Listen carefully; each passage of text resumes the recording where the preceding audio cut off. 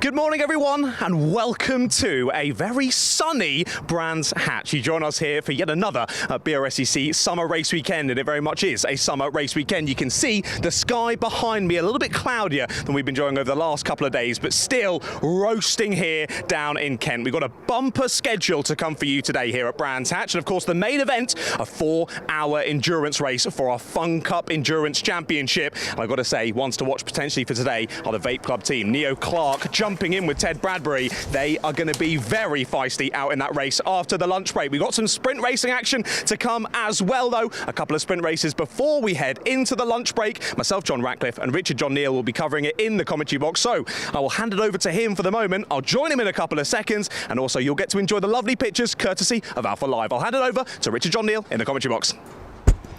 Thanks very much, John. Yes, so very good morning. It is still morning, isn't it? Good morning, everybody, and welcome along to our Brands Hatch coverage, the Brscc Brands Hatch Summer Race Weekend. And we've got some, hopefully, superb racing coming up for you. Certainly, Fun Cup is bubbling away, as John described, and we'll get more of that as we look forward to our 4-hour feature race for this weekend just after lunch. We're kicking things off, though, with the Racing Line VW Audi Racing Championship. And they've had a fairly full season so far. Just this one takes them into the second half of their campaign, a mixture of all things VW Audi on the grid. Essentially a series apart from the, I'm getting confused now. I was about to say apart from the runners in TT Cup, but no, they're part of the series as well. Getting confused will be Silver Lakes, John, a little bit later on, who have the DS3 Cup, which is a championship. Anyway, more of that along, because it is VW Audi Group cars coming up first. It's very sunny up here, isn't it? I think glare on the screen is a little bit worrying at the moment. Well, from this luckily angle. we've got a beautiful view of the circuit anyway. Yeah, I might be snuggling up to you so I can get a good view on the screen. If you want to use the screen as an excuse, mate, you're more than welcome to. Let's get me live timing sorted out. So, yeah, bang on time. I very nearly got caught out. I was still faffing around with my printer next door. And I suddenly thought, I can hear John. I can hear John. We're ready to go. We're ready to go. Right then, first race of the weekend then. Let's head through to it. Our Racing Line VW Audi Racing Championship is up next.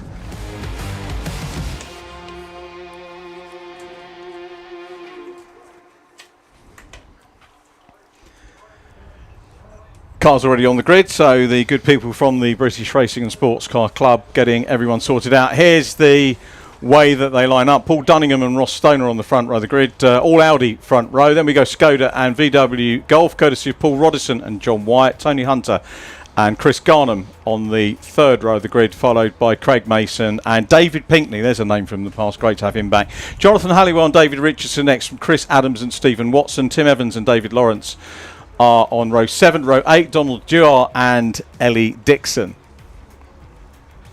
Completing the grid is Harley Young. It's one of quite a few names that I recognise and know Harley Young at the back of the grid. Didn't he have some issues last time out? I can't remember whether these guys were with you at Donington. They were not. This is my first time commentating over these guys, okay. I'm afraid. So you're in for a treat. I'm indeed. As am I. I know Harley had some issues, and great to see him on the grid. He hooked up a while back on good old LinkedIn. And he did, I think he did a one-off Legends outing with Mickle Motorsport, if I remember correctly, and then has come into this. So I know a youngster who's very, very good with his partners on the marketing side. I hate using the word sponsor. I'm sure I will over the course of the weekend, but he really does look after them. And great to see him back on the grid. So it was a nice surprise to see him on the entry list. Paul Dunningham, though, starts on pole position, has had 2 class wins so far this year, so he'll be buoyed with that pole position in Open A. We've got 5 classes: modified, production class, classic class, Open A, Open C, and the TT Cup runners from what was a very successful TT Cup championship that the Brscc ran a couple of seasons ago. Indeed it was. See, I thought for sure that Ross Stoner would be far and away ahead of the rest of the field, but no, yeah, as you say, second place on the grid for this one, and it was only 17 thousandths of a second between best lap for Dunningham and best lap for Stoner. Saying that, though, there was a lap time deleted for Ross Stoner in that qualifying session, and like we say, only 17 thousandths at the checkered flag between the two of them, so maybe that lap time that was lost for Ross Stoner potentially also lost him pole position for this first race of the weekend. So Dunningham and Stoner, like we say, 17 16 thousandths difference in terms of overall lap time. Could be quite the tasty race between the two of those at the sharp end of the grid. Let's see if any other drivers can get involved as well, because it was then a further around a 3.5 tenths then back to Paul Roddison in third, and then about the same then back to John White in fourth place. So I have a sneaking suspicion the top two might scamper off in this one, but they've got each other to contend with. I think one of BRSCC's head honchos, Greg Graham, who was nice to see earlier on, albeit briefly, need to catch up with him at some point, when he put this together. It's worked well, the format, because we've had race winners from 3 different classes and multiple winners from 3 of the 5 classes, which is pretty unusual in multi-class racing, but it does show that it's been very well set up. It does indeed. It does indeed. Yeah, clearly shows that there's close battling amongst the classes, and hopefully we will continue to see that here today then at Brands Hatch. 15 minutes for this first sprint race of the day, and like I sort of briefly mentioned on that little introduction, we've got 2 sprint races before we head into about a 50-minute or so lunch break, and of course there'll be a nice grid walk courtesy of Jamie Peter Zennis during then as well, before we head into our 4-hour Fun Cup endurance race, the main event of the bill here on Saturday. So Paul Dunningham has the long wait now as poleman. If you get round the reconnaissance lap or the green flag lap very quickly, then you've got a long wait, and the others are certainly making him do that at the moment. Interesting to see David Pinkney back with us as well. I think David did he pick up a class win? Yeah, he did. Won the classic class at Alton Park, which was the last time these guys were out, on the 11th of July. And David Pinkney sort of driver from my era. So you're going to say, yeah, an old guy. I was going to say, I'm going to sound stupid on the stream, but I'd rather sound stupid and tell the people at home all the information as well. Why do I recognise that name? Where do I recognise it from? I can't remember if he made it to touring cars, but he was a big production saloon driver back in the day when what was it? Monroe Saloons, Monroe Shobzorbers Production Saloon Championship. Okay. Well before your time, Mr. Yeah, I think so. Well, I think so. I recognise the name adorning the side of a vehicle, so he's a clearly well-known chap. Yeah, very, very good driver, and great to see him out there, and he'll be gunning for a Class C win as the race gets underway here at Brands Hatch. First one of an action-packed weekend, and it's Dunningham from Stoner, but right the way around the outside is that Paul Roddison going for the move round the outside into Paddock Hill Bend, belying maybe a disappointing qualifying for him. Roddison, as we said, won the opening race of the year here on the 12th of April, so Brands Hatch expert, certainly happy here. It certainly is, yeah. Lovely start then for the number 7 already. Scything straight past there, sort of splitting the traffic as they headed down to the first couple of corners, and there's a couple of cheeky dives further back to make up some positions. Saw as well heading up into Druids for the first time. A couple of drivers getting squeezed to the grass on the inside line, but again, all reshuffling happening on this first lap then, as a couple more drivers making up some cheeky positions. There was the 118 making a move as well, as now the 12 goes around the outside as well. Yeah, Craig Mason, I think I called that wrong. It was John White, wasn't it, from the outside of the second row, not Paul Roddison. Apologies to all concerned. As we pick up on David Pinkney, dicing with Stephen Watson. Stephen in the modified class. The modified, the best supported of the categories as they complete lap number 1. And it's a decent lead, isn't it, for Wyatt. 1.5 seconds on lap 1 from the second row. That's amazing, isn't it? Especially, you'd say that would be impressive around somewhere like Donington or Anglesey, but we're at Brands Indy. A 1.5 second lead after 1 lap at Brands Indy is amazing from John Wyatt. What a start. Let's see if as Dunningham and Garnham and Lawrence settle into the race, see if they can close back up here, if Wyatt has made enough of a breakaway in the early stages. What's happened to Ross Stoner? Can't see, he's not on the timing screen. No, there we go, he's back up to second, so clearly a transponder we'll probably get a transponder not working warning from TSL, wonderful TSL, who we really do rely on to... remember the conversation we had at Anglesey at Fun Cup about when Jamie said, yep, 2002's on there, and I said, no, it isn't. Yes, it is. Do you remember that? I do. So I've had to get the Autosport archive now, and we can go a little bit further back, which is good. Here's the battle for P2, though. So it's Wyatt from Paul Dunningham at the moment, and across the line they go, and John Wyatt clear by 2 seconds, so another half a second added on lap 2 of this 15-minute sprint race. Don't forget we've got Stoner in that orange Audi as well. Of course, he's not there on the left-hand side of your screen, so we promise he is still there in second place. Yeah, good shout as he comes down through Graham Hill Bend. And too much, there came a point a few years ago where we had too much one-make racing. I mean, great that we've got, sadly, only the singular Audi TT. There are quite a few more out there that come out at different times, and this being a series, you don't have to commit to the whole season, but Stoner punching above his weight in that car in P2. Took an outright win, or 2, I think it was actually. Oh no, it was 1 again here at Brands Hatch. You know what's happened to Oliver Divine King, who's won quite a lot of the other TT races and was in the championship a couple of seasons ago, embarrassed me at Silverstone because he rocks up, 17, 18 years of age, like yourself, very tall, big beard, and he said, "You don't remember me from the scholarship?" And I thought, you weren't a junior. 6 foot with a beard, that doesn't stack up, does it? But anyway, he's not here, Oliver Divine King, but he gets a mention anyway. Battle for second is on, isn't it? So Dunningham trying to close down now, but we've got Christopher Garnham coming up into the mix as well. This is going to take the pressure off Stoner and company up front. 100% it will. Yeah, they're all closing up behind then as they, they're still trying to keep that gap to your race leader, aren't they? 1.7 seconds it was through the timing beam last time around here, but Stoner very much accompanied here by Dunningham. They've been almost glued together since this race start.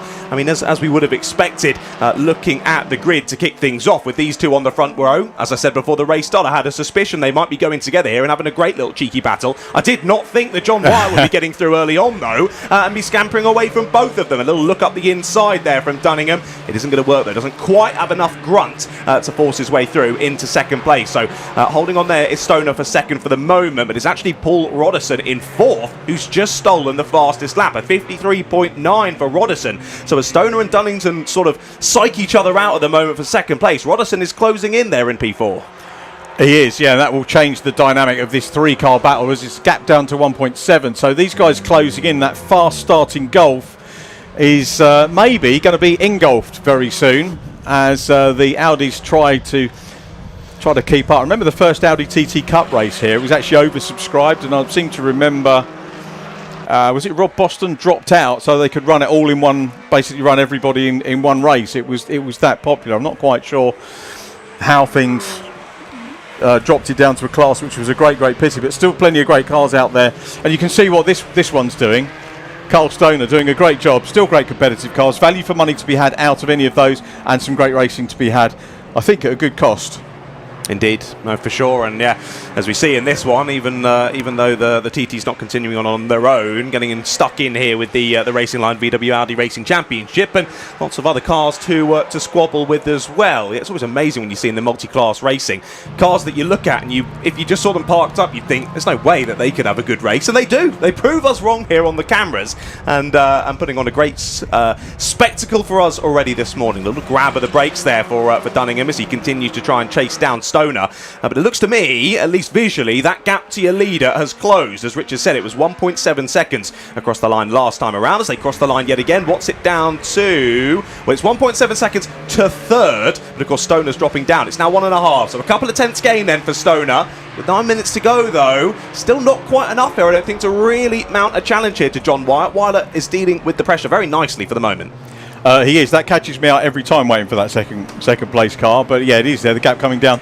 Not probably quick enough at the moment. And Stoner's going to have one eye on Dunningham in his mirror. If you look at the colour coding on the timing towel, the white, the modified class, and the lone Audi TT is there in P2. Dave Richardson leading his class. Jonathan Halliwell leading his. Donald Dewar is leading, which I'm guessing is the classic class. Remember Donald racing several times in the past. Donald, yeah, is in the... Oh, he's in modifieds as well, according to the timing sheet, so I'm not quite sure why Donald's got a different colour. Maybe because he's a guest? Oh, okay, yeah, that's another class within the class, isn't it? Yeah. Yeah, good spot. Yes, we've got 3 guests with us this weekend. Mr. David Pinckney being one, as we mentioned him earlier, and then Donald Dewar, as you say, and Ellie Dixon as well. Side by side now for second place, though, as now Dunningham looking to launch the attack. Well, actually, Dunningham was ahead, going across the line. Stoner's got second place back, so these two going into a squabble, and like we said already, gap's now close to 1.4 seconds. They are closing in on John Wyatt. We thought maybe it wouldn't be quite quick enough. Well, it certainly isn't going to be if they start scrapping like this. He's looking at the outside. As they go into Surtees, probably not the way he drops back. He's going to be thinking about that run, as John said, to get his nose ahead as they cross the line. That's going to be key at the end of the race, but it will only be of importance, or more importance, if they can be up dicing with John Wyatt. The gap was 1.4 on the last lap, so another tenth. Here comes Dunningham again to have a look. He's not quite close enough to the Audi TT, and again, this is really a good opportunity to have a look at the different handling characteristics that we've got here. Garnham's still back in 4th place and starting to get into Roderson at the moment. So just having a look to see whether John Wyatt, I don't know if it's his first one. I didn't do every result, I just did class leaders, but John Wyatt potentially on for his first race win and class win of the season with us. And as I say, that's the beauty. Dip in and out as you need to. Half distance is approaching. Wyatt being chased by Stoner. Stoner under pressure from Dunningham. It would be Wyatt's first class win. Is it? You are correct. Okay, cool. And has he done other rounds? You got the championship points out. He's done a couple of races earlier this season. I think 5 races earlier this season. It looks like when they went to Snet, issuing race 1 took him out of all the rest of them, sadly. That is a pity, but yeah, good, very good stuff. And you have to say, essentially down to an absolute rocket ship of a start. I've had one eye on the timing screen to say start under investigation, as you often get when someone has a rocket ship start, because officials sometimes go, must have been something that needs looking at. But maybe not, just grip. We'll see. Well, for the moment, like we say, John Wyatt had that blistering start. Whether it was in the rules, we'll let people much smarter than us decide that. For the moment, he's still there in the lead of the race, and now 1.2 seconds between Stoner and Wyatt. So seems as though whether I had a choice or not, I'm not sure. But Stoner and Dunningham have downed the weapons for the moment, and they both look forward with 6 minutes to go to John Wyatt. Looks as though Wyatt is catching maybe a couple of back markers as well now as they head through into clearways once again. Yes, is that Ellie Dixon, potentially the 21 that they're going past around the outside into clearways? They're going to head onto another lap now. It is the 21 indeed, round the outside. We'll go Wyatt onto a new lap they go then, and what's the gap? Of course, we're going to have to wait for it to update with Stoner's transponder not working. Still 1.2 for the moment. Wyatt dealing with this very nicely. He's been under pressure for the entirety of this race so far, but at no point has he made any serious mistakes. So fair play as well. That's a big look up the inside from the 55. Double lock up at the front tyres there. Somehow manages to get it stopped before he goes careening into the side of the Audi. Roderson, cheeky little look there up at Druids, but it's not going to work. Dunningham gets back through, and that ends up just losing both the pulls a bit of time. It's one of the things of Brands Hatch Indy, isn't it? You can make that dive up the inside into Druids, but if you're canny, to use a good northern word, then you can just hang on to that outside line, which then becomes inside for Graham Hill Bend, and that's exactly what Paul Dunningham did in 3rd place. This is going to free up Ross Stoner, though, if we're not careful, to have a go at John Wyatt. The gap's still not really coming down enough at the moment, and Roderson dropping back a little bit after that attempt. He's maybe got to rethink his strategy, but it was a good go. They lost about half a second, I think, in that bit of squabbling between the two of them. Yeah, dropped to 2.1 and 2.8 now behind your race leader. But the gap between Wyatt and Stoner is at a second. I think next time around it's going to drop below a second for the first time in this race. So let's see what Stoner can do now with, a little bit of fresh air. Saying that, Dunningham, after having that bit of side-by-side action with Roderson, has very much turned his attention back to Stoner in second, hasn't he? There's now a good couple of car lengths between Dunningham and Roderson now, as Dunningham looks back to that top 2. But time is against him at the moment. Yeah, it's taken him out of a real race equation now, isn't it, for just as we get into the tail end of this. Only going to have 3 or 4 more laps to go, but John Wyatt's managed this one very well indeed from the front. A start, as we heard. Ross Stoner, I'm guessing we'll do top 3 podium interviews rather than 10 class victors, including guests. That would freak Scott Woodward out. Yeah, we'll leave that one to Scott. He can do whatever he wants. Yeah, there would be quite a few to chat to, wouldn't there? I don't think we'd have time to get on to the next race, would we? No, we wouldn't. It's a bit unusual for me being in the comms, because normally I do pit lane here, but because Andy Woodward, there's a new commentator who's been about. Andy McEwen is not here. Me taking over from Andy. He's crafty, isn't he? Because he gets out of all the walking up and down the pit lane and all that kind of stuff. He does. He knows what he's doing. Fair play to him. It's closing up now, second again. So it is indeed. Dunningham back on it. So it's Stoner and Dunningham for second rather than Wyatt and Stoner for the race lead. 3 minutes 20 on the clock as they come down and tick off another lap. This is going to be the conclusion of lap 13. So Wyatt is there, who Pinckney didn't make it past the first lap.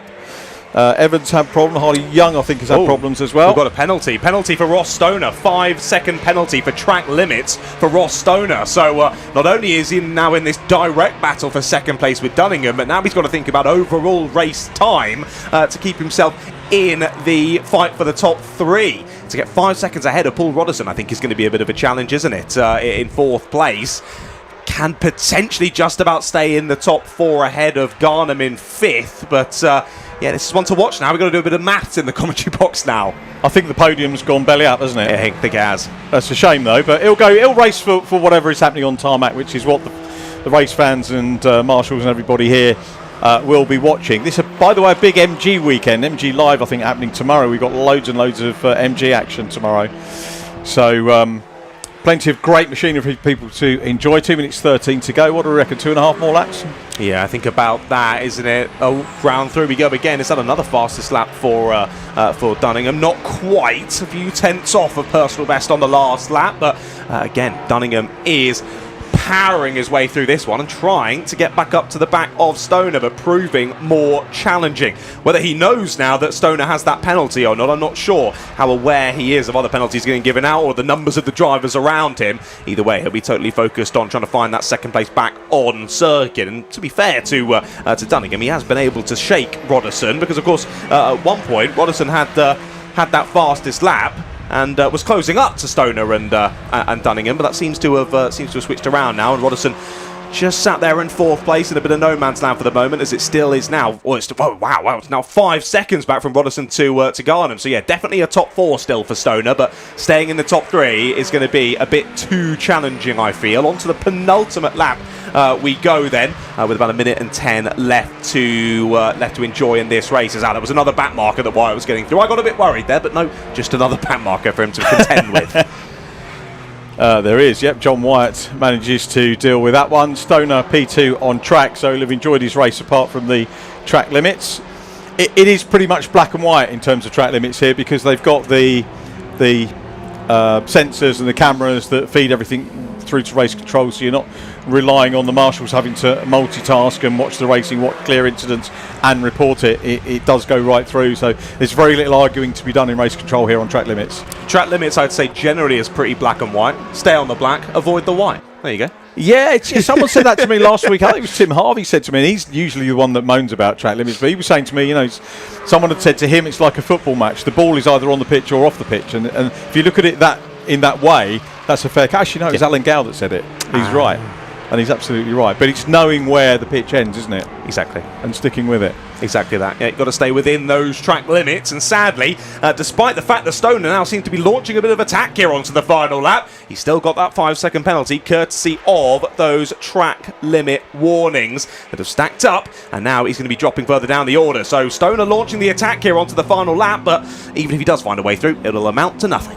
John Wyatt then comes up into Surtees and McLaren for the last time. That wonderful drive that they get around clearways, through Clark Curve, onto the Brabham Straight. Stoner getting closer. Is he going to be able to have a run? This isn't going to be like a Legends race where they go side by side. Paul Dunningham coming up though and challenging for P2 on the road. Let's see whether he can get it. It's going to be side by side for them. And I think Stoner just hangs on to it as they cross the line. But of course he's got the penalty, which will drop him down currently to fourth place. But it's John Wyatt that wins the opening race of the weekend here at Brands Hatch. Paul Dunningham second. Paul Roderson taking third with the time penalty for Stoner, actually dropping him into fourth place. Tony Hunter in fifth from Craig Mason and Christopher Garnham. Not a bad little way to open things up. Oh, and my son, who is mad all things VW, is coming tomorrow, and he's going to be particularly focused on that race. Well, he's going to thoroughly enjoy it. That was a great one to kick off the weekend, as you say.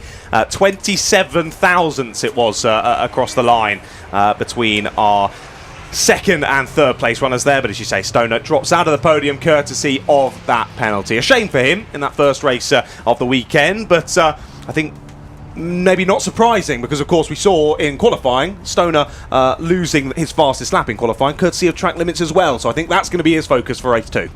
Is how they finish. John Wyatt takes the win from Paul Dunningham and Paul Roderson. Ross Stoner gets his car home. I was going to say class win, but only one in class, so he'll be happy, I guess, with having had some race time. Tony Hunter fifth from Craig Mason, Christopher Garnham, Stephen Watson. Class win for David Richardson in ninth, Jonathan Halliwell ditto in 10th place, Donald Dewar in 11th from David Lawrence, Ellie Dixon and Harley Young classified down in 14th, might be an NC. Other problems during that race for John Wyatt, Tim Evans, and I think pretty much as well Dave Pinkney, who didn't complete the opening lap, very, very sadly. So good stuff from our drivers in the VW Audi. And I think we've got Scott Woodwiss, who's going to do the honours for us down there on the podium. Over to you, Mr. Woodwiss.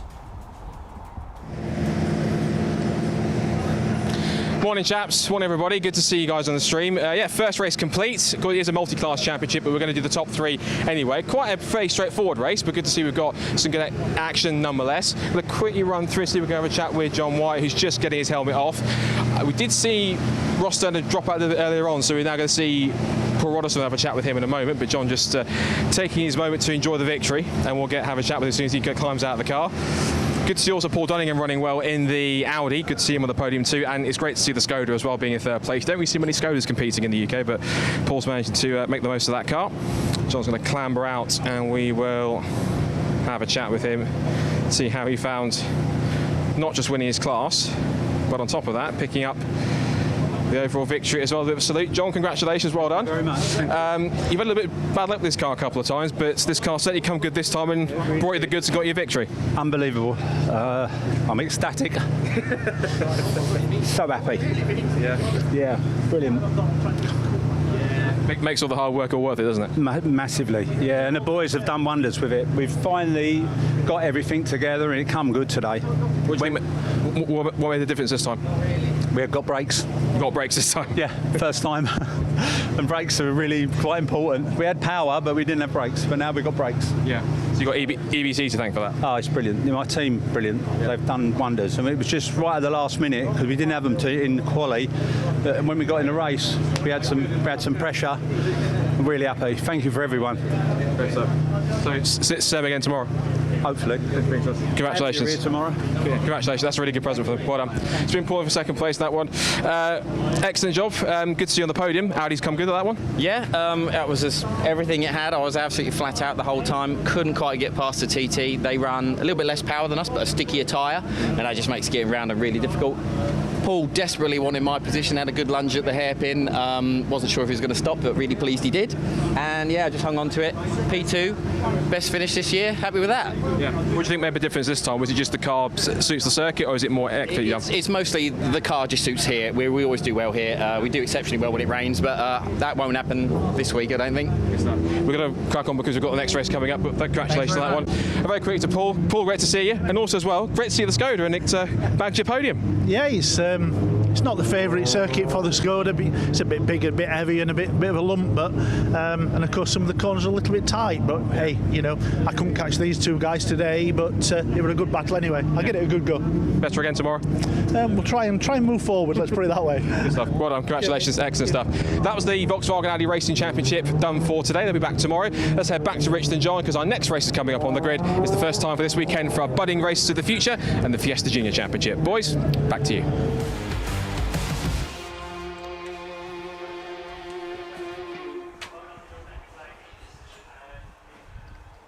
I nearly spoke over the sting. I always forget about the stings with Alpha. They do such a great job and it just leads us in nicely, doesn't it? And I very nearly didn't. But Scott, Mr. Woodwis is right. We have some real stars here. Pole position, but you can't guess who's on pole for Fiesta Juniors. Dara McInerney, alongside the current scholar, Daniel Tecci, Barnaby Brewer. Be quiet, Barnaby. No, that's not his catchphrase, is it? Lewis Islin, the year before last scholar, or last year's scholar, is 4th. Benji Douglas and Thomas Simpson next up from Lewis Turkington and Thomas Harper. Good qualifying from Turkington again, really beginning to find his feet in these juniors. That is your top 8 as we go into the first race of the weekend for the juniors. Bobby Holmes is next up from Max Horler. Nice to see Max back. Oscar Hummerston and Daniel Hartley ahead of Max Fenton and Reese Owen. Then it's Thomas Potter again returning. He was out at the last round, I think, due to budget. Then Luke Broadhurst, Hayden Gray and Nathaniel Darcy from Harry Russell and Nathan Edwards. Charlie Burnett and Kieran Stewart. Sam Doyle, newcomer. Welcome, Samuel Doyle, to the championship. Joe Wood in trouble 7, 24th on the grid. Savat Solonchenko 25th from Oliver Heron, who apparently threw it off in qualifying. Very high up in the championship. Neil Hampson and Harry Lindley complete the grid of juniors. And you were saying, there were some shenanigans at Donington Park last time as they go off on the green flag lap, and you were amazed how many of them are back out and playing. Indeed, I couldn't believe it. Of course, myself and Andy were on comms duties back at Donington, and to say it was a sizable shunt is even underplaying it ever so slightly. It was, of course, contact heading into the final couple of corners at Donington. They then made further contact with that tyre stack, threw the tyre stack into the middle of the road, along with a couple of Fiestas, and well, the entire circuit being blocked, everyone else that was coming past basically all piled in, and there was quite a number of cars involved. So it's lovely to see that a lot of them have been able to get back on the grid here today. I do have a little list somewhere on my notes of the number of drivers that have headed back on over and joined us once again in Fiesta Juniors. But of course, despite that crash, there was some fantastic racing last time out. Yes, right, I've got the list down. Nathaniel Darcy, Callie Clifford, Charlie Burnett, Harry Russell, Barnaby Brewer, Benji Douglas, Daniel Tecci and Thomas Harper were all involved in that crash, and I believe all making a reappearance here at Brands Hatch, which is fantastic to see. Daniel Tecci in a replacement car, so probably... Was he the Goodyear car before? He was. So it's a different car for him. I was talking to David Elsley last week about that, and he said that, Daniel will be back. And, racing in a replacement car. So, obviously, Goodyear coming through the scholarship. By the way, entries for this year's scholarship are open. So, if you're a parent and you want to wave goodbye to a lot of money, get your kids down into the Fiesta Junior Scholarship. It won't be waving goodbye to a lot of money, of course, if you win, because you get the season effectively paid for by Brscc. But it's a wonderful event with fitness, driving skills, media skills all evaluated. Daniel Tecci was the youngster who really had no real connection with the motorsport world at all, him and his wonderful family. Absolute pleasure to make their acquaintance last year, and wonderful to see him on the grid. So it is a really good opportunity. But check out the Brscc website if you've got a youngster that fancies having a go, hasn't raced anything before with an MSA licence, then have a go, MSUK licence. So the cars on the grid ready to go with Dara McInerney and Daniel Tecci. Barnaby Brewer is there as well. Pay attention, Barnaby is the handle, isn't it? I always say be quiet, Barnaby, because I can never shut him up. Having said that, that's good if you're an interviewer, because we did a very long feature with him on the car at Anglesey, as you probably remember. He's in the yellow and black car on the inside of row 2. Outside of row 3, that's Thomas Simpson, just slightly askew. That's a good angle there, John, that third row on the outside.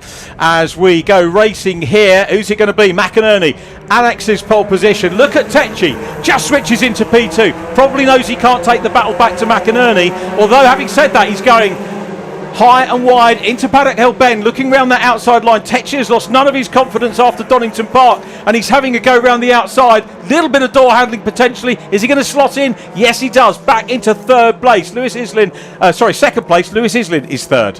Indeed, Oliver Heron in the background was sending some moves down into T1, up and over the curb on the inside, getting 3 drivers down at the first corner. Heron's already on moves then from, as we say, that slightly challenging qualifying session. What a start from Tecci, already putting the pressure on the driver who has, shall we say, been rather dominant throughout 2026 so far. Maybe McInerney will be matched here round Brands Hatch Indy. To the end of lap number 1 we go. There's some moves being made there up into the final couple of corners. A couple of drivers leaning on each other. It looks as though we've all made it through lap number 1. Max Fenton still hasn't straightened the car out from when I saw him at Anglesey, and if you don't need to, you don't need to. It was a really good start by Thomas Simpson, who managed to get up from the third row into 4th place. But at the moment we're seeing, I can't recall seeing McInerney under pressure of the first round of the year. Was that Snetterton? Were you at Snetterton? I think for that one had a bit of pressure there, and he's definitely under a bit of pressure here from Daniel Tecci. Like Lewis Islin last year, Lewis switched cars, didn't he, I think?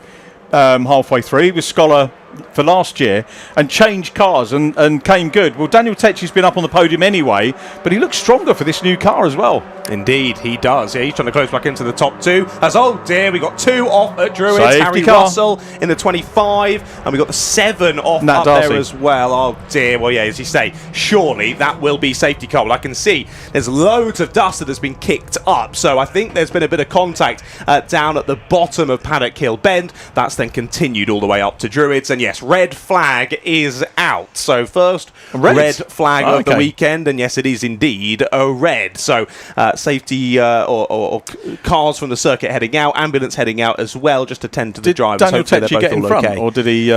Didn't quite spot. No, because we were at the amount of track furniture. You can see why it's gone red now. Yeah. Look at that. So yeah, they have had issues down at the bottom of the hill. They made contact with the wall on one side, and they've speared across to the other side. Clearly, quite the sizable bit of contact there between 2 of our Fiesta Junior drivers. As we say, first thought is, of course, hopefully they are both all okay.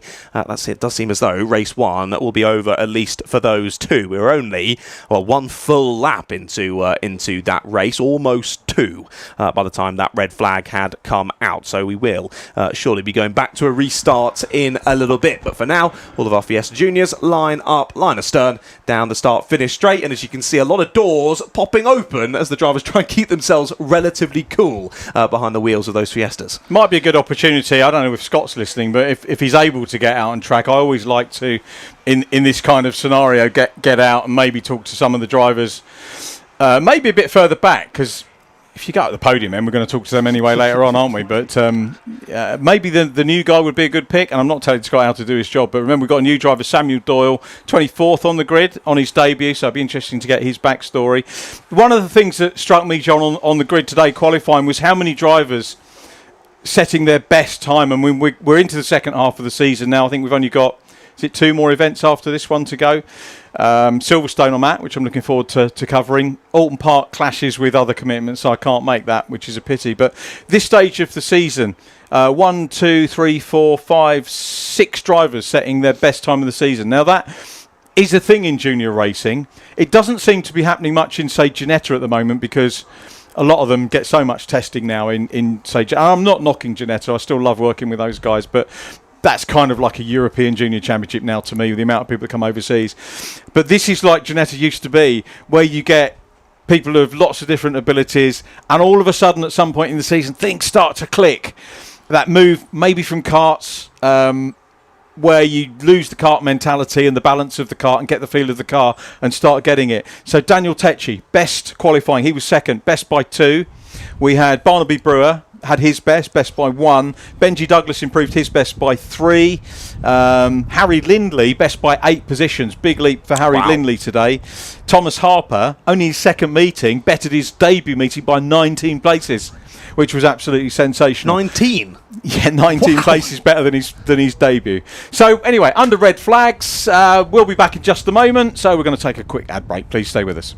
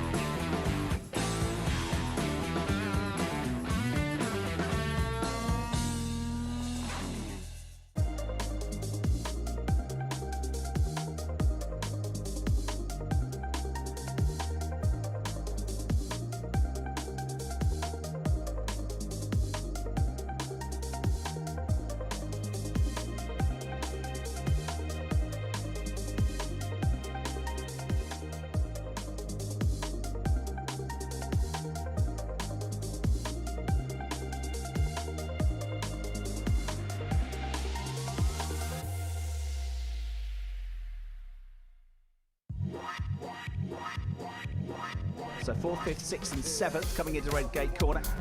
And also at the tail end of this group, you've got the red PLR racing car. On board then with Barkini coming out of Hollywood down the infamous Crater Curves. And look how close they are, they almost touch. Absolutely flat out down the hill. But brave stuff this from Barkini down the inside. Terrific move. They gave each other just enough room.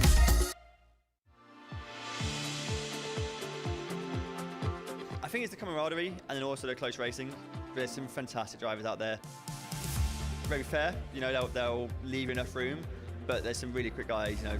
You get a lot of seat time, pound per minute, it's cheaper than pretty much any other series I've looked at. And then everyone's so helpful, you know, the top teams are giving you their data and supporting you, getting you up to speed. So the level for club racing is as good as it gets.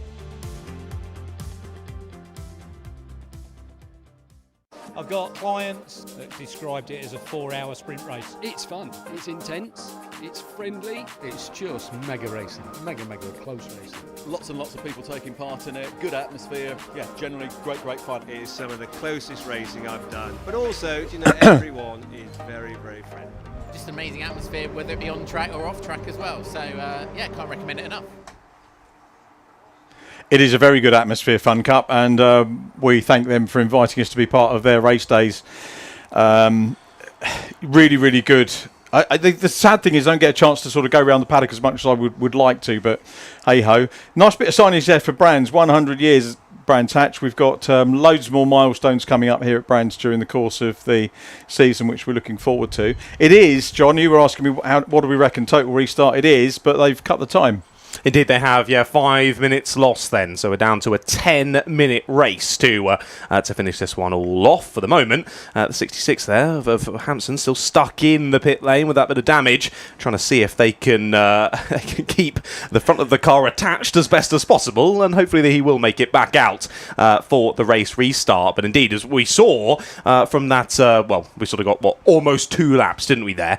Tetchy was all over Dara McInerney, so a little bit less time for McInerney to hold on to things, so that might lesser the pressure for him somewhat, but still Tetchy looking very impressive. And of course we saw there as well Lewis Islin getting through into 3rd place, and he was sort of the man in the middle, as Michael Jackson would say, holding down the fort there in 3rd place and trying to close back up to the 2 ahead. But there is Dara, sat behind the wheel, keeping himself cool with the door open, and of course, you had that lovely chat with his mother back at Anglesey. It was Andy, actually. Sorry, it was Andy. Yeah, of it was course, Andy. not Yeah. yourself. It was Andy. Yeah, I sort of felt like I stitched her up a bit because I said, if you get bored, so come up and watch, see what we do. And then she went up there, and then we had her red flag. Yeah, unsurprisingly. And then yeah, so she got roped in. Andy sort of doing his journalistic bit and saying, "Oh, driver's mum, let's have a word," you know. And then we spoke to Dad, Craig, in Parc Fermé as well. So yes, the McInerney family had plenty of coverage. It was good to get the insight, wasn't it? Of course, we always get the driver's perspective, good, but a family member's perspective we don't usually get. So just looking back at the Fiesta Junior Championship winners, obviously when it started it was the Mark 6, we're onto the Mark 7 now, which itself isn't a current car. But we look back, the first champion 2012 was Charlie Liddell from Jack Mitchell, who's GT racing these days. Isn't Jack Mitchell doing some big run or something this week, going from the GT meeting to the next venue or something? Because there was a guy doing touring car biking to all the circuits last week, and I think Jack Mitchell was doing loads of runs, so he was runner-up in 2012, which was the first championship. If we look through, some really good names, some of whom carried on doing well and then probably ran out of money, which is usually the thing as you go up the ladder. Current champion or outgoing champion was Isaac Doble from Thomas Merritt. Thomas, I think, going GT racing, which is good to see. Isaac running on the touring car package with the Mini Cooper Championship, and he'll be back in action with us on that next week at Donington Park. We're getting away from the camera team. That's where we are, incidentally, isn't it? That little we're in one of those rooms. Sheddy bit at the end. It's a great view. Can we see? Great view from up there. I think we're too tinted, aren't we? You can see the hand there. Oh, we can see. Yeah, waving on there. Hello, Richard John Neal's hand. Well, yeah, that's where we are based. And as you might have seen from the little intro that I did, it's a great view from up there. Of course, Brands Hatch India is one of the few circuits in the UK, of course, where you can see pretty much the whole track from the Paddock Hill grandstand. But I will say, of course, it's not open for public viewing, sadly for you all. But up there where this camera point is the most amazing view I've ever seen. You can see every single part of the circuit, and it gives a lovely vantage point moment for us here, covering it for you all here. Of course, the fantastic pictures being brought to you, as always, by Alpha Live. It gives any production house a little bit of a respite from having to have, probably saves 3 cameras elsewhere, doesn't it? Having one up there, which is not a cheat at all. It's make the most of the facilities that you've got. Yeah, it is a great view. A little bit cloudier today, isn't it? It is cooler. There's a nice breeze coming in here, which is good. Hopefully that will cool these youngsters down. The other thing I've got to say about Fiesta Juniors is we need more females in it. And I think there was only a handful doing the scholarship last year. So, and there are plenty of female karters. I was chatting to one of the, again, mini drivers about it, and he was saying that karting now, there's much more of a mix. And I'm hoping that's going to come through into racing as well, and hopefully in the scholarship. But Callie Clifford, you mentioned, was involved in the Donington Park skirmish. I think they're just trying to regroup and get back out for the next round. Yeah. Callie, massively talented driver, has not had the luck this year. But, and she was the one that was, I think, taking the battle to Dara in the first events net, if I remember correctly. Certainly up there, challenging on podium pace, which was good to see. Have we got Scott down there, or are we just cameraing at the moment? Drivers, I think, having a little look in and trying to see the thoughts and feelings before they head into racing action once again. It looks as though the number 66 has made it to the end of the pit lane, so thankfully they will be heading back out. Neil Hampson there waiting at the end of pit lane for a couple of these cars to just be dragged back to safety. But yeah, of course, as you say, it's been amazing to see the increase in female involvement in motorsport, even over sort of the 3 or 4 years that I've been commentating, of course, across karting and now into a bit of car racing as well. And there's plenty of specific programs to assist with things like that as well. Another championship I commentate over in rental karting, the Jamie Chadwick series, an all-female series in rental karting. So things like that really helping to get drivers into a place where they might feel a little bit, I don't really know too much, or there's so many people here who know more than me, I'm a bit worried to get involved. A nice open environment to bed you in, give you the motorsport bug, and then release you further afield. And of course, we've had some amazing female drivers, as you say. I mean, the likes of Daniela Sutton, of course, previous scholarship winner here in the Fiesta Juniors, and she's got on to British F4 for this season as well. So it just shows the pathway from karts through the scholarship program and into proper national car racing. That pathway very much there. So I echo Mr. John Neal's sentiments alongside me that we would love to see more females joining the grid for next year. But saying that, not that there's a lot of space. I mean, 28 cars on the grid for this one. We've seen over 30 at previous rounds, so it's not to say that there isn't enough interest in the Fiesta Juniors for sure. And you hit the point there. Numbers are absolutely key, and people talk about, someone said to me, "Oh, there's a big pile up in that." But Richard's law is more cars equals more contact. It's going to happen in any championship. And if you look at junior saloons were getting them when they had big grids. They dipped down at the start of the year, I think less than 10 at some. They're back up in terms of their numbers. Janetta Junior having loads as well. Probably slightly less damage at the moment as the MSV crew just making sure that the barriers are all okay. Nobody wants the damage, of course, but it is part and parcel when you've got bigger grids. It's going to happen. It's racing at the end of the day, isn't it? There always is going to be issues that come about, and like you say, when you've got a grid of 30, it's going to be a slightly busy circuit, particularly around somewhere here where it's quite short and sharp, like Brands Hatch Indy, and especially when you've got drivers where they're all teenagers. So you're adding quite a few ingredients there that would lead me to believe there might be some contact at some point. It's amazing these things get them out of bed in the morning to go racing, to be honest with you. Honestly, if qualifying's before 11, how are there any drivers even out? It does make you think, especially when you get to scholarship and they have to be at the scholarship at 8 o'clock sign on in the morning. So that'll put a few youngsters off, won't it? Look at that. Brands Hatch have done a great job. The Brscc rescue crews here. Big thank you to all the marshals and rescue crews for their work. I try and say it as sincerely as I can every time. We do say it every time. It's not cliched. We really can't go racing without them. So very much appreciate their support and being out in all weathers. When we come to the touring car finale and the festival, it's probably going to be peeing down with rain, and now they're out absolutely sweltering. So they take the lot, don't they? Exactly. I'd be surprised if there's even one race weekend all year where they have weather where it's just quite normal. Nice. Normal. It's just nice. Yeah. It's either way too baking hot or horrifically cold and raining sideways.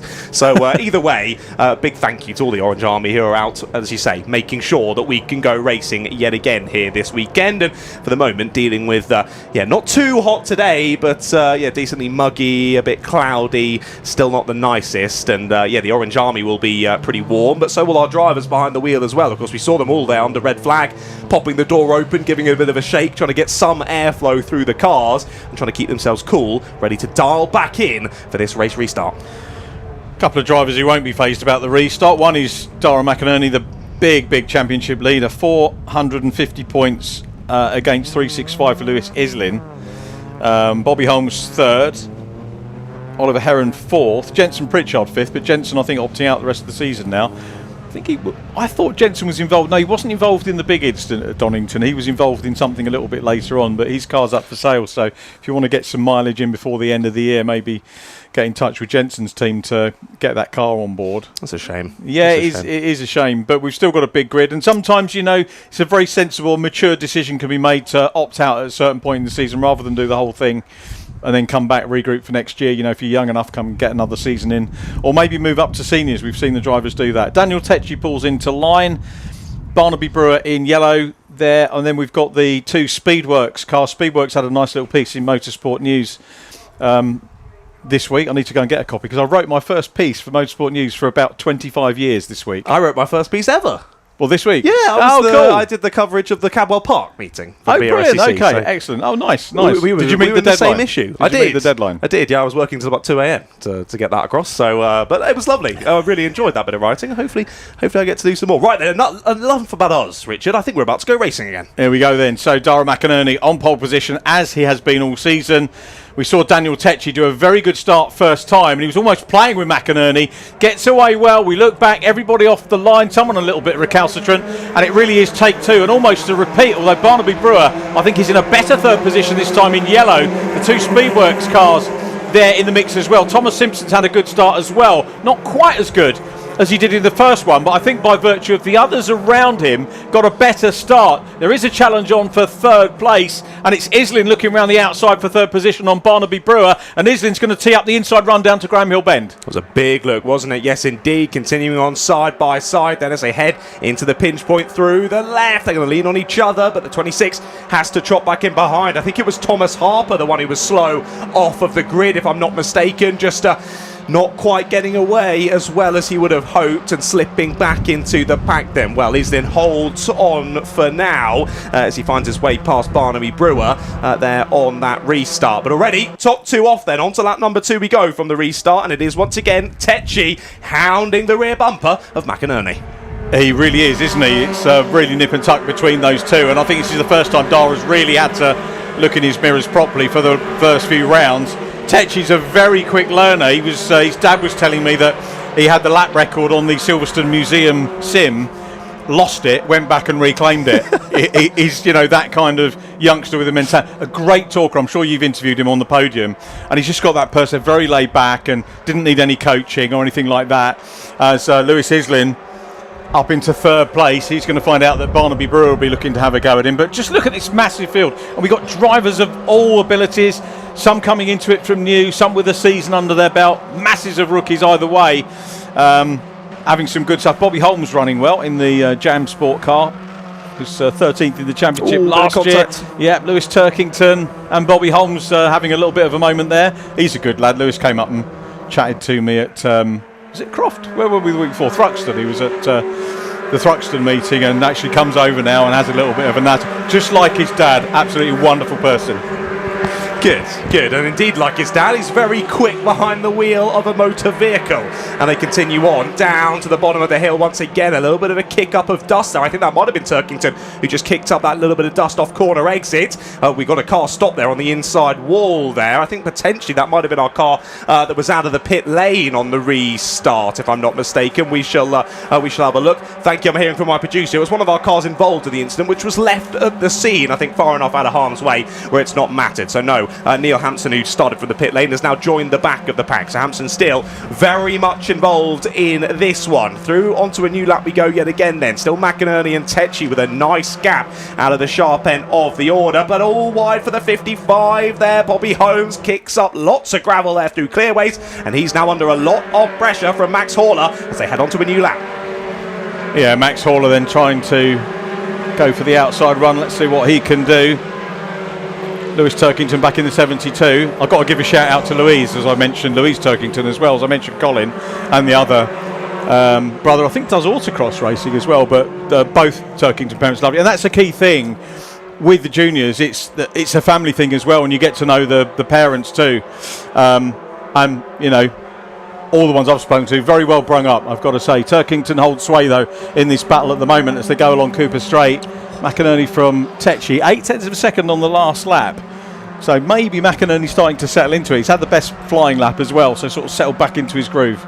This is getting feisty though for third place. Islin, Brewer and Simpson. There was a bit more contact there between all three of them really as they headed up in towards Clearways once again. Islin still holding on to that third place. As you say, McInerney and Tecchi are off and that gap is now over a second for the first time in this race. So McInerney dealing with the pressure fantastically well as he has done all season. But as the producer knows, as our cameramen know, this is the battle to watch for third place. Nice exit there for Simpson as they go up to Druids once again. Second lap in a row. He's tried to fake that move to the inside line there on Barnaby Brewer, but Brewer not being phased, stays on his line and holds fourth place. And now Lewis Turkington, after getting that move done on Benji Douglas, he's closing up to this three. Watch out for Lewis Turkington on the 72. He's going to make this three-way fight for third, a four-way fight for third in only a couple of moments' time, as someone was way wide there in the background. That was the number 49 who went off-piste. Who was that further Nathan down Edwards. the order? Oh dear, for Nathan. Well, he's dropped a load of positions from that one. Yeah, same name as the mini Nathan Edwards, but no relation, I'm told.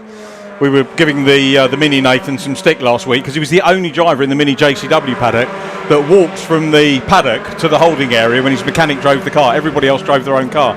So we gave him Tart of the Paddock Award unofficially. Here's the move though, Simpson having a look. He hasn't had a podium yet. He's been very, very close to the podium. Brewer goes wide. Simpson's going to have a look up the inside. He knows that the reward for a podium is a chat with Scott Woodwis. Who wouldn't want that? Well, he might lose out again. Back up the inside goes Barnaby Brewer, and back through he goes once again then. So another switch around here for fourth place at the moment. Simpson back down into P5 then, but we've seen, as you say, no podium so far this season for Simpson, but my goodness, has he been speedy. There's been podiums on the cards, but they've just slipped through his fingers. Turkington at the back of that one as well. I tell you what, Turkington's in with a shout of a podium here as well. Very nearly in that podium battle. Max Horler we see going through as well. Daniel Hartley down behind him as well. So Turkington is the car on the back of this, and that youngster has really got to grips with these now. Really lovely to see. Top 10 pace, well inside the top 10. It's McInerney, Tecchi, Islin, Brewer. Any podium you get in Fiesta Junior now is very hard earned. There are so many good drivers in this now. And Simpson all over the back of Brewer. Brewer wants to get in with the job of having a go at Lewis Islin in third place.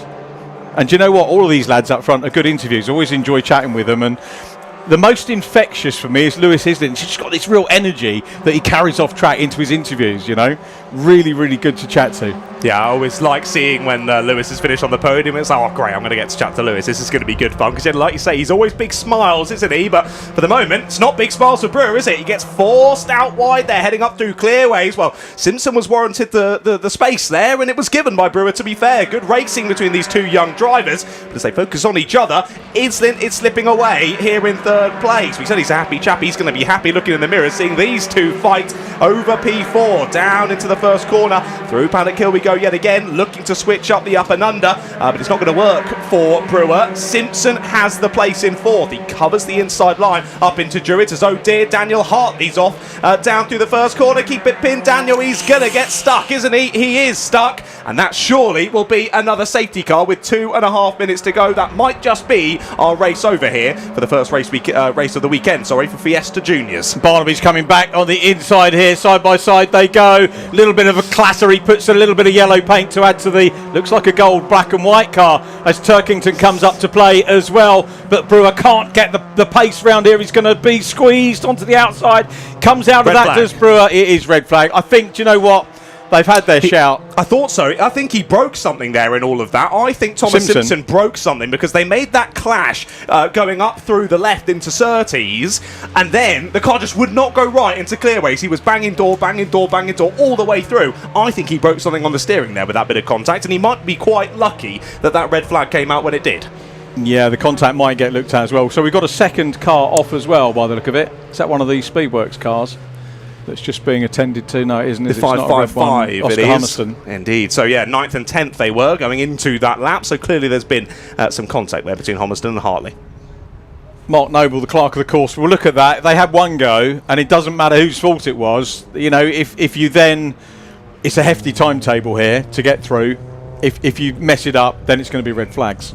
Indeed it is. Here's our provisional result. Dara McInerney is still on the top step of the podium. Daniel Tetchy with a good P2. Lewis Islin completes the podium from Barnaby, Brewer and Thomas Simpson. Lewis Turkington, excellent 6th place for him. Benji Douglas in 7th from Bobby Holmes and Oscar Hummerston. Then Daniel Hartley. Max Horler 11th from Thomas Harper and Max Fenton. Hayden Gray in 14th. Then it was Luke Broadbent and the Flying Teapot, Thomas Potter. Oliver Heron 17th. Reese Owen 18th from Nathan Edwards. Savasolenchenko 20th from Joe Wood and Neil Hampson. Then it was Sam Doyle on his debut. 23rd, got a finish. That's all he could ask for, really. Charlie Burnett next from Harry Lindley and Kieran Stewart in 26. A lap down, and it was McInerney that got the fastest lap as well to add to his points tally. I'm wondering, I can't remember regulations, whether he has to race at the last round or rock up at the last round, but there's a sort of, we're getting to the scenario now where he could have it wrapped up before the last event, because it's only 2 races at Alton Park, isn't it? Indeed it is. Yeah, McInerney has been ridiculously dominant, only being beaten back at Silverstone earlier this year. Both races at Silverstone going to Josh Watts. But apart from that, McInerney has won every single race. Well, he's won another here at Brands Hatch, and Scott is down there ready to chat to him. Well, as you'd expect from Fiesta Juniors, entertaining and action-packed all the way from start to finish. Shame about the red flag finish, but we did get there in the end, and drivers already out of the cars, and quite a popular top 3 particularly, is not only for the 9th time this season, but the 6th time in a row now, 6 races on the bounce, is Dara McInerney, who's becoming quite a bit of a phenom this season, and we'll get him once again. Once again, congratulations, Dara. Excellent drive. Obviously, never wanted to see it end on a red flag, but I mean, that's 6 in a row now, 9 for the season. Almost unstoppable now. Yeah, we're getting there, aren't we? So 6 in a row, 9 this year. Just need to keep picking at it. That race was quite difficult then. Just first start, struggled to get off the line, and then defended from Daniel for a few laps. And then after that, second start was a lot better. Managed to pull a gap, but then Daniel was gaining on me on the last couple of laps, and just I think a couple more laps he might have been on me. How tricky is that when you've got to do the first start, you get all that adrenaline pumping, then the red flag comes out, you've got to reset yourself for start 2. Is that difficult as a driver? It's not too bad. I find the best way is to try and have a nap. That's the secret. Nice and hot, like a sauna, have a nice nap. Good stuff. You can have a nice nap now because you're not racing until tomorrow, but I mean, tomorrow you're going to try and go for 10 wins for the season, so if you can manage that, it looks like you're possibly odds on for getting the big prize. Well, we'll try, but there's still, I think it's 7 races to go, so we'll give it a go. Ain't over till it's over. Correct. Congratulations, well done. Excellent driving all the way along. Let's have a chat with second place Daniel Tatchy as well, who's come on leaps and bounds ever since we saw him win the scholarship last year. Congratulations, Daniel, second place. Second event in a row we've seen you on the podium now. You've really come on leaps and bounds since you won the scholarship. Yeah, it's been a decent run of form. I know coming into the season, had not much experience, I didn't know what to expect, but as the year's gone on, the team have helped me a lot and being able to improve, push on a bit more and just be at the front, which is nice. What do you think's made the biggest difference in that step from after you won the scholarship all the way through to now when you're starting to regularly get on the podium? My team, to be honest, they push me to be the best that I can be, and obviously this is not even my car. It's after the Donington crash, which shows how good they are and how much they push to keep me at the front. Yeah, you're only one step away from getting a victory, so it's close. It's close, going to have to push a bit more, but of course Dara's really quick. You've got the rest of the weekend to do it, so you'll be good. Thank you. Excellent, well done, really good drive, excellent. Speaking of scholarship winners, because we've also got, as we did last time out at Donington, we got both of the two most recent scholarship winners on the podium. Lewis Islin, good to see you once again, Lewis, third place. You scholarship winners are doing quite all right, you're justifying, aren't you? Yeah, it really shows, doesn't it? Especially with Daniel from the start of the year to now. Yeah. You can really see the improvement. Like, it's even beating me now. I need to up my game a bit, but No, honestly, I think, in my opinion, he's doing a really good job. And yeah, we'll see what happens. Likewise, second in the championship. Of course, I mean, it's still trying to catch Dara is a bit of a task, but you're trying to keep him honest. Yeah, so it's just chipping away, keeping the points. Look, everyone focuses in front. You've got to look at the bigger picture about who's behind as well. So it's nice that we're getting these consistent results, keeping them going, getting nice points, and we'll see what happens at the end of the year. Like we said to Dara, it isn't over until it's over, so you've still got tomorrow and another couple of events, so keep plugging away and who knows what might happen. Anything's possible, so yeah, we'll see what we can do. Well done, third place, congratulations. Thank you. We'll see you tomorrow. Excellent stuff. And so now we're going into the lunch break now. The Fun Cup teams, they're going to go onto the grid walk now. We had a slight delay for that, but they're going to hold on. We're going to hand you over in terms of microphone duties to the one and only Mr. JP Zennis, who's the voice of Fun Cup in the pit lane. He'll be your master of ceremonies in the pit lane for the next 4 hours or so, and also the Fun Cup grid walk, if we are looking at that on the grid. If we are, in case he'll be with you there. And then I'll be back for the last 2 races coming up, which will be for the Silver Lake Production Cup and DS3 Cup and the Fiesta SAT40s after 4 hours of Fun Cup racing. So enjoy the lunch break. We'll see you back here when racing gets back underway. If we're back for the grid walk, we'll hand you over to Jamie and he'll be able to take you through some of the runners and riders before we get 4 hours of Fun Cup endurance racing underway here at Brands Hatch here on a very sunny Saturday afternoon.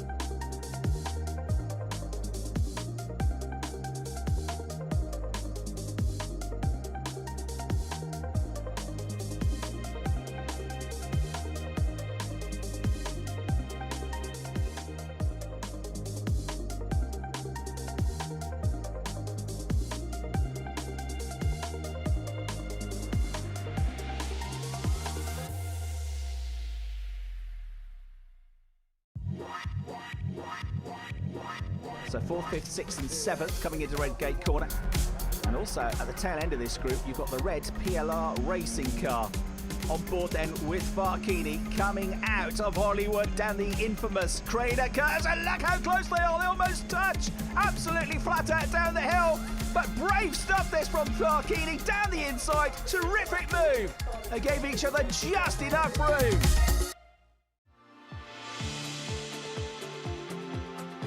I think it's the camaraderie and then also the close racing. There's some fantastic drivers out there. Very fair, you know, they'll leave enough room, but there's some really quick guys, you know. You get a lot of seat time, pound per minute, it's cheaper than pretty much any other series I've looked at. And then everyone's so helpful, you know, the top teams are giving you their data and supporting you, getting you up to speed. So the level for club racing is as good as it gets. I've got clients that described it as a 4-hour sprint race. It's fun, it's intense, it's friendly, it's just mega racing, mega close racing. Lots and lots of people taking part in it, good atmosphere, yeah, generally great fun. It is some of the closest racing I've done. But also, you know, everyone is very friendly. Just amazing atmosphere, whether it be on track or off track as well. So yeah, can't recommend it enough.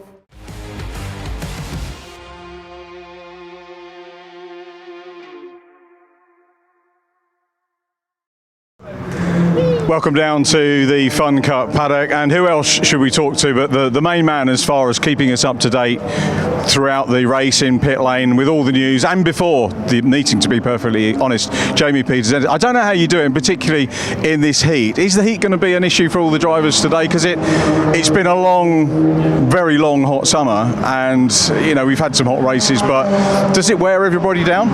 Yes, I think it's the short answer. I mean, I think keeping hydrated is going to be the main key for me, crews and all the drivers as well. I mean, temperatures in the cars yesterday were peaking over 50 degrees. I mean, I think it peaked ambience and like 35, 36 degrees here. There was no breeze, and it feels, you know, when it feels just that really heavy feeling. And when it rained a little bit this morning, we were like, oh great, it's going to rain, and then it stopped after 2 seconds. So I think that was our rain for the month. I think we're down south, we're for some in the week, so we're kind of looking forward to that a little bit. Obviously looking forward to the racing. We're into the closing stages, or towards the closing stages of the season, so for me a moment to reflect on what's happened so far. Any highlights for you? Yeah, I mean the new teams that have come in, I mean the 157 guys, Tropical Rocket Racing, they're not here this weekend due to other commitments, but you know, Josh Phelps and Neo Clark, new to car racing, you know, they've jumped straight in and been straight on the pace. Obviously championship leaders GRD, they've won 4 of the 6 races. UVO, they had a car change at Anglesey, which was explained, so if you watch the stream then, Farkini will go through it all. So they're now in the 403 car. They effectively swapped with PLR, so they've gone in the 225 car now. And of course they'll be ones to watch this weekend, Neil Plimmer, because he's drafted in Lewis Thompson from Team FFS, who again, quick driver. They won the sprint race at Alton Park last year. It's any one of the 25 teams can win this weekend. It's going to be probably one of the most open races yet. Yeah, drivers changing within cars is, you know, so interesting, isn't it? I was working at the touring car weekend. You were there as well, Knockhill. And we had rain, didn't we? Everywhere else was sunny, but we had rain on the Sunday. But we were talking about Fun Cup, we were talking about the Thompsons because we had the Caterham teams there. It's amazing how Fun Cup is a go-to place for drivers from Caterham, drivers from Mazdas, drivers from single-seaters, sports cars. Yeah, and I think what makes it most attractive is the seat time. I mean, like this weekend, they would have had 2 hours of testing on Friday, some did the track evening on Thursday. They've got 45-minute qualifying today, and then the 4-hour race. They're getting nearly 7 hours of seat time across 2 days, and for some people, that's an entire season of racing. And you know, for pound per mile, the Fun Cup is very affordable. It's very attractive. The cars are very equally matched, as we've seen. I mean, grid numbers this year, we're averaging 27 cars every single round. It's by far the most competitive we've had in the 25-year history, and it's also attracting drivers from, like you say, from other formulas, even from like GT racing and touring cars and World Challenge and all sorts. It's becoming the place to be now. And the race is absolutely great. Going back to driver changes things, Neo Clark you mentioned, he's changing car this weekend. Yeah, he's jumped into the mobile highlighter, the 212 car. I'm sure you've seen it. It's quite loud. You're not going to miss it on the stream. Yeah, Vlad is not available this weekend, so Ted Bradbury's borrowed Neo, and looking at testing yesterday, they're going to be up there. And again, also keep an eye on Red River Sport. They've drawn the pole. Just Johnny Molam and Bonamy, and Gareth Williams this weekend. Bonamy's not feeling too well, so we wish him all the best. And yeah, we've got some returning teams. Track Focus are back. Again, it's going to be one of the most open races so far. Before we get into the race itself, obviously Brands Hatch is a shorter track than the last couple of venues. We were at Donington Park last time before that on Anglesey. And is that going to cause problems maybe if we get safety cars and the like and you drop a lap? It's difficult to get them back, isn't it? It can happen quite quickly. Yeah, I mean, it's only a 56 second lap. It's 1.2 miles. It's the shortest track we come to, and the pit stops are going to be key to try and stay on that lead lap. I mean, some of the practices we've seen this morning, just what we call a dry simulation, so no fuel.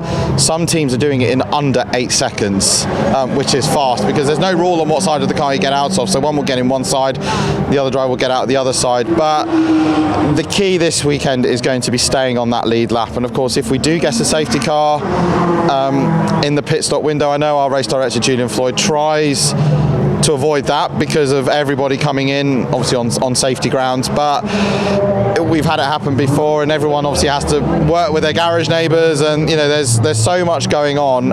Like I say, it can be won or lost in the pit stops.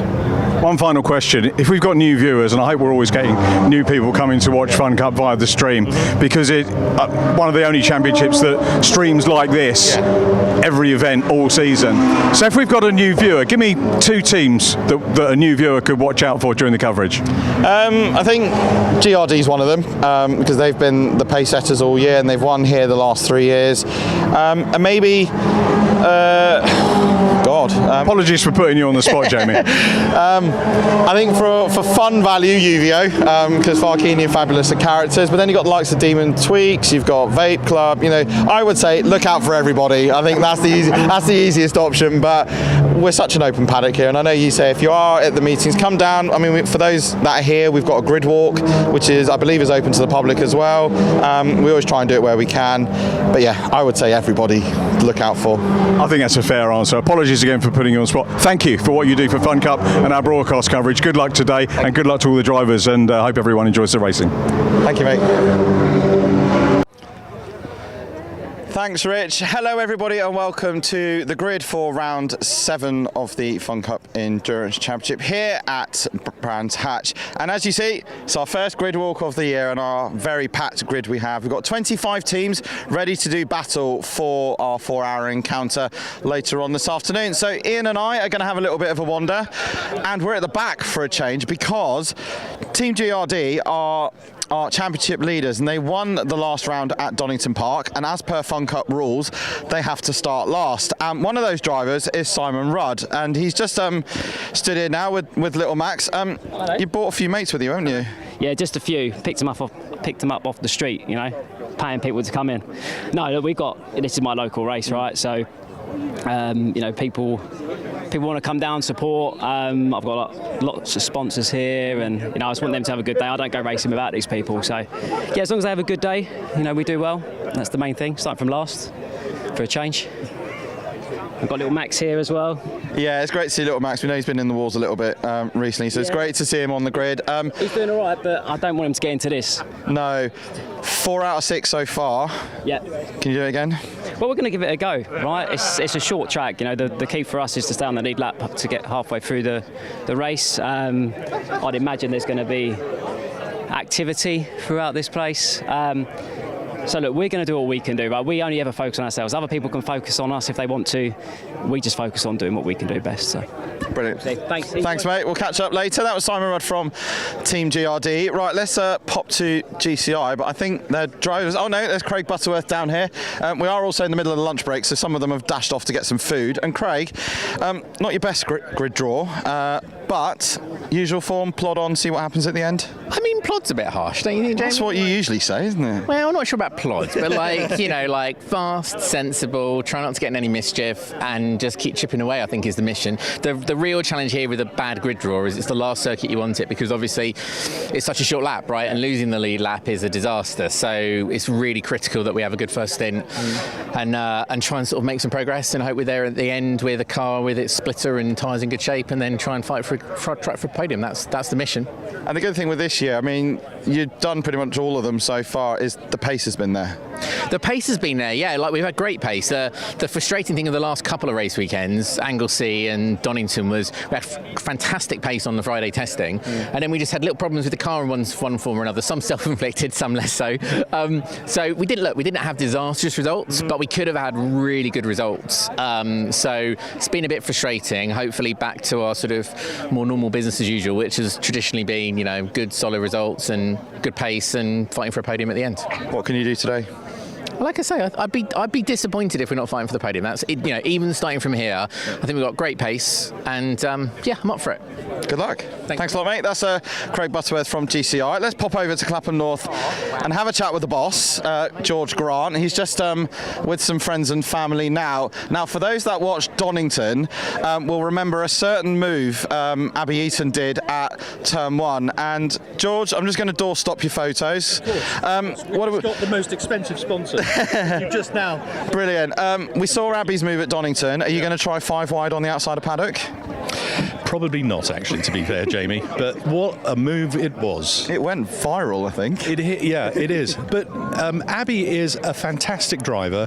She's really clean. But there is a few little things that are happening right now which we need to just curtail, let's just say. But no, but Abby's definitely on it. And she's bringing me along with it. So I'm just under a second slower than her. And you've openly admitted, well, both of you have this year, it's seat time that you need. I mean, Abby obviously had never really driven one of these until the beginning of the year. You had a little bit of a go last year, but the championship goes up a notch and it's seat time, and the seat time you get in the Fun Cup Championship is invaluable, isn't it? Absolutely, and I've had very little seat time, to be fair, and we're looking for a couple of technical sponsors, actually, interestingly, which will allow us to have more seat time.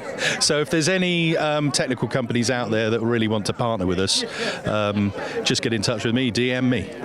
And from a championship point of view, we know Clapham North have come on as a partner. Fantastic to see it, averaging 27 cars every round. Big grid walk, if I get my teeth in. It's great to see the popularity of it. Do you know what? The Fun Cup is exactly what it says on the tin, I have to say. It is fun, but it's serious fun, right? So the majority of the drivers here are brilliant drivers. They know what they're doing, they give you space, and we really do go for it. So I mean, and that's a testament to obviously Paul and Chris, your good self, for doing such a great commentary job, but also to the, what a fantastic place that Brands Hatch is. Actually, it really does showcase it in this lovely amphitheatre. So I'm now rabbiting on. I need to keep my dopamine levels down, Jamie. Right? I need to get in the car. We're at the back of the grid. We've been pulled at the back of the grid, as you probably know. So, and I've got a very fast driver behind me. So we're just going to probably play a little cat and mouse to start off with, hopefully. So we'll keep you away from the sweets and chocolates. So enjoy it. Thank you very much. See you later. That's George Grant from Clapham North. Right, so let's pop over to F&S, Morphus Motorsport. They're Greg Evans and John Perrett this weekend. Greg's just stood here now, just enjoying the peace and tranquility before 4 hours of busyness starts, Gregory. Indeed, and it's not the best place to start, near the back, but it is what it is. We've not had a brilliant grid draw this year, but we had a good at Donning by the 4 hour. We got fourth, so yeah. But the same for everyone. We'll just plod on. John's going to start, and hopefully we'll be there at the end. It's not run on the first stint, so stay out of trouble, because he usually will be a little bit, I'm sure. Safety cars, just keep clean as best we can, and hopefully we'll be at the end of the race with some good points. Back in 109, I think you're back in it now for the rest of the year. How much different was it to the other car? massively. Yeah. I must admit, the 553 car with a new chassis and everything, and Craig and the boys and Ben and everybody put it together, and it's one of the best. Well, it is the best Fun Cup car I've ever driven at Oulton Park in the first round. But the car's now sold, so we're in this one, and we'll probably rebuild this next year and make that the same. All right, we'll have fun. We'll catch up later. That's Greg Evans from FNS. Right, next up is the RaceFeed.ai team, and Matt Hyde's just stood here. You're drawn in the body of the field. The only way for you is going to be forward, and you want to be fighting at the sharp end. Yeah, hopefully so. I'll be hopping in the second stint and the last stint as well. So hopefully the boys can keep it together through the race, and hopefully have fun in the end. And I mean, you've driven a fair few of these cars now. I mean, they all look the same, but they're all very different at the same time, aren't they? Yeah, it's funny. They all look similar. And you joke that I've driven every car on the grid. I'm trying to anyway. Yeah. But yeah, every car is slightly different. You know, some you might have that marginal difference in sort of handling, how it feels. Yeah. But at the end of the day, with the right setup, all of them feel pretty similar. And all of them go quickly, apparently. Excellent stuff. And you dragged your mates along as well to get an idea of what this Fun Cup Lark's all about. Are you trying to coax them into having a go? Absolutely. As you met Harry, he's definitely trying to get into it. Yeah, it's a good bit of fun, whether you're a beginner or, you know, trying to make it professionally as well. It's a good place to start from, especially. They're really fun, good battles through the grid, big grids as well, which is what we like to see. And obviously quite a few fans turned out today. So yeah, I'm loving it. Enjoy it. Thanks a lot, mate. That's Matt Hyde from the RaceFeed.ai. Right, let's pop over to Demon Tweaks and have a chat with Mark Burton. He's just he loves a chat. Apologies if you saw any lip reading. Mr. B, how are you doing? I'm good, yeah. Looking forward to it. Grid draw, middle of the pack. Obviously, middle-ish. Yeah, I'm trying to be nice. But you've got a good old Michael Lyons who's driven everything on board with you. Matt Reeves is coming on really nicely. It's going from strength to strength, isn't it? Yeah, it's certainly going forwards, not backwards. So really looking forward to what we can do today. Clean. And what's Lawrence doing? Is he installing some aircon? Yeah. Is he? Aircon, supercharger, the works. All right, well, enjoy it. We'll catch up later. That's Mark Burton from Demon Tweaks. Now, they have got permission to run without the windows if they need to. So, next up is UVO. Let's speak to Mr. Farkini, who Donington was a busy race for you. You frankly didn't care about the fact our championship has got a massive grid, jokingly. But this is great being back on the grid walks again, isn't it? Yeah, grid walk at Brands is always. I think for the spectators, this is the best race of the year. You can see most of the track. Everyone says, "Are you really doing a 4-hour race on the Indy?" But it's phenomenal. Always, every time. It's going to be busy. What can you do from here? Well, it's his problem, not mine. All right, Fab. What can you do? What from the start? Drive fast, don't. Yeah, I know. I think it's going to be. It's always difficult here, isn't it? Like there are overtaking opportunities though. So yeah, I think Ted's in a good spot up the front. I think there's a chance that he can scurry off. Yeah. I've Our got teammates 225 are right up there. 225 are up there. They got a strong team. They can do well. Well, captain's borrowed a Lewis, hasn't he? I've tipped Julian a few quid. He's going to post a safety car. I think lap 15. I said, and that should help us out. Was it a lot of money? Oh yeah, considerable amounts of cash. So that'll be fun. You got your new aero on the front of the car. Has he been helping? I'm going to bury him. So the moment you can see his face, after the race, you're just going to see his little orange legs sticking out the back of Ted Bradbury's race car. I hope the ice cream was nice. Right, enjoy. That's Fabulous and Farkini. Right, we've got Team Viking and Ursus Capital Racing next. They're just having a chat with Simon Smith as well. Boys, can I doorstop if that's all right? Stay there, because we'll have a chat with you as well. Nice to be back on the grid walks, and you've dragged your old mate back again. He had such a great time last time. Oh, it's great to have him back. I tell you, he hasn't aged a day. He looks as good and fresh as he was 10 years ago. Can you remember what to do though? Can he? Oh yeah, no, he's going like a rocket. He really is quality. And we touched on it at Anglesey. Obviously, you had a couple of years away from the UK. You went off and did Europe. What's it like being back? Oh, it's good. Actually, it's nice to see the same people whinging about Andy Burnham and the same old stuff. No, it's good to be back. Close racing again. Get home on a Saturday, have a lot of fun and laughs, and a grid that are all very like-minded. So very good. And Nick, I mean, these one-offs and two-offs, is it going to tempt you to come back full-time? Yeah, I'd like to. I'm doing the next round at Silverstone, and then I'll see if I'll be asked back after then. Yeah, because we had a little bit of carnage at Donington, so yeah, we'll see how we go. It's been good, really good fun. Really enjoyed it. You were certainly busy, and we'll introduce you to Simon Smith, who used to race with Greenheath. Are we going to see you back on the grid? Because we've got the boy out. Are we going to coax a family outing? No, I don't think so. When I look at that was quite quick, that answer. No, it's absolutely not. When I look what William's doing after only having 6 ever races in a car, and I look what I did, I thought probably not. I'll probably stay back and watch. But you will see another family member out in Joseph, who's currently in British F4. He's going to come and do the last round with a friend of his to try and take Mr. Rose's £10,000. What do you reckon, Joe? Can you do it? Probably, yeah. I'll give it my best shot.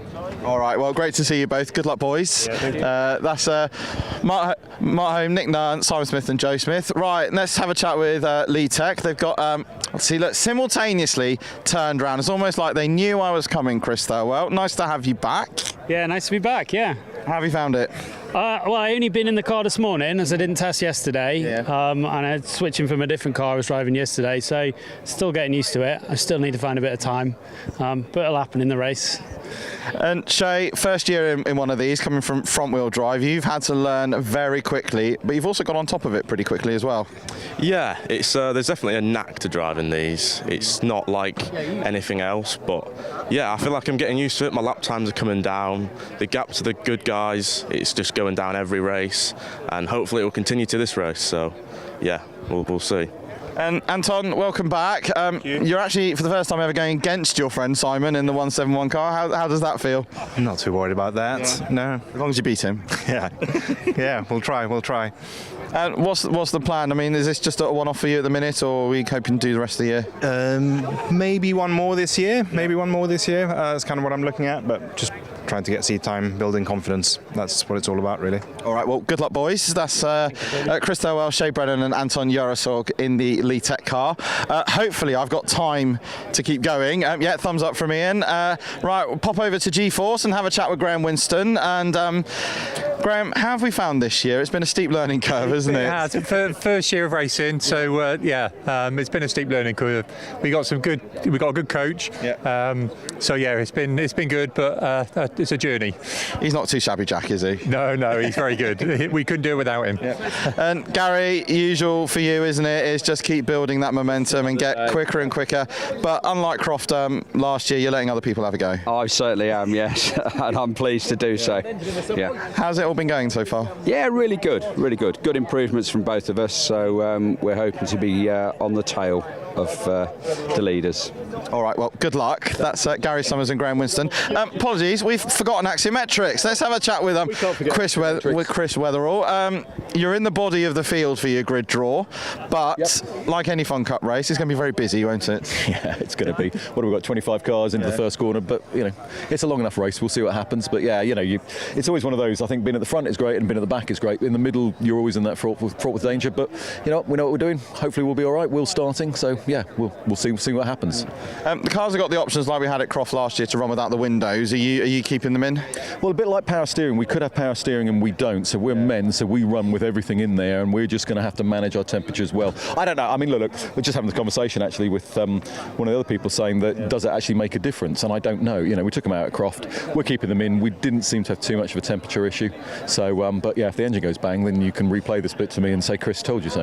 All right. Well, good luck. Thanks very much. Thank you, Chris. That's Chris Weatherall. Right, what we're going to do, because I think we're going to get kicked off the grid in a minute, is go down to the front and have a chat with our pole sitters, which are Red River Sports. Now, for this weekend, it's Johnny Molam and Gareth Williams. Unfortunately, Bonamy Grimes is not feeling too well. So, Bon, get well soon. We need you on the grid at Silverstone. So let's make my way down to the front of the grid. Great to see so many people here on the grid walk here at Brands Hatch. Of course, it's open to all the friends and family and the fans as well. And as per, there's no drivers around, which is great. So what I'm going to do, is have a chat with Gordon and Stuart Ross, because they've flown in all the way from Canada. Now, for those that saw Silverstone 2 years ago, would have witnessed a 12-car battle for the lead, and at his first attempt, this man was part of it. And Gordon, that was a great time at Silverstone a couple of years ago, wasn't it? It was a fantastic time at Silverstone a couple of years ago. I'm optimistic, based on our starting position, we'll be able to repeat that, but I don't know, the field seems to have gotten faster and I seem to have gotten slower, so we'll see. But I brought a ringer this time, so we'll see how it goes. How different is the car with the Hankook tyres? Because obviously you wouldn't have raced on them before. No, not raced on them before. You're depending on an old man's memory for what the previous tires were like. It certainly feels like it has more grip, but the race will tell. We didn't have the greatest of practice sessions, so we haven't had a huge amount of time in the car, but the race will tell the tale for us. And Stuart, first ever Fun Cup race. I know you race over in Canada. How have you found all this? It's really fun. It's a great car to drive. It should be a good car to race. Just have to see until the race, really. See how the wheel action plays out. And third on the grid, what can you do from here? Keep it clean, hopefully. Keep it clean. Position, just don't want to be lapped until the last 30 minutes and then start going forward, hopefully. All right, well, good luck, boys. Enjoy it, and we'll catch up later. Let's have a word with Ted while he's here. P4, oh no. P4, and I think we're not going to miss the car, but you've borrowed a Neo Clark. Yes. I mean, this weekend's going well so far. The team worked really hard, to be fair. I mean, we've had a bit of up and downs, but yeah, Neo's doing a really good job, to be fair. Just going to see what I can do in that first stint, to be fair. Try and get in the lead and try and pull a gap, but we'll see. It's very close out there. I mean, as we know, every race and every season it gets harder and harder and harder. This year it's stepped up another notch, hasn't it? Yeah, definitely. I mean, just look at all the races. They've been so close between us all. I mean, how many people are on the lead lap after 4 hours and how close it actually is incredible. The tyres are lasting really well. The Hankook tyres being really good. And like I just said, the championship's so brilliant. Like, so competitive, so affordable for everyone to be in it. That's why there's so many cars at the moment. So, yeah, it's great. And plan for the first stint, you're going to try and work with Sean and Gareth and maybe Gordon as well, just to try and get that break? Yeah, of course. I mean, if we can, I'll definitely try and work with the other people. Yeah. Definitely. I'm all for that because we got 4 hours of racing. But yeah, I just want to give a massive shout out to Paul Whiten, who's going through it at the moment, Team Trooper. It's not good at the moment, but he's a fighter and I'm really proud of him and he's great. He's the reason I do this Fun Cup stuff, so it's great. All right, well done, mate. Thanks a lot. That's Ted Bradbury. Right, I think, Ian, I can keep going, can't I? Yeah, right, Demon Tweaks. Let me find a Minshaw. There's a Minshaw around somewhere, unless he's wandered off. No, he's run off. Right, let's pop down to Rob Boston then and have a chat with Will Blackwell Chambers, who... Have you dried out from yesterday? Oh, it was a good swim. The pool deflated overnight though, so massive shunt. It's not great now, but no, it's going to be a good race. Car's looking great. Yeah. I'm in third stint and sixth stint. So you letting someone else do the start? I know it's unusual, but we're giving it to Jason. We trust him, we believe in him, and he's going to do an amazing job. How's it been this year? You've had the pace, and it's been noticeable that you've been on it straight away.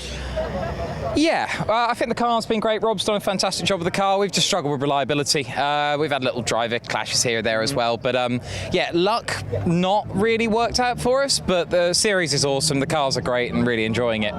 All right, no problem. Thank you, Will.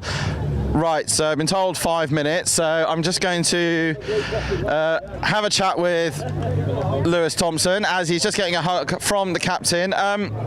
You're having a bit of a busman's holiday this weekend, aren't you? Yeah, last minute call up and here we are having loads of fun, it's great. What's the 225 like compared to the 220? Different. Yeah. It's fast, it's quick, it's good, love it. So can't really complain, but missing the old Beaver. Bless him. And Captain, you borrowed this little whippersnapper. He's keeping you on your toes, isn't he? Really? Yeah. Talk about pressure being on now. You got sweat on yesterday. Yeah, I did. And I will this afternoon. Yeah. What just keep saying don't mess it up, so we'll try not to mess it up in this first 5 minutes. What can you do from here? Don't mess it up in the first 5 minutes. Yeah. And then, I don't know, Fun Cup, anything can happen now. So take it a stint at a time. All right, well, enjoy it. Thank you. That's Neil Plymouth and Lewis Thompson. Now, of course, Lewis, you will have recognised from Team FFS, who'll be back at Silverstone. Right, I want to talk to these two because Peter and David Ratcliffe, you're meant to be on this grid, but for 2026, they have turned into Fun Cup's professional pundits. Because we'll chat with Dave first, because you are sat at home with some light refreshments and some nibbles, and you are watching every single race, aren't you? Absolutely, start to finish. KP nuts and a Peroni. Others are available. True, if you want that. Yeah, we have a WhatsApp group going. Obviously, John's doing the commentary alongside you guys. We're loving listening to him and loving watching the championship. It's really going from strength to strength, and oh my goodness, we want to be out there. But yeah, the WhatsApp group pops off every race, and we love it. And how's things looking, Pete? I know you said at Anglesey. Let's walk and talk, because I think we're going to get kicked off the grid. You were saying at Anglesey next year it's potential, but still up in the air at the same time. Yeah, the current world of business is a bit of a nightmare, to be fair, and the game I'm in is as slow as ever. So it's difficult to actually make that progress that we need to crystallise the results from business, to get the money to come and pay to be here. We're very keen to be here. I mean, it's great that John's doing what he's doing, and we're loving listening to him. Yeah, we couldn't be keener. We just need a little bit of coffers sorting out, and we'll be back. That's our plan. Fantastic. And as you said, the car's ready to go. You've just got to throw the hand cooks on, new stickers, and you, Luke, and guys and girls at Leo's will be there. Absolutely, we'll be there. So yeah, dead keen, and hopefully we are. All right, thank you, boys. That's David Ratcliffe and Peter Ratcliffe from Team Ratters. And as we get kicked off the grid, this is going to be interesting now. Ian's got to walk backwards under a catch fencing, so this is going to be interesting. But yeah, we've all got to get ready now for our 4-hour encounter as we make our way through. Now, this will make great telly, this, if I get this wrong. So we'll just we'll keep going and see how my fitness trainer Joe Fishburne has help me do this. I'm not going to do the limbo. Right, there we go, under the pit wall. How are we doing, Ian? You all right? Good man. Right, let's get down into the pit lane. We've got Gareth Williams and Johnny Molam down here. They're starting on pole in Red River Sport. So now we're into the calm tranquility of the pit lane for now, and ready for the first of our races today. We've got 40-minute pit stop windows, which will be for 10 minutes if I get my teeth in. And yeah, it's all calm down here. We've got 25 teams out there that are going to be doing battle. I'm just seeing if I can find any more drivers while we're here. And so we had a chat with a fair few of them. I must say, Ian, you're doing an amazing job walking backwards, especially uphill on a camber as well.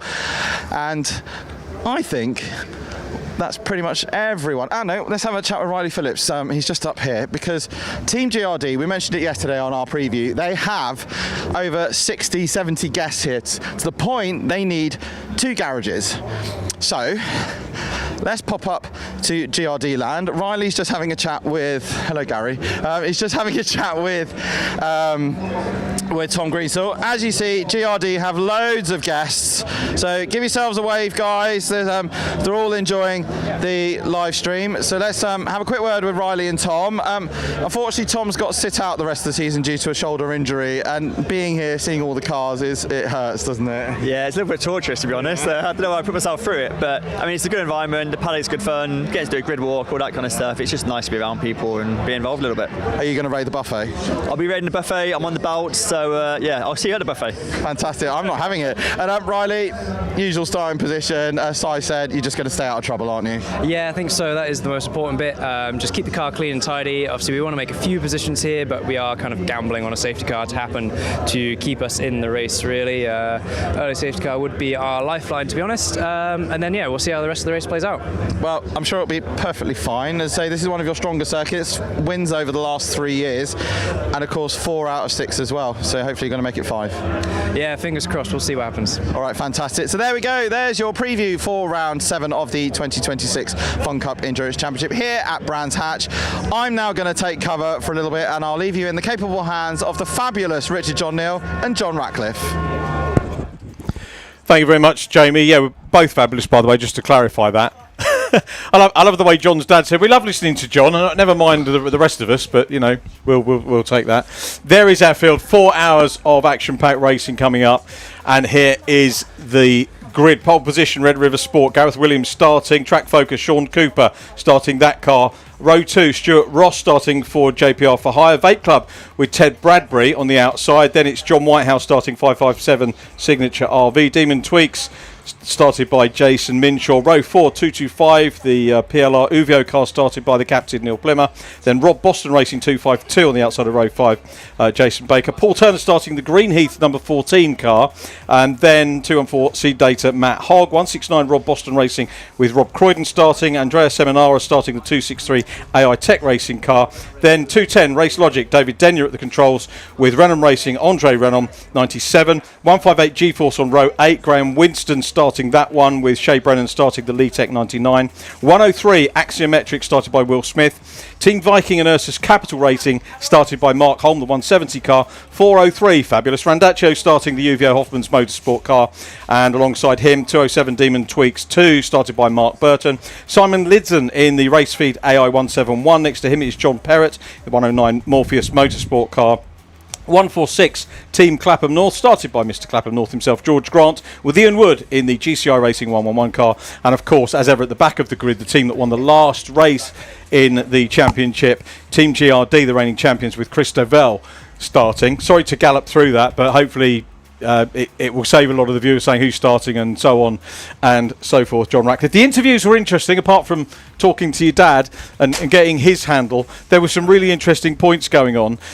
Notably, I thought, with third place Ted Bradbury, and Jamie saying, yeah, you're going to work with Gareth and Sean, Gareth Williams and Sean Cooper up front, and Ted's going, yeah, I'm gonna work with them for the first few. Ted Bradbury's not going to work with them. He's going to fly around the outside from third on the grid, as the guy did on Simpson did in the Fiesta Juniors, and go right the way around the outside and try and get into the lead and then disappear into the distance. That surely is the plan.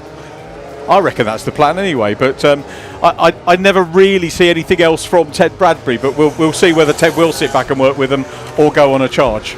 I have a sneaking suspicion he might go on a charge here. I was going to say, usually for these Fun Cup races, I don't like to give any sort of insight as to how I think it's going to end, because it always ends up being something totally different to what I say, and I look like a right moron. That's my next question in the bin then.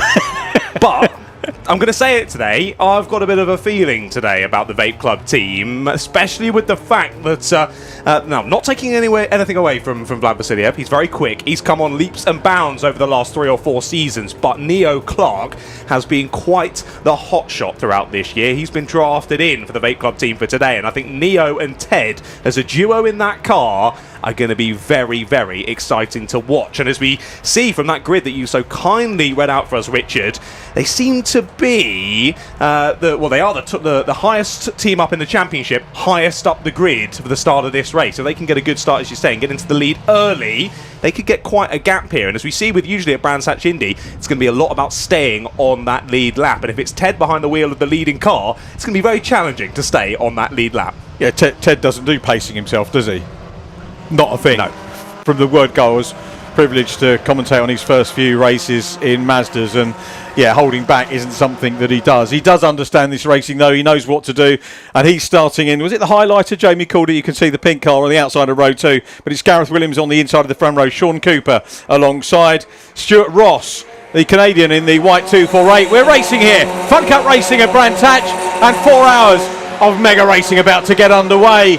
And it's a good, clean start as they go away. Or is it? No, it isn't. We've got some contact. The highlighter car's got through, and we're going to have a lap 1 safety car. Massive crash on the first lap. That was Demon Tweaks, I think, who have flown into the side of Red River Sport, that is, off pole sitter. Off down through the first couple of corners, and look at that. Straight into the lead. Oh, no, sorry, straight into second place. I've gone Vape Club. It's the 49. I've gone straight through into the lead, and already safety car called then on lap number 1 at Brands Hatch. That was quite the sizable wallop.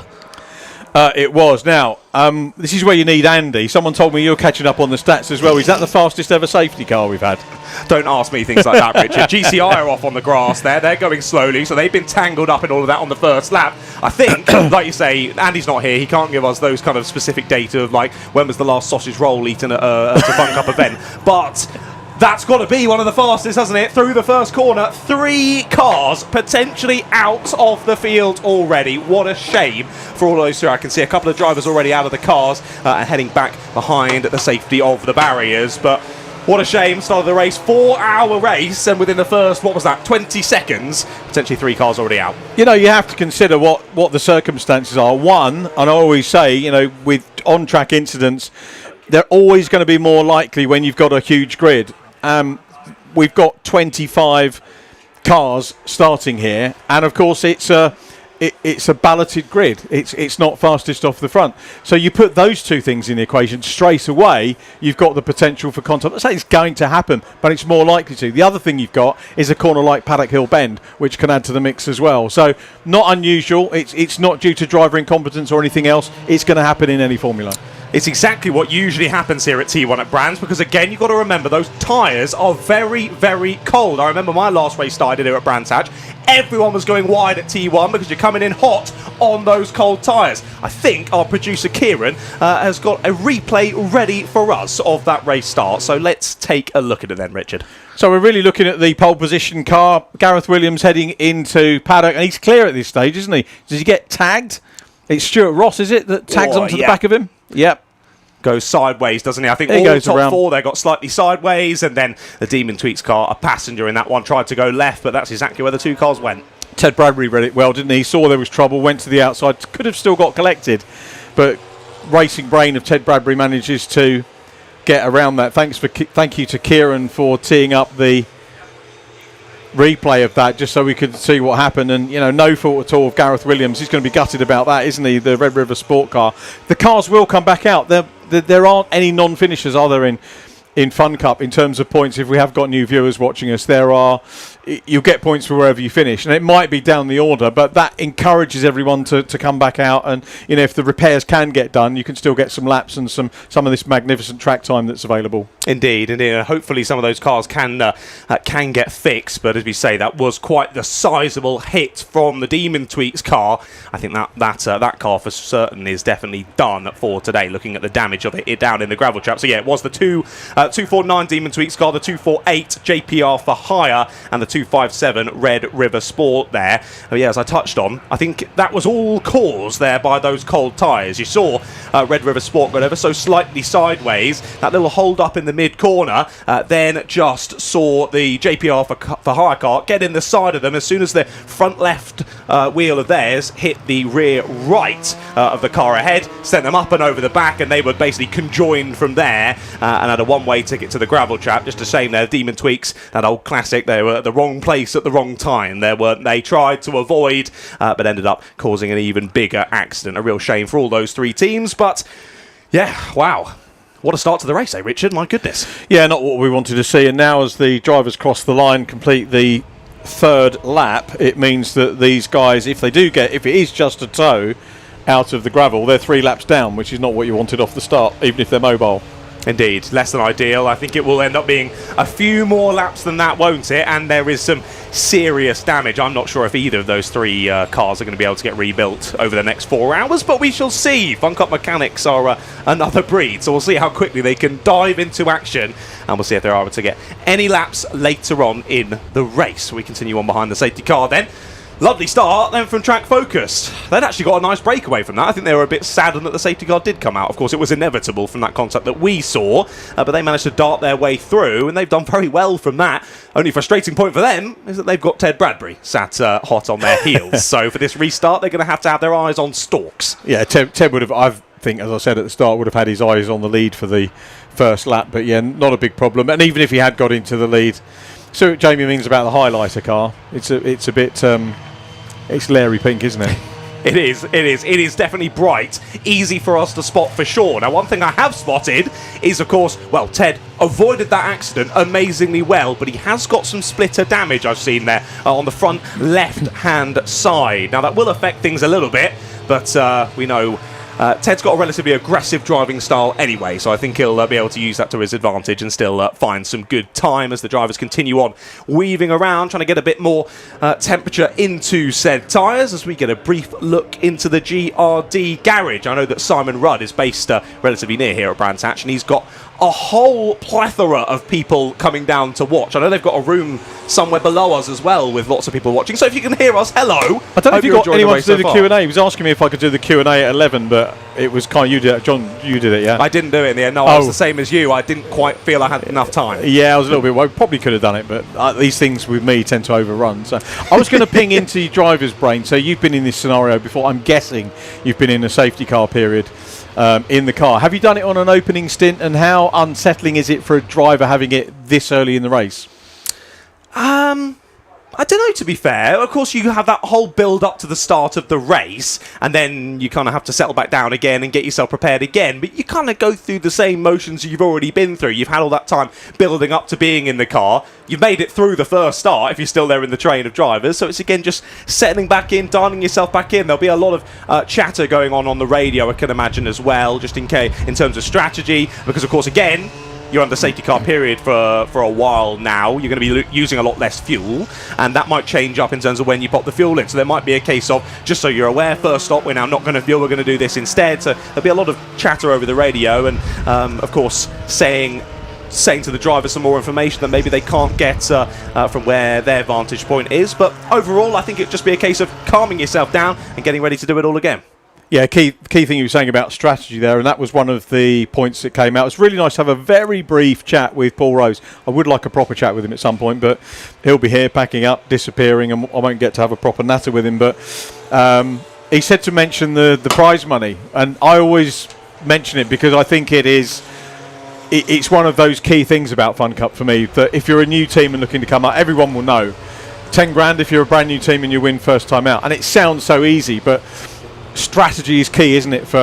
And you can have an idea of what you need to do coming in as a debutant in Fun Cup racing, but something like this happens and that goes out the window. 100%. And it's again, you can be super fast behind the wheel, but there's so many other factors in a Fun Cup race that those new teams tend to not take into account, that of course the teams that have been doing this year in, year out know like the back of their hand, and little bits that'll catch them out and just make it even more challenging to get that race victory. But as you say, 10 grand for the winner, but Fun Cup still put up, isn't it, 3 grand for second and 1 grand for third. So that just shows they're still like, even getting on the podium is an impressive feat for a first time team. So there's still money on the table for that. We have had a team get the second place prize before, haven't we? A couple of years ago at Alton Park. That was Jake Hill. Jake Hill behind the wheel, indeed. But no one has taken that 10 grand before. No, do you know what? And up until that point, up until I saw Jake Hill take the money, and I was lucky enough to be at that one, I thought, and wasn't it on the sprint race? And you can't do it on the sprint race now, can you? That's a very fair point. I think they've taken the 1 hour ones out of the equation, which is right, back and double check right and proper. But up to that point, there was me thinking, yeah, I know a lot of drivers that could come in and wallop that 10 grand, and I was naive and I was stupid enough to think that it was an easy thing to do.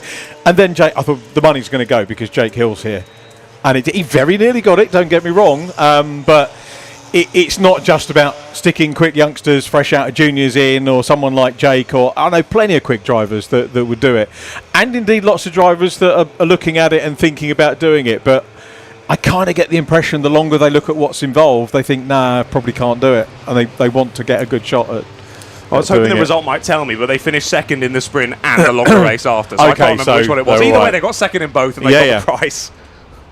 The Demon Tweaks car looks a bit sad. That's making its way down Cooper Straight at the moment. So, that is definitely done. Yeah, that is absolutely destroyed. I mean, you saw the speed that they took into to that contact, and that was instant stopping in the gravel there as they made contact with the other cars. So, just unsighted, full speed there at the bottom of the dip. Nothing they could really do about that one, but that's such a shame. I've been in that position before of sticking the car in the gravel in the first stint here at Brands Hatch. Or you, or your brother, or your dad. It was me. It was me. And it's a shame as well because, of course, we're an endurance race. You don't do an endurance race on your own. You have multiple teammates. So you've gone out there for the first stint, you've done one corner, and then you've gone, sorry, guys, you've done all that prepreparation for the race, and Did you that don't go get any down time well? in the seat. It didn't go down well. To be fair, for me, I had no brakes. So that's my reasoning. But, don't do that, drivers. Brake into the first corner. I can highly recommend that. It's good. It's good. But, like I was saying, it's such a shame for the rest of the team because you put all that time and effort into this race weekend. They've had all the practice sessions, the qualifying this morning, all of that to do one corner and then call it a day. It's not as bad with the family, is it? But I'm guessing if you've got people that are paying to go in, and they've paid their money, and that money's gone, isn't it? Yeah. Family. Well, I'm not saying it's easy for you guys. So, if your dad was talking about getting back out, and Jamie was trying to egg him on. So when you come back out, we're not going to release you from the comms box, are we?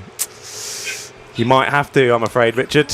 I don't know. 27 looks unlikely, but maybe 28. We shall see. We shall see. But yeah, sadly, unless you want to pop a mic in my helmet for my stint, which I'll be honest, usually the words coming out of my mouth aren't really useful for a YouTube live stream. So no, that's interesting because you don't strike me as someone that swears naturally, because you don't with me when we're outside. You know, when we're having a chat, and you don't come across like that. So does the expletive sort of become likely when you're in the car? Yeah, I've sort of realised now that I was always destined to be a bit of a commentator, because I remember when I used to do all my kart racing, I was basically commentating the whole race in my helmet, shouting and screaming and whatnot. But yeah, a few more expletives than I would use here with the helmet on for sure. There is the Demon Tweaks car, and yeah, a few expletives probably from that driver as well. That was a sizable bit of impact. I hope that the driver is all okay. Well, the car certainly isn't.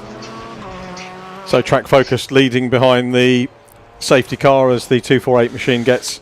Such a shame that's the for hire car as well for this weekend, so out after one corner as well for the hire car.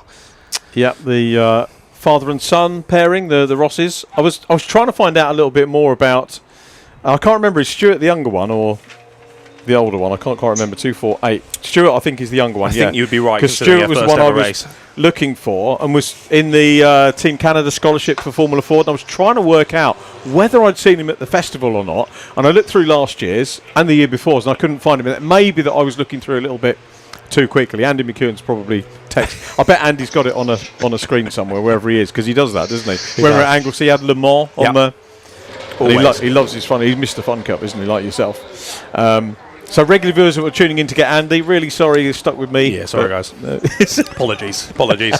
But yeah, so Andy is Mr. Fun Cup. He's been on it a lot longer than me. He says, I remember back at this race, and I was like, oh man, I was doing my GCSEs then, so I don't remember that. But cheers, Andy. Not to make Andy feel old again. Sorry, Andy. He's catching strays. He's not even here. Well, Demon Tweaks team are going to work down there in the pits. We can see as well the Red River Sport car. It's getting picked up now. It got dragged to the side of the circuit, but the low loader is back to collect them. So again, the staff here doing a fantastic job. All the Orange Army jumping straight into action there. That was a lot to sort out. I think it will be only a couple more laps behind the safety car here as the Red River Sport getting onto that low loader. So it should only be a couple more laps before we go back to green flag racing. But it has been quite a while, hasn't it? Of course, we only did a couple of corners, so we've really been on the safety car here for sort of 10, 12 minutes or so now. A lot of time for these drivers to keep themselves in their motions and keep focused. Well, speaking of people to talk to, I think Jamie's about ready in the pit lane. We'll hand down to him. Thanks, John. Yeah, I'm just down at the Demon Tweets garage down here now, and what you'll see is the guys are on the car now, but in true Fun Cup fashion, we've also got the guys from Morphus Motorsport as well. They've jumped on to help the Demon Tweets guys because they want the car back out there, and as you see, there is frantic action working on the right-hand side of the car, because that was the side that took most of the impact. And we've got the guys on the right front there. We've got Craig Keeble sort of directing everything on the right front corner. We've got Slater on the right rear wheel, and as we say, this is true camaraderie. This is our ethos. We all help each other out, guys, and we make sure we get the cars back out there. Camaraderie is the Italian driver, isn't he, to paraphrase Only Fools and Horses? You don't know that line. I don't, mate, I'm afraid. Only Fools and Horses is a bit Have you ever seen it? I've seen clips and things, but I've never properly watched it. Yeah. Some people will get what I'm talking about. Yeah. And we go for the older commentator and the younger one to try and cover all bases. That's my excuse, and I'm sticking to it. But anyway. Yeah, I'll keep whacking out the 6-7 references and stuff like that for you. I wouldn't know what that was about at all. I was thinking as well, of course, we've had this long period behind the safety car, and you've got to think as well, this is in the first stint of the race. In a longer 4-hour endurance race like this, a lot of the teams will put their, should we say, slightly less quick driver in for the first stint, just to get the car settled in to the motions, and then putting in the faster driver slightly later on. So having this safety car in the first stint, of course, takes some of that driving time away from what is more than likely one of the slower drivers in the team. So altogether, should benefit those teams. Of course, one of those being RD. Christabel taking the first and the third stint for today, and he always catches strays, so sorry Chris, but I'm sure he doesn't mind us saying that Simon and Riley ever so slightly faster, so will mean that their stint should hopefully be less interrupted. But the race he wasn't in at Donington Park, they didn't win. That's very true. It's so I bet he was, you see, can't win without me. But yeah, he's done well. Actually, yeah, looking at the results and who's come up where, Fabulous Randaccio started 19th on the grid, 5 places in 1 lap. Wow. Which is going it a bit. Yeah, that's amazing, because the safety car was... And they weren't in the safety car causing bits, were they? No, they weren't at all. So they picked their way through well. Of course, you got to think as well, they will have gained, 3 from the cars crashing out. Yeah. So still a couple of places gained in about half a lap. So fair play to them. Now, I saw the leaders backing off there, but the safety car lights are definitely still on. So we are going around for one more, despite how much Track Focus is attacking that final couple of corners. Hopefully that doesn't catch any drivers out. We go round once again, but it looks as though everything down at the bottom of the hill is relatively clear. We've got the Red River Sport car heading back on the low loader now. I reckon one more lap, we might be back to racing. Yeah, it's almost looking clear now, isn't it? And we can get on with a good stint. This is the longest stint, giving those that have got the cars back to base a chance to try and get them back out. But that ain't going to be quick, is it? Looking at those ones for sure. No, 100%. It ain't going to be a quick job for any of those 3 cars. And yeah, what a shame. What a shame. Particularly for the for-hire car. Guys getting their experience behind the wheel. They get randomly drawn well up the grid. There must have been a lot of nerves from the driver who took the start for them, which was Stuart. And yeah, I know Stuart will be feeling saddened, frustrated with how that has started, but it's racing. These things happen, and especially on cold tyres to a corner like T1 is at Brands here. That's a tough one for your first ever race, and sadly it's not ended how they would have hoped, but at least a lot learnt, if nothing else, and sadly probably a few more pennies have been removed from their wallet as well. I wonder if he is on the Team Canada scholarship for this year for the festival. I know we're really looking forward to the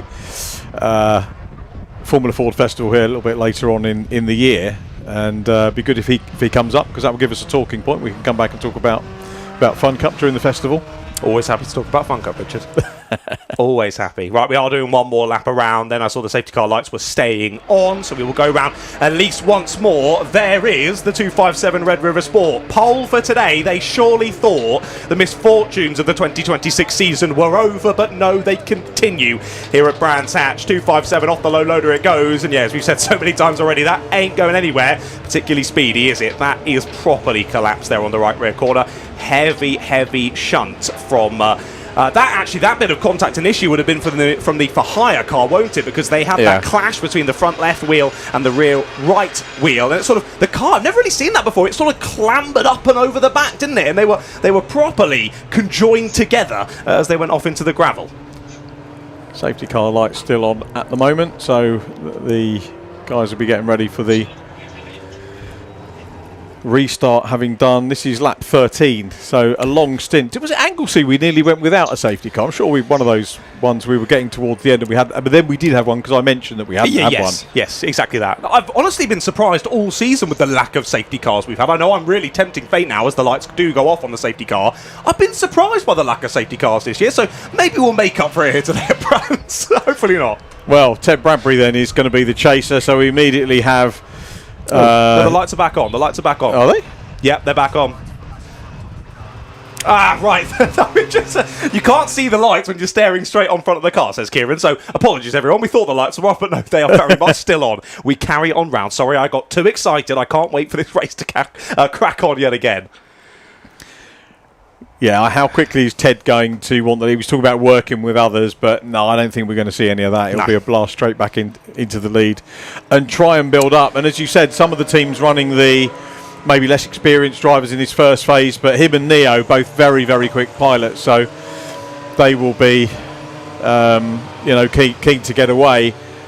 Did they take the win at Vape Club? Took the win, was that in the shorter race at Donington?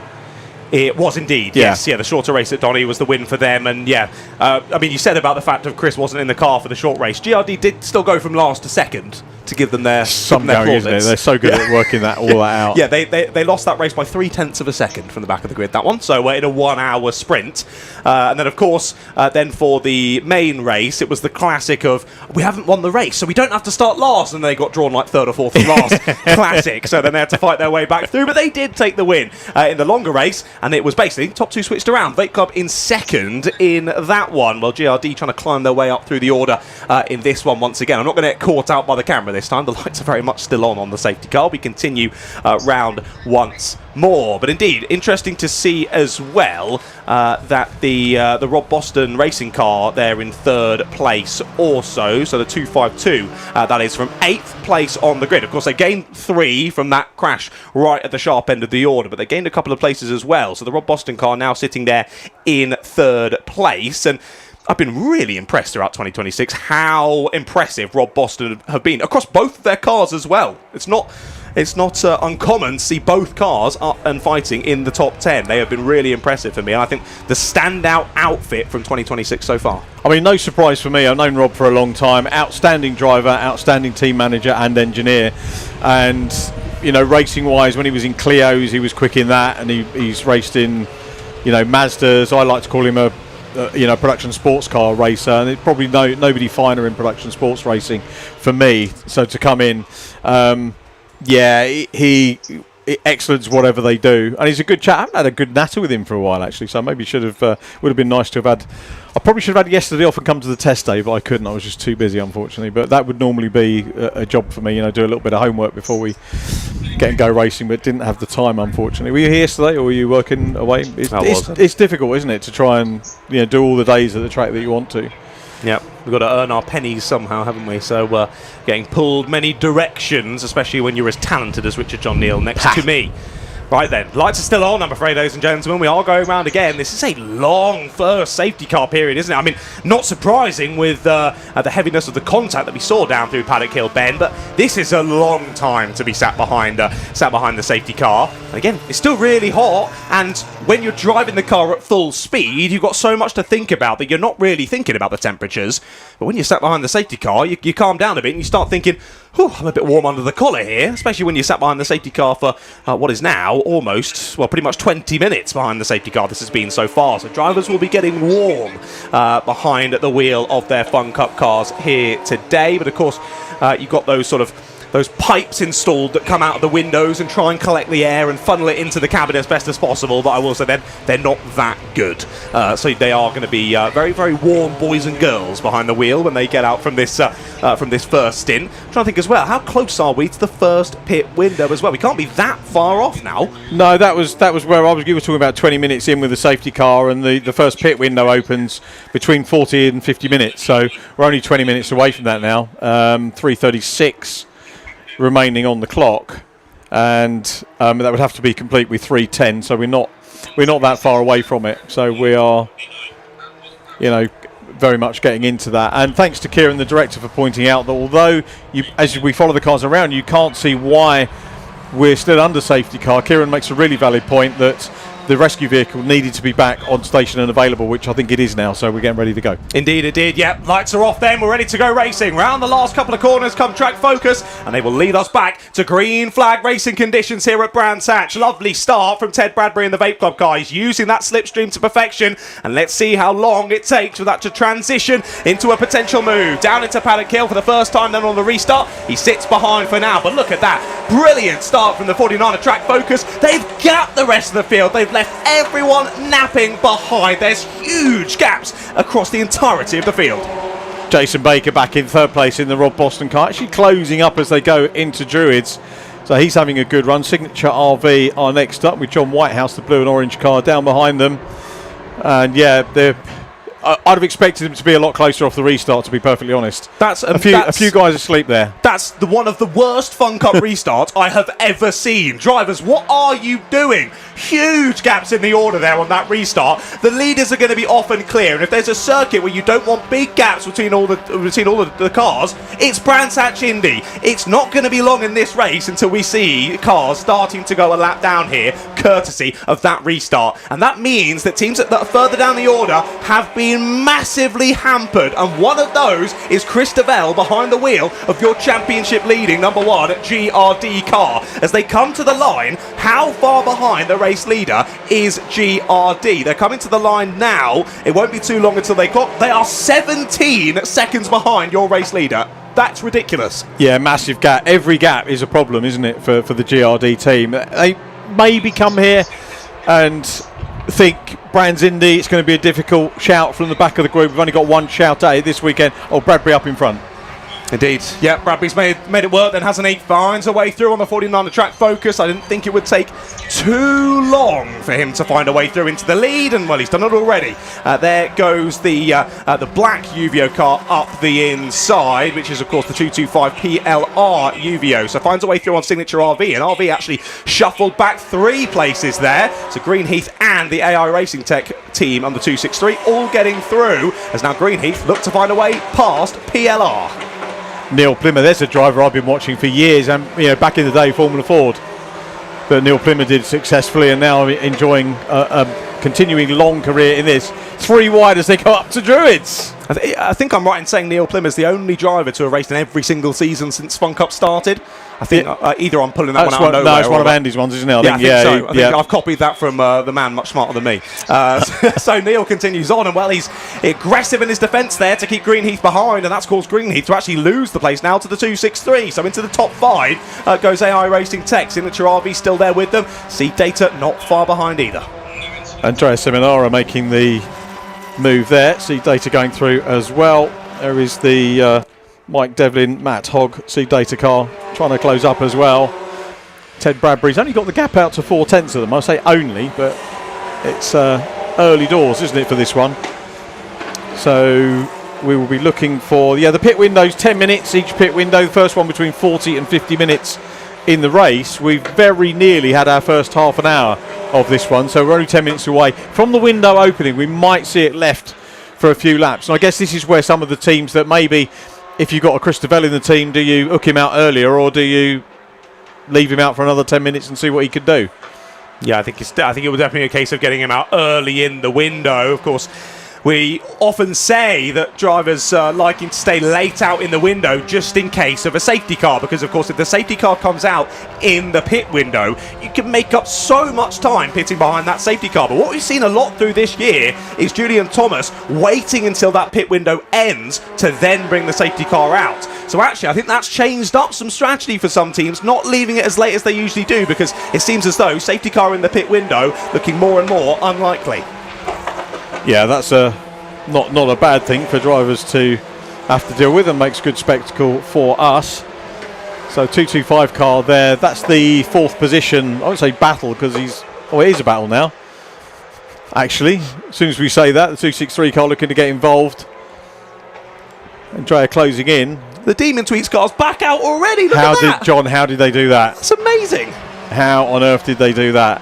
Unbelievable. So they've only lost, what is that, 10 laps or so? Amazing. Okay, 19 laps. Sorry, I'm a bit ahead of myself. We were under that safety car for a while, weren't we? But still, I cannot believe that took, 20 minutes from once it was back in the pit? Amazing. And this is the key now, isn't it, for those guys? They just want to get out and get some track time. And you imagine that if you're a driver that's paid for your slot, maybe in one of the guest cars coming out, you can see that you've got the chance to do that. So, okay, no meaningful points here, but they can get involved in some battles, see what sort of lap times they can put in, and get some points. And they're not going to be the last team on the result sheet. Exactly. Well, we continue on then. We continue keeping our eyes on this huge gaggle of cars side by side once again there between PLR and Greenheath, as Litek seem to have got in front of both of them, I think. Yeah, they have. So nice early part of this lap then from Litek, getting past a couple of drivers as we continue on through to the end of this next lap. But again, this just shows how crucial that start was, because now, as these cars all squabble for position, our top 3 continuing to scamper away. It's now 7 seconds between 1st and 4th place, who effectively lead this train. The secondary Demon Tweaks car there getting stuck in. Axiometrics well with them as well. And now Uvio Hoffman's Motorsport, from far down the grid starting this one, are up into the top 10. That's an incredible opening stint, isn't it? And we were only just out of the safety car period, so they're going to be giving Ted and Neo a run for their money, and they just want to get up there and get level with them as soon as they possibly can. And of course, both of their drivers, like Ted and Neo, quick. Litek looking around the outside, though. They've just got the fastest lap, and now they're looking around the outside here on AI Racing Tech. They've got the outside. They forced their way back to the inside at Graham Hill. What a stint this is so far from the Litek car. This is brilliant from Shea Brennan. Yeah. Lots of positions gained. New fastest lap of the race. They could be one to watch here as they, again, well, they're now the one leading this train of drivers. Can they see if they can close the gap to our top three? I was going to wax lyrical about Andrea Seminara in the AI Racing Tech car. The 263 started in 12th position. Granted, made up a few positions by virtue of the retirees from the first race, but as John said, the 403 car now goes up that move on the inside of Greenheath, up into 7th position, and making amazing progress here at the moment, and very nearly up into the top 6. So 7th position. It's the PLR UVO car now that they're chasing and about to have a go at the front of this group of cars. So these two, remember, at Anglesey, the story was about the changeover with Fabulous and Farkini changing cars, having had a DQ in one of the earlier rounds, which they couldn't drop. So to keep the championship alive, to swap cars, and now Fabulous, normally in the black and gold livery, but now in the blue and white one, about to pass the captain to make up a position here. But Neil Plymouth not making it easy for Fabulous Randaccio at the moment. And they might be workmates in terms of the circuit, but really having a good go at it. The 207 car, Demon Tweaks 2 right with them as well. But here comes Fabulous Randaccio making the move, goes for the outside, now he's going to go for the switchback on the inside. Yeah, that is Class Fun Cup racing there from Fabulous, and I think Neil Plymouth will know that he's probably game over. We saw some of the Fiesta Juniors hanging on to the outside line, but the captain can't quite do that, loses a place, maybe two. Yeah, that move was fabulous, wasn't it? Nicely done there down through the first corner and through into 6th place. Then go UVO Hoffmans. Yeah, of course. Both cars adorned by the UVO logo, but that doesn't mean they're going to be any kinder to each other, as PLR tried to hold the inside line, but of course that scrubbed down the hill, sent them wide, and up and under goes UVO Hoffmans. Nice move made, and yeah, as we say, now up into the top 6 after starting right down the order at the start of this race. But last time around, it was another fastest lap of the race for Litek. That's now gone back to AI Racing Tech. So these two have pressed on away from this huge gaggle now from 6th backwards. They're consistently lapping fastest of the field, and that gap to your top 3 is closing. Watch out for Litek and AI Racing Tech. If they can work together over the rest of this stint and into stint number 2, they could be right in that battle for the race win. And what's it going to be like when they get UVO Hoffmans with him? They probably won't work together. They, as Andy says, they don't never get the email to work with each other, but potentially 3 very quick cars all together.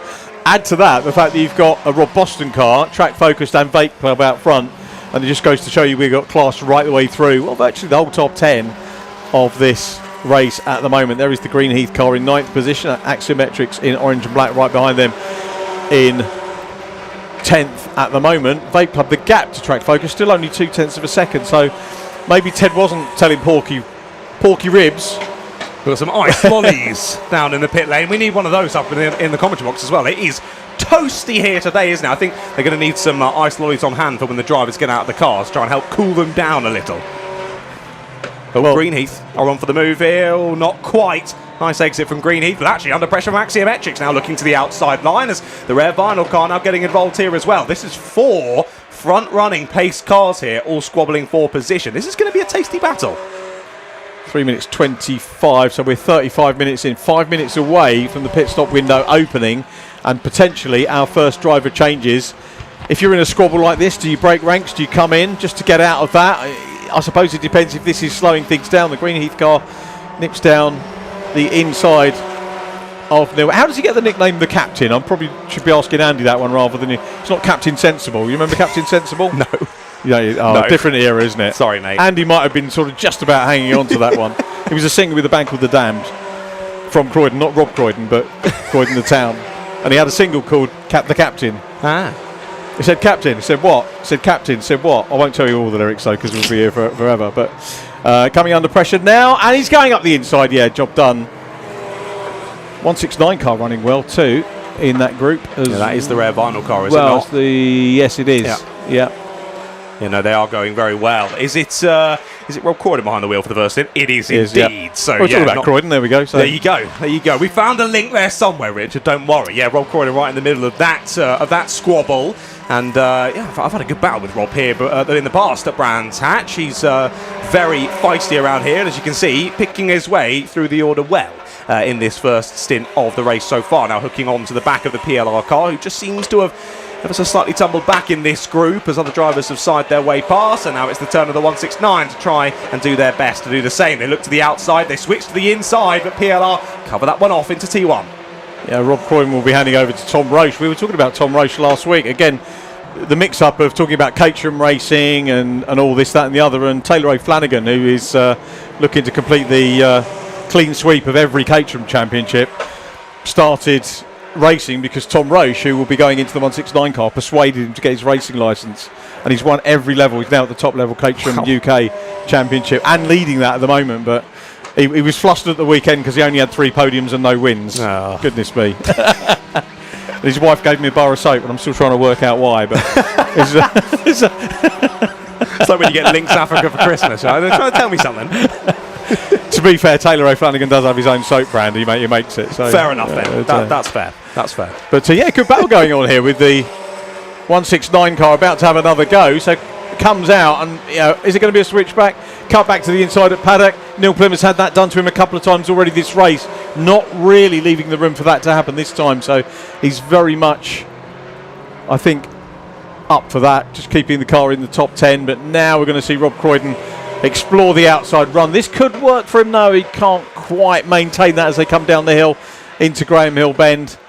I think PLR are maybe aware they haven't quite got the pace in this one because they're being very aggressively defensive, aren't they, as you see there on your screens. This is some aggressive defensive from PLR. Given we're still in the first stint, you wouldn't usually see this, so maybe the 225 feeling they don't quite have the pace to stick in the position they are at the moment. And see Data nipping through there on the inside, so that's the one thing, isn't it? If you get on an attacking posture, sometimes you can maybe carry the momentum in the wrong place, leave the door open, and the See Data car manages to go through. And they will now have a go. Matt Hogg will have a go at Neil Plymouth. Where are we going time-wise? Let's have a quick look up the top of the screen. 2 minutes away, I think, potentially from that first set of pit stops happening. Vape Club still leading. The gap still only 0.2 of a second. So fair play to Sean Cooper, who's done a good job in this opening stint. Yeah, really good job. Fantastic to see. Well, we now see as well the V-Box car jumping into this battle as well, don't we? So they've joined the trail of 5 here, continuing to squabble for position. Jamie just sent through a little note. Of course, we've already spoken about the 248 having the help from Morpheus Motorsport. So again, showing the camaraderie of the paddock there to get the cars back out onto the circuit and get back stuck in with the racing. Also had the 109 in as well, unscheduled stop for them. They were querying a misfire, went into the garage momentarily, but headed straight back out. So that's why the 109 a bit further down the order. Here is the 169 once again trying to find a way past here on PLR Uvio. Again, not going to happen. They just can't quite use that slipstream to full effect there and can't find a way back through. Of course, they've managed to get back past Seed Data, who snuck through down at Surtees a lap or so ago. And once again, the 169 getting sent to the outside line here. This is losing all 4 or 5 of these cars in the train. Quite a bit of time here, as now the Team Viking versus Capital car also closes in to make it 6 cars. A little look to the inside there, down at Graham Hill from the 169, but it's not going to happen. I'm also keeping my eyes firmly locked on the 99 in 4th place. That gap has gone down from 7 to 5 seconds, and the top 3 now are all within 4/10 of each other. They've just gone onto a new lap of the race. They are absolutely line astern, but Leatech, all on their own with no slipstream, are closing in hand over fist. Yeah, they're looking very good, aren't they, at the moment? So 4th position for 99. If you say 99 and ice lolly enough times, will you get one? I don't know. I wish they were still 99, mate. Yeah, quite. So yeah, Captain, £4.50 now. It depends where you get them. Probably are here, but it's understandable. It's some great value food if you haven't been here before. Here we go up the inside. So Rob Croydon manages to get the move done finally, and the C Data car is following through as well. So Neil Plymouth loses out another position. Oh, V-Box going to make this one as well. Yeah, Plymouth's having to sharpen those elbows, isn't he? Really having to defend in this race. And just after letting through the 169 and the seat-dated car, immediately defending on the V-Box car. So again, my suspicions that maybe PLR don't feel that car quite has the pace today. I think being backed up here with yet another fastest lap from Lee Tech. And there we go, Neil Plymouth coming in. He's going to hand over to Lewis Thompson. So he's going to be our first stopper, pit window open. Lewis Thompson, double Caterham champion. I'm talking a lot about Caterham. It really is a wonderful championship. And the fact that you get quality drivers like Lewis coming into this and expressing an interest in it is great. It'd be interesting to see what he can do. And it was also fascinating finding out about the difference between their own car, because they've got their own machine that they race, and the 225. So it's good for him to explore a different machine. Indeed. I was just double checking because Jamie's let us know that the drivers have switched around on the sheet, so it's not have they? Andrea in the car for AI Racing Tech. Oh, it's right, okay. Miguel Feisker in the car for AI Racing Tech at the moment, just so you are all Oh, aware. that blew me out of the water then for the first 20 minutes. Indeed, so they've switched around. So thanks for letting us know that, Jamie. But a lot of drivers into the pits then, as we would have expected, your championship leaders straight in to hand over the reins then. Christabel out, Simon Rudd in, and like we say, he's got the fan club out today here at Brscc. They're all going to be loving watching him head out for his first stint of the race. Yeah, I meant to clock where they were on track, 20th at the moment, but that kind of goes out the window. I'm trying to make a little note of who's where to see how the progress goes. George Grant has pitted as well to hand over to Abby Eaton. That Abby's move at Donington went a little bit viralish, didn't it? It was pretty amazing, wasn't it? Yeah, pretty amazing. No, she's been brilliant so far this season, hasn't she? Every time she's been behind the wheel of one of these Fun Cup cars, she's been right there, up at the sharp end. She's been brilliant to watch, and I think she's taught George a few things as well. Do you know what? I mean, George Grant is, to my eye, a philanthropist. I know he probably won't like me using that word, but you know, it's great that he's got Abby out racing. And it's bringing his racing on as well. He's such a super guy. He did threaten to come up, but whether he knows where we are, I didn't tell him where we were. So we're hidden away. Good luck finding us, George. But no, he's done a good stint in that first stint, hasn't he? Brought it in, car all in one piece, in a decent position as well. So let's see. Yeah, he did a good job. What Abby can do now behind the wheel. I mentioned earlier, of course, my father and my brother are here watching. I know they've been hounded by Jamie on the cameras, and my brother went over to have a chat with Abby because they used to race together in Sax Max, if you remember that. I never realised Abby did Sax Max. Yeah, Abby did Sax Max with my brother David, so they had a little bit of a conflab about that. But I think Abby's gone on to slightly bigger and better things than my brother. Sorry, David. Well, no, it's different. Think different paths, isn't it? You know, but no, I never realised that. I mean, I first clocked Abby, I think, in Mazda Super Cup, which she won, and you know what a difficult championship to win. And you know, fair play for her, sort of flying the flag for women in motorsport. She's a terrific ambassador. Really big pity that she hasn't had the opportunities to go into F1 Academy, because I think leagues above a lot of the people that are in that right now. Indeed. Sorry, you look thoughtful. I'm just really confused as to how we've ended up with these cars in the same camera shot. How are we lapping? Oh, because they've done stops of course, yeah. John, come on. All right, there we go. John's less confused now. I was just thinking, how have we lapped these cars already? Oh, they're coming for early pit stops, of course. Right, so we carry on then. Our top three still line astern. I think thing to note for me, though, is that Lee Tech are now pretty much in the same camera shot as our top three. There they are, just behind Signature RV. So only now, as they cross the line, it was 3.2 seconds. It is now 2.6 seconds. Our top three all line astern now. So with a back marker between them, Lee Tech are continuing to close in. This has been the most amazing stint from Lee Tech, I've got to say. But they've just lost the fastest lap. Uwe Hoffmann steal it away. Yes, they do. And that fourth car that we're looking at there, Lewis Thompson, of course, a quick peddler. So, he'll want to get in and unlap himself if he possibly can. And he's a fresh pair of legs, if you want, in the car as well. And we'll try and get past the Rob Boston Racing car in third place. But that is not full position. It's to unlap himself. He's not going to be in that position once the stops are done. Once we're all netted out, they'll all be on the same lap, one would think. It's in quite a good place to be, though, isn't it? Because the top three aren't fighting, and he can just use the slipstream. And they're obviously on good pace as well. So, what do? Do you sit back, enjoy that little bit of pace? Demon Twig's car in for its stop. So it's been spent quite a lot of time in the pit lane. The first driver change will get underway for the Demon Twig's car. Careful out there, it's only just been rebuilt. Indeed. The new driver hops in then for the 249, and car looking fantastic, to be fair, considering it was barely joined together only about 40 minutes or so ago. So amazing job too. The team there and the entire paddock, to be fair, for getting that car back out. There's lots of dust down at Paddock Hill Bend, but I can't see any cars stuck in there, so I think someone's only had a little bit of a flirt with the track limits there down through the first couple of corners. And we continue on through this first pit window of the race then. How is this going to reshuffle up the order? There is Uvio Hoffmans after taking that fastest lap of the race. They're now cutting their way. Ooh, I was going to say past the back markers, but no, they have made a move on the 263 as well. So that is a pass for position then on the AI Racing Tech team, who, of course, like we mentioned, do not have Andrea behind the wheel. It is Miguel Feisker behind the wheel for them, who has sadly just lost the position then to Uvio Hoffmans.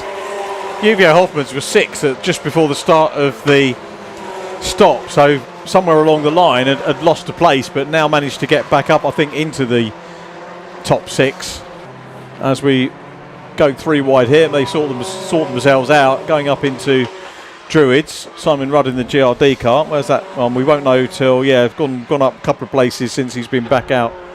Yeah, we know their stops are absolutely lightning, aren't they? So they'll make up quite a few positions in that first stop. So there is, so 403 haven't had their stop yet, have they? No.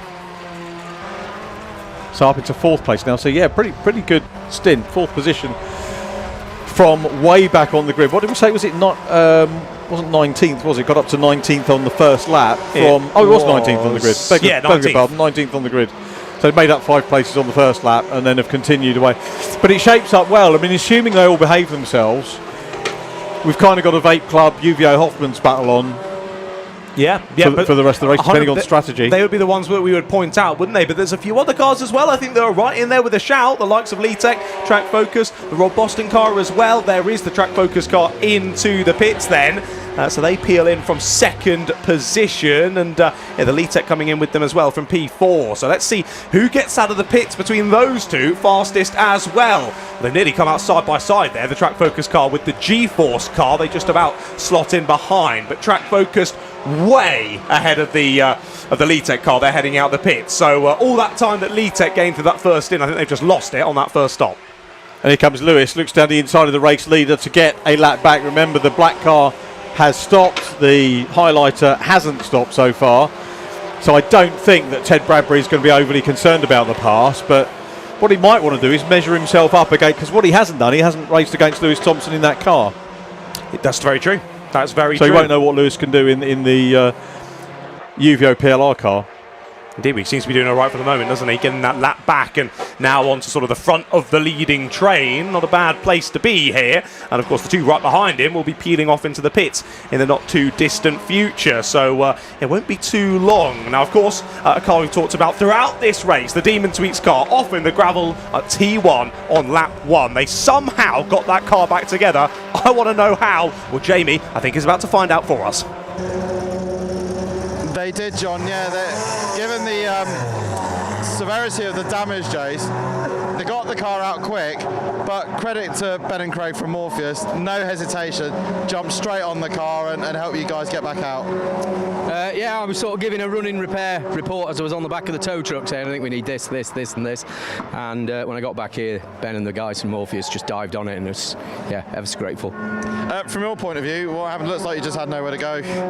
Well, when I opened my eyes, it was as if I was underground because it was just brown everywhere. The dust was unbelievable, but it was just wrong place, wrong time. All right, well, at least you're back out there. We know you got to go upstairs, but good luck for the rest of the race. Cheers. Thank you, mate. Back to the box. Thank you, Jamie. Good to hear from the Demon Tweak squad, and exactly as Jason said there. Just wrong place, wrong time. Had nowhere to go. It all happened so fast, and amazing that the team jumped into gear there and got the car back out on circuit so speedily. Speaking of getting back out on circuit, a few more teams getting those pit stops done. Team Viking Ursus Capital back out onto the circuit as we continue to watch our leaders. Ted still going on, heading on around the circuit and clearly extending this right until the end of the window to hand over to Neo Clark.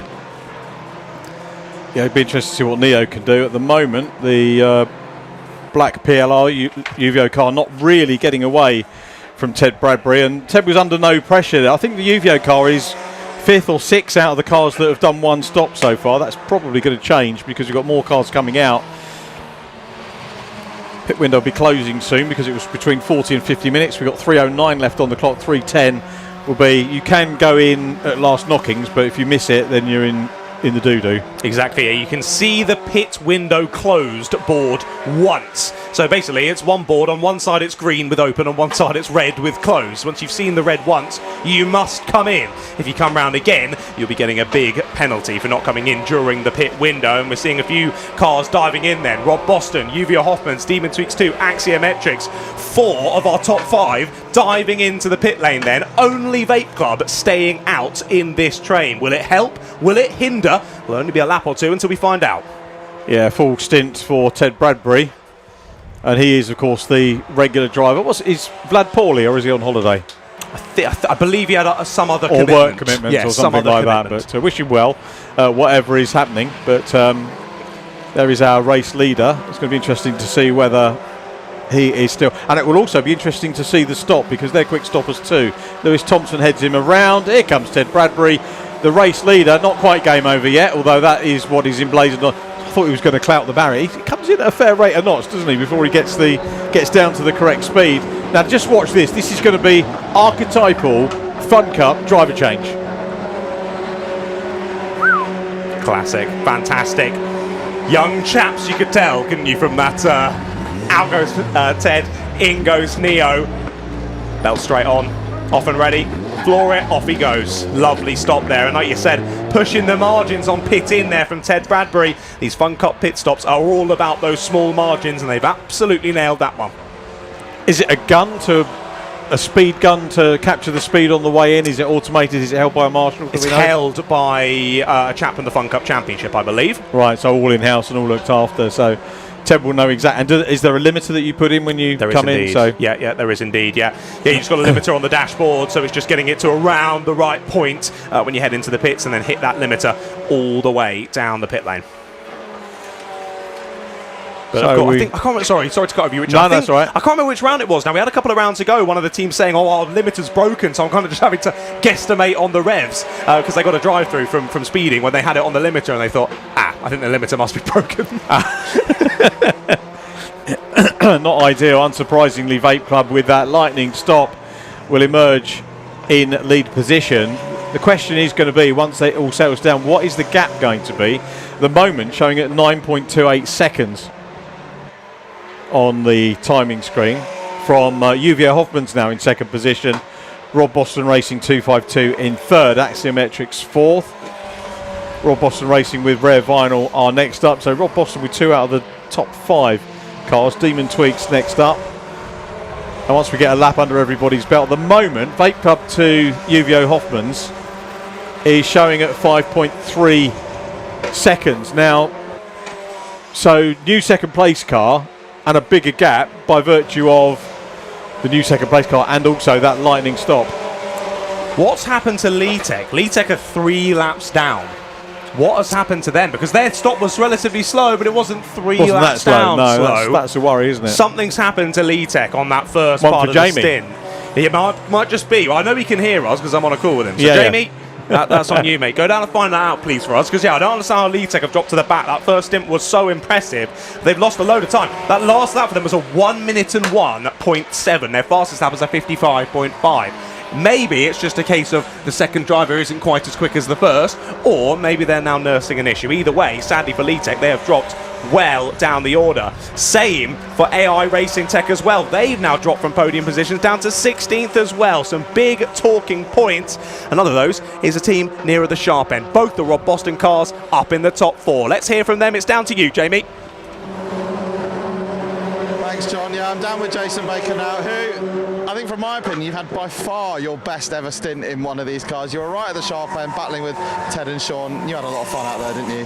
Yeah, it's finally clicked, I think, with these cars now. I feel more confident with them moving around. It's very different to what I've raced before. And that was loads of fun. Yeah, really good fun. Hairy first corner with the accident, but managed to avoid that. And yeah, the 3 of us were just sort of working together, trying to get a bit of a gap.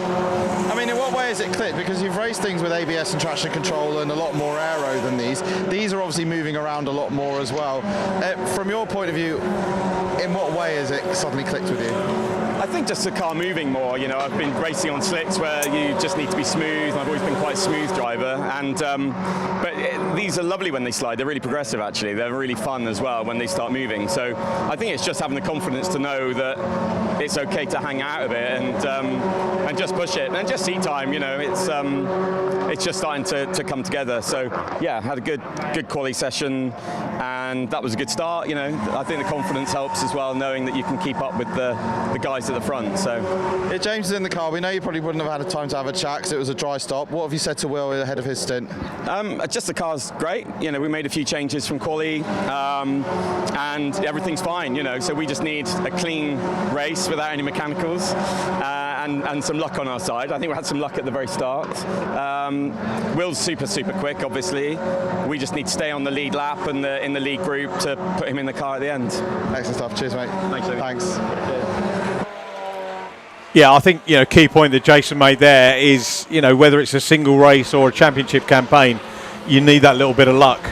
You know, you can dominate a championship, but you still need the luck not to get a DNF, not to break into your drop scores if that's what sits there. So, yeah, absolutely key. Hope they get a good result out of this one. Will Blackwell Chambers, is that a two-man team?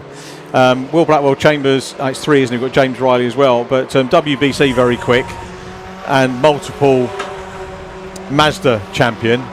I'm guessing, you know, this now seems to be the place that you look at. You know, if you've done everything in Mazdas, what do you go and do? Inevitably, most of those drivers are coming and looking at Fun Cup.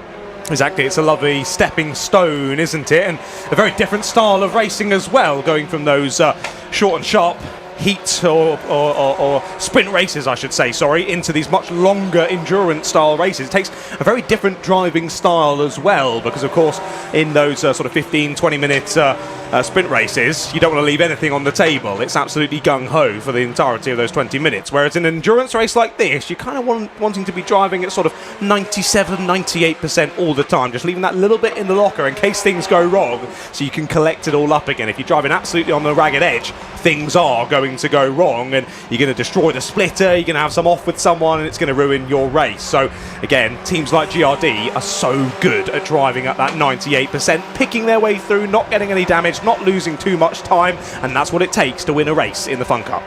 Farkini goes for a 99, makes the move down the inside, picks off the 99 car. That is to lap the 99. He's in second position, the 403 car at the moment, and has got the gap down to less than 2 seconds to Neo Clark out front. So the gap has come down. When we exited the pit stops, the first stop, it was something like 6 seconds, but it's now down to 1.8.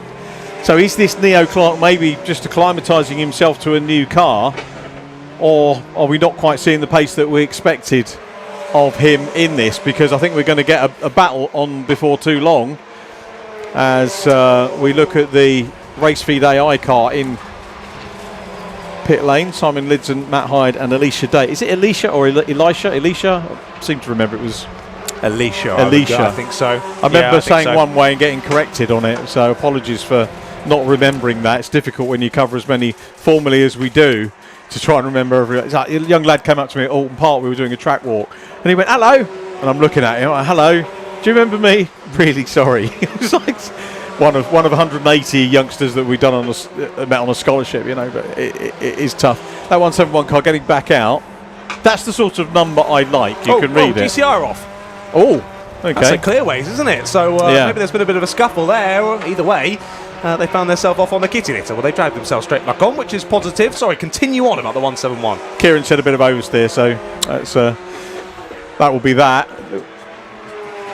Too much speed, around he went. Thank you very much indeed, Kieran. Team GRD were in and around them. They're up into 11th place now with the fastest lap. So Simon Rudd, his fan club's going to be pleased. Fastest lap with a 55.364. And terrific progress up into 11th place now. So knocking on the door of that top 10 for the championship leaders, the multiple champions running well. Yeah, brilliant stint so far from Simon, isn't it? Nearly breaking his way into the top 10 now with that fastest lap as well, as you say. Here's a move for second place, though. Look at this. Rob Boston pulling out of the toe, looking up the inside, but it ain't going to happen this time. They have really closed up to the back of Neo Clark now. And yeah, looking at the lap times, it has been only one lap since coming out of the pits for Uvio Hoffmans where they've been in the 57s. All the other laps have been 56s. Neo Clark hasn't done a single lap in the 56s. He's been all in the low 57s, and that is why Uvio Hoffmans and Rob Boston Racing have closed back up to the back now of your race leader. A little update from Jamie as well on the 99 Lee Tech. Just before they headed in for their pit stop, Shea ran wide into the gravel and took the spitter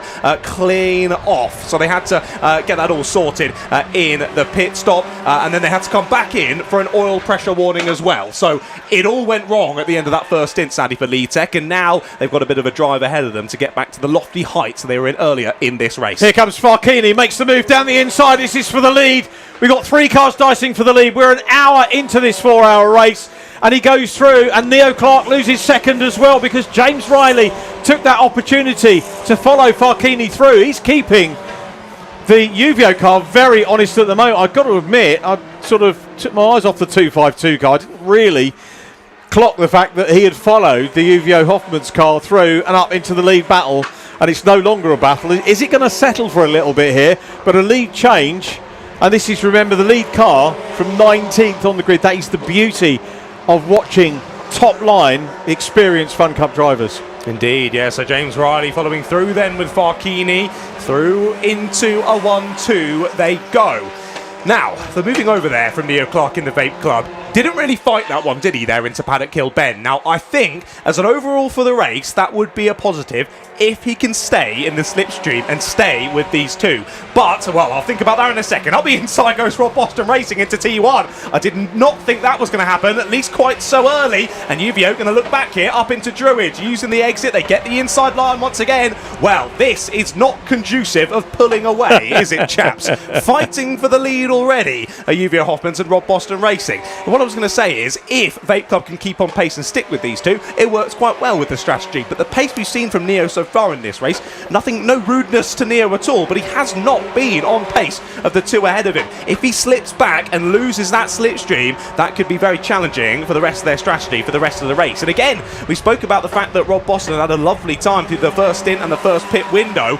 Both those two cars in the top 4, and now the rare vinyl car closing in with them as well. So this leading group of 4 has 2 Rob Boston cars in it. Could they work together here to force their way through up into a 1-2 where they're looking for the lead once again down into Paddock Hill? Yeah, fastest lap for Rob Boston Racing with rare vinyl. As you can see from the ticket on the top of the screen, regular viewers of My Nonsense will know that I get frustrated when you watch championships where you don't see the top guns all out together and you don't see racing by definition, which is what you're seeing here, passes and repasses. Now bear in mind, this is an endurance race, and yet we've got 4 cars after a quarter of that endurance race all dicing for the lead. This is, proper racing by definition. Well done, all at Fun Cup. Indeed, amazing to watch, and you guys are able to enjoy it from wherever you're watching at home, courtesy of Alpha Live. Another car that was in our leading group in the first stint has had issues. A number 49 Track Focus car have just been in to serve a stop and go for an unsafe release from their first pit stop. Oh dear, time lost for the 49. They've rejoined in 15th place. It is for Track Focused. At the moment, we've got a whitish trio pulling away from Neo Clark in that 4th position. Here comes the 169. It's going to make the move. So the Rob Boston team cars just do a little switch, and it's the fastest car on track currently, the rare vinyl car, that goes up into 2nd place, and will start to try and hunt down Farkini. Who is it that wears the James Hunt crash helmet? Is that Farkini or is that Fabulous? That's Farkini. So the guy that's in the car now. I think he should sell those T-shirts because I think they are so cool. I don't know if they... Oh, through to the lead goes He the got him. 169. Yeah. Tom Roach is on it in this stint, isn't he? He's closed up to the back of these top three, and he's made the move for the lead. Through goes the 169. Well, we seem to think that maybe these trio would work together, but it's not going to happen. Where's the other car gone? Into the pits comes the 252 Rob Boston car. This is not a scheduled pit stop. This is well outside of the window. Oh, it's a penalty. It's a penalty for the 252. They're pulling in to the stop and go board as, oh dear, G-Force goes for a spin up at Druids.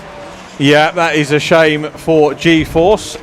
Just trying to check who we've got in that one. 158, stint 2 is going to be Gary Summers in the car on that one. Did we get a change as well from Jack Noller down to race 158, but he's obviously not in it, so we're down to 2, aren't we? I was going to say Jack's another good Mazda driver, but he was on the entry list originally, but was pulled out for wear. That's a pity. I was looking forward to seeing. Was that under the G-Force entry? Yeah. Never known of Jack racing under the G-Force entry. Well, so, maybe it was. But they're back has Jack to Noller done it before? I don't think with G-Force. Right. I think with another team. I'm struggling to remember off the top of my head which there team, you go. but on. Oh yeah, you're right.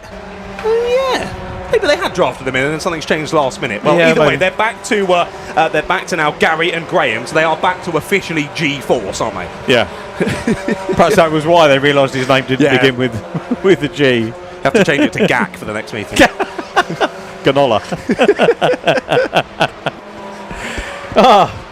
There's Simon Rudd pressing on again, a driver that we haven't. Of course, we've spoken about him a few times, but in this stint we haven't had to mention him too much. He's just quietly doing what he has to do, isn't he? And they always do, don't they? That team, whether it's Riley Phillips in the car or Chris Devell, they all play their part. And again, one of the things that I was talking about on Anglesey was the fact that there aren't that many 3 driver teams that can be that successful. So it's a very special combination, those 3, and made it up into 8th place. Last time we were looking at them, they were talking about knocking on the door of the top 10. They're in there. They're trying to hunt down on Greenheath now to get up into 7th place. But yeah, a little bit of tarmac to go before Simon can get stuck in. When's the next pit stop window? So we're now looking at second stop, 80 to 90 minutes, which will conclude with 2.5 hours to go. So we're around about 15 minutes away. Yeah, exactly that. No, we're getting pretty close. Your chatter about the 3 driver teams, though. I don't know, mate. Team Ratters Racing were pretty good with 3 drivers. Oh, sorry, mate. Yeah, we shout out to the Team Ratters crew as well, watching at home, especially Baby Ella. Hello, Baby Ella. Hope you're enjoying the live stream here from Brands Hatch. But indeed, our top 2 still then within a second of each other. As we say, we lost that 252 from the leading battle, and Jamie has let us know that was for speeding on pit lane entry. And we were talking about the speed guns, weren't we? Exactly. So I saw the gun down there, and a couple of people have fallen foul. Can you get caught on the way out as well? Yeah. You can, so Indeed. it's in and out. So Indeed, yeah. They are on it. Don't you worry, they are on it. So the 252 dropping out the leading battle because of that mistake. Say, don't you worry. I do worry. I'm very worrying person like that. Don't worry, Richard. We're in safe hands. I'll take your lead on that. I'll be calm. Calm and considered, unlike all the drivers out there behind the wheel of Funk Up car at the moment. Up and undercoats Greenheath there, and that's putting another lap there on the G-Force car as they take the inside line. And there you can see just behind them the number 1 GRD cars. Oh, Summers really squeezing Greenheath to the inside apex there. I don't think the driver of the number 14 there is going to be very happy about that. Who is it behind the wheel? It's Gary Bate behind the wheel at the moment. He's not going to be very happy with the driver of the 158 at the moment, which is Gary Summers. He had a spin up at Drew, isn't he, a few moments ago, and now Greenheath trying to find a way past, and again getting balked. Oh dear, they won't be happy, especially for the factors, as I say, the number 1 hot on their heels now, only a few car lengths back. Yeah, you would think that, without wanting to sound a little bit arrogant, that those 3 cars could be a fairly straightforward pick for Simon before we get into the pit stop window. And I'm guessing, is it Riley Phillips going out for stint 3? It's Chris Devell again for stint 3.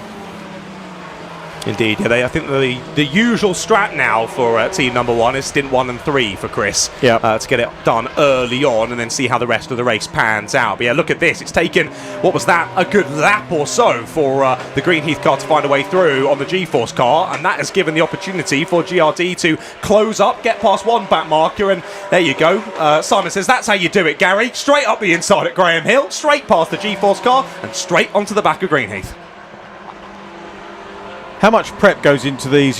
So you load the car up, they're all the same, but how much prep would go into a car between meetings. Yeah, quite a lot to be fair, and it's all getting that set up right for the particular circuit on that particular day as well, with what you're expecting in terms of conditions and things like that as well, and maybe how you want the car to play into your strategy as well. There's so much that goes into it, one from a team side, but also from the driver's side as well, getting everything sorted in terms of prepping for those pit stops, getting the strategy down, and everything around that as well, keeping the drivers hydrated, having some team members on board who are just looking after those little bits that the drivers would forget as well. There goes GRD up the inside then. That is now 7th place for GRD. What a stint this has been so far for Simon Rudd. But yeah, there's a lot that goes in to a Fun Cup race, both from team side and driver's side, and fair play to Simon, because he's had to do all of that this weekend while also trying to herd about 100 people around this Brands Hatch circuit to watch and enjoy his racing. Of course, inviting all the sponsors and friends and families down to enjoy. Simon's had a job on his hands before he's even got in the car. So it's amazing for a driver like that to have all those things to think about while he's out of the car and then get in and be as fast as he is at the moment. It's a good way to go racing, isn't it? You know, we talk about marketing partners, sponsors, and, you know, bring them down and get them to enjoy it.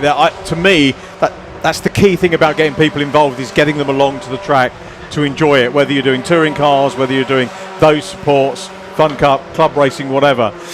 Get them down, get them to enjoy it, get them to bring people in, get more involved.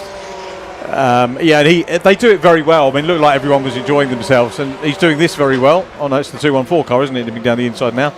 Change of shot for me. The Matt Devlin Mike Hogg car going through on the inside. So what do we reckon? GRD probably would like a safety car now, wouldn't they? Just to close up a little bit more. It would help, wouldn't it? It would help. There is still a bit of a chasm. I think it's between the 4th place car of Vape Club and the 5th place car of Signature RV at the moment, is where that bit of a gap mostly occurs. But yeah, great stint to find themselves now only within sort of 10, 15 seconds or so, 20 seconds or so to your race leaders. And that move we just saw on your screens was for position as well. 12th place that is gained for Seed Data now. Team Viking and Ursus Capital slipping back into 13th place. GCI have been impressive so far in this race as well. They're in 11th place, only just outside of the top 10, and considering the fact we saw them going slowly on that first lap after the chaos down at Paddock Hill, I thought maybe they had a potential race-ending issue, but they seem to stay on the back of the order. But they did take that restart from last place, and if you cast your mind all the way back to that restart, there was so much time between our leader and our last place by the time they got over the timing line. So that shows how much time and positions that GCI have gained back. And they're another team who have the whole fan club out here today at Brands. Abby Eaton battling for position here. This is for 13th place. So Abby's done a fair bit of hauling up the road. Team Clapham North car. Did you hear the story about George Grant as well? I don't know if I've done this one on the Fun Cup as well. So, oh, here we go. Lovely move there by Abby Eaton down the inside. Yeah, that wasn't in doubt, was it, that move? So George obviously worked with George quite a lot, because Clapham North have been really great with sponsoring, you know, Mazdas and meetings and goodness knows what else. And I saw him at a meeting one day. He said, "Is the car all right?" And I went, "Yeah, the car's fine, thank you." He said, "Was the repair all right?" I said, "What repair?" He said, "You bought your car in for repair." No. Someone, I think, had taken the car into Clapham North. He thought it was me. Somebody got a free repair. I would never go or angle for a free repair. Do you know what I mean? I would always pay them away. But yeah, that was quite. I don't know who it was. Certainly wasn't me, mate. Why are you looking at me? No. No, what a cheeky sausage! Whoever did that. Well, they thought, yeah, Clapham North MOT. Yeah, very good rates, you know. So. And they're not far from me. I'm based in Croydon, and Clapham North obviously isn't that far away, but this is another one for position, isn't it? So it is indeed, yeah. Abby's got past the Team Viking Ursus Capital car, and she's straight onto the back of the Seed Data car, and the 249 Demons Week's in there as well. Of course, they're still a few laps down, 18 laps down, sadly at the moment for the Demon Tweaks car, but still getting stuck in. There is Abby up the inside, then into Paddock Hill Bend, and Seed Data very much gave them the room there on the inside, didn't they? That lack of exit speed, though, is a bit of a lock-up into Druids, so someone ahead will give the opportunity to Viking up the inside. There you go, and they steal the position back from the 214. And Abby already putting a gap on those. I think Abby one of only 3 or 4 female drivers that have won in, I say normal championships, the wrong word, but, you know, mixed championships. Obviously, won Super Cup as we mentioned. Oh, I think the only other I can see the G-Force car off. Sorry to cut over you. The G-Force car's off at Clearways, isn't it? And it has come to a halt. There it is on your screens. But it's rolling back. Hopefully Gary can get it into gear and get it freed. As you say, if not, we might go to another safety car. Yeah, it could be. Good timing for some people. It's poor fortunes for Gary. Positive, though, for the JPR for Hire car. They've just done their second lap of the race. They're back out of the pits after that issues on lap number 1. I can see Gary pulling away from the scene as well, so no safety car needed. Yeah, JPR for Hire car, I mean, that's really good news, isn't it? And if you're thinking about coming in and thinking, oh, actually seeing the incident on lap 1, no, I don't want to go in. But then the effort that the JPR team have done to get that car back out, you think, well, actually, you know, they look after their customers, they've got them back out, as you said, so a really good spot and a good effort from the team.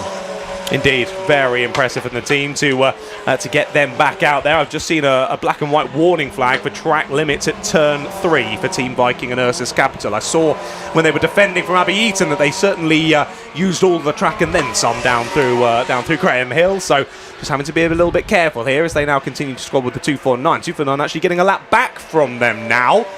So no loss of position there for the 249 for Team Viking and Brscc Capital, but track position certainly lost. Well, this has been amazing for Tom Roche. Of course, we've not looked at the leaders for a little bit, but he's now 6.5 seconds clear on Farkini.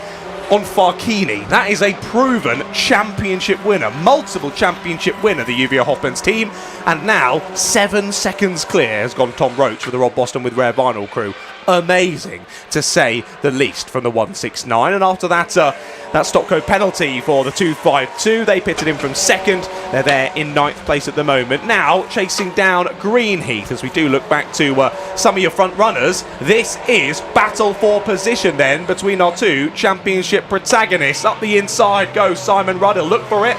Almost fakes out the 212 there, but Neo Clark able to hold position for now. So this is the squabble for 6th place, this will be, as Simon Rudd tries to find his way past. But that just shows the 212 came out from that pit stop in the lead of the race, and it was the lead by about 7 seconds, was it not? Now finds himself 19 seconds off the race leader and about to be overtaken by the car that started in dead last. 3 minutes to go before the second pit window opens, and Simon Rudd will want to just get up another position here before Chris Devell goes in. Chris will play his valuable part in this as well, but Rudd looks to the outside run as they come off Clark Curve onto the main straight, across the line, just I think had his nose in front as they got there, makes the move up into the top 6. I've been writing down the top 6s on a sort of little mini lap chart as we get to the pit stop, so I'm going to have to change that round now because Rudd, right from the back, considering how long they spent behind the safety car, it's a really good recovery, isn't it, from the GRD team. Superb stuff.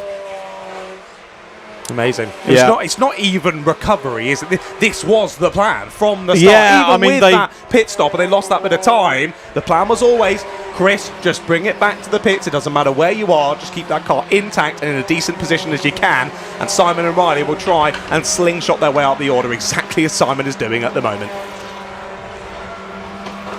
263 car being doing a bit of a hamper job at the minute for the car of Neo Clark.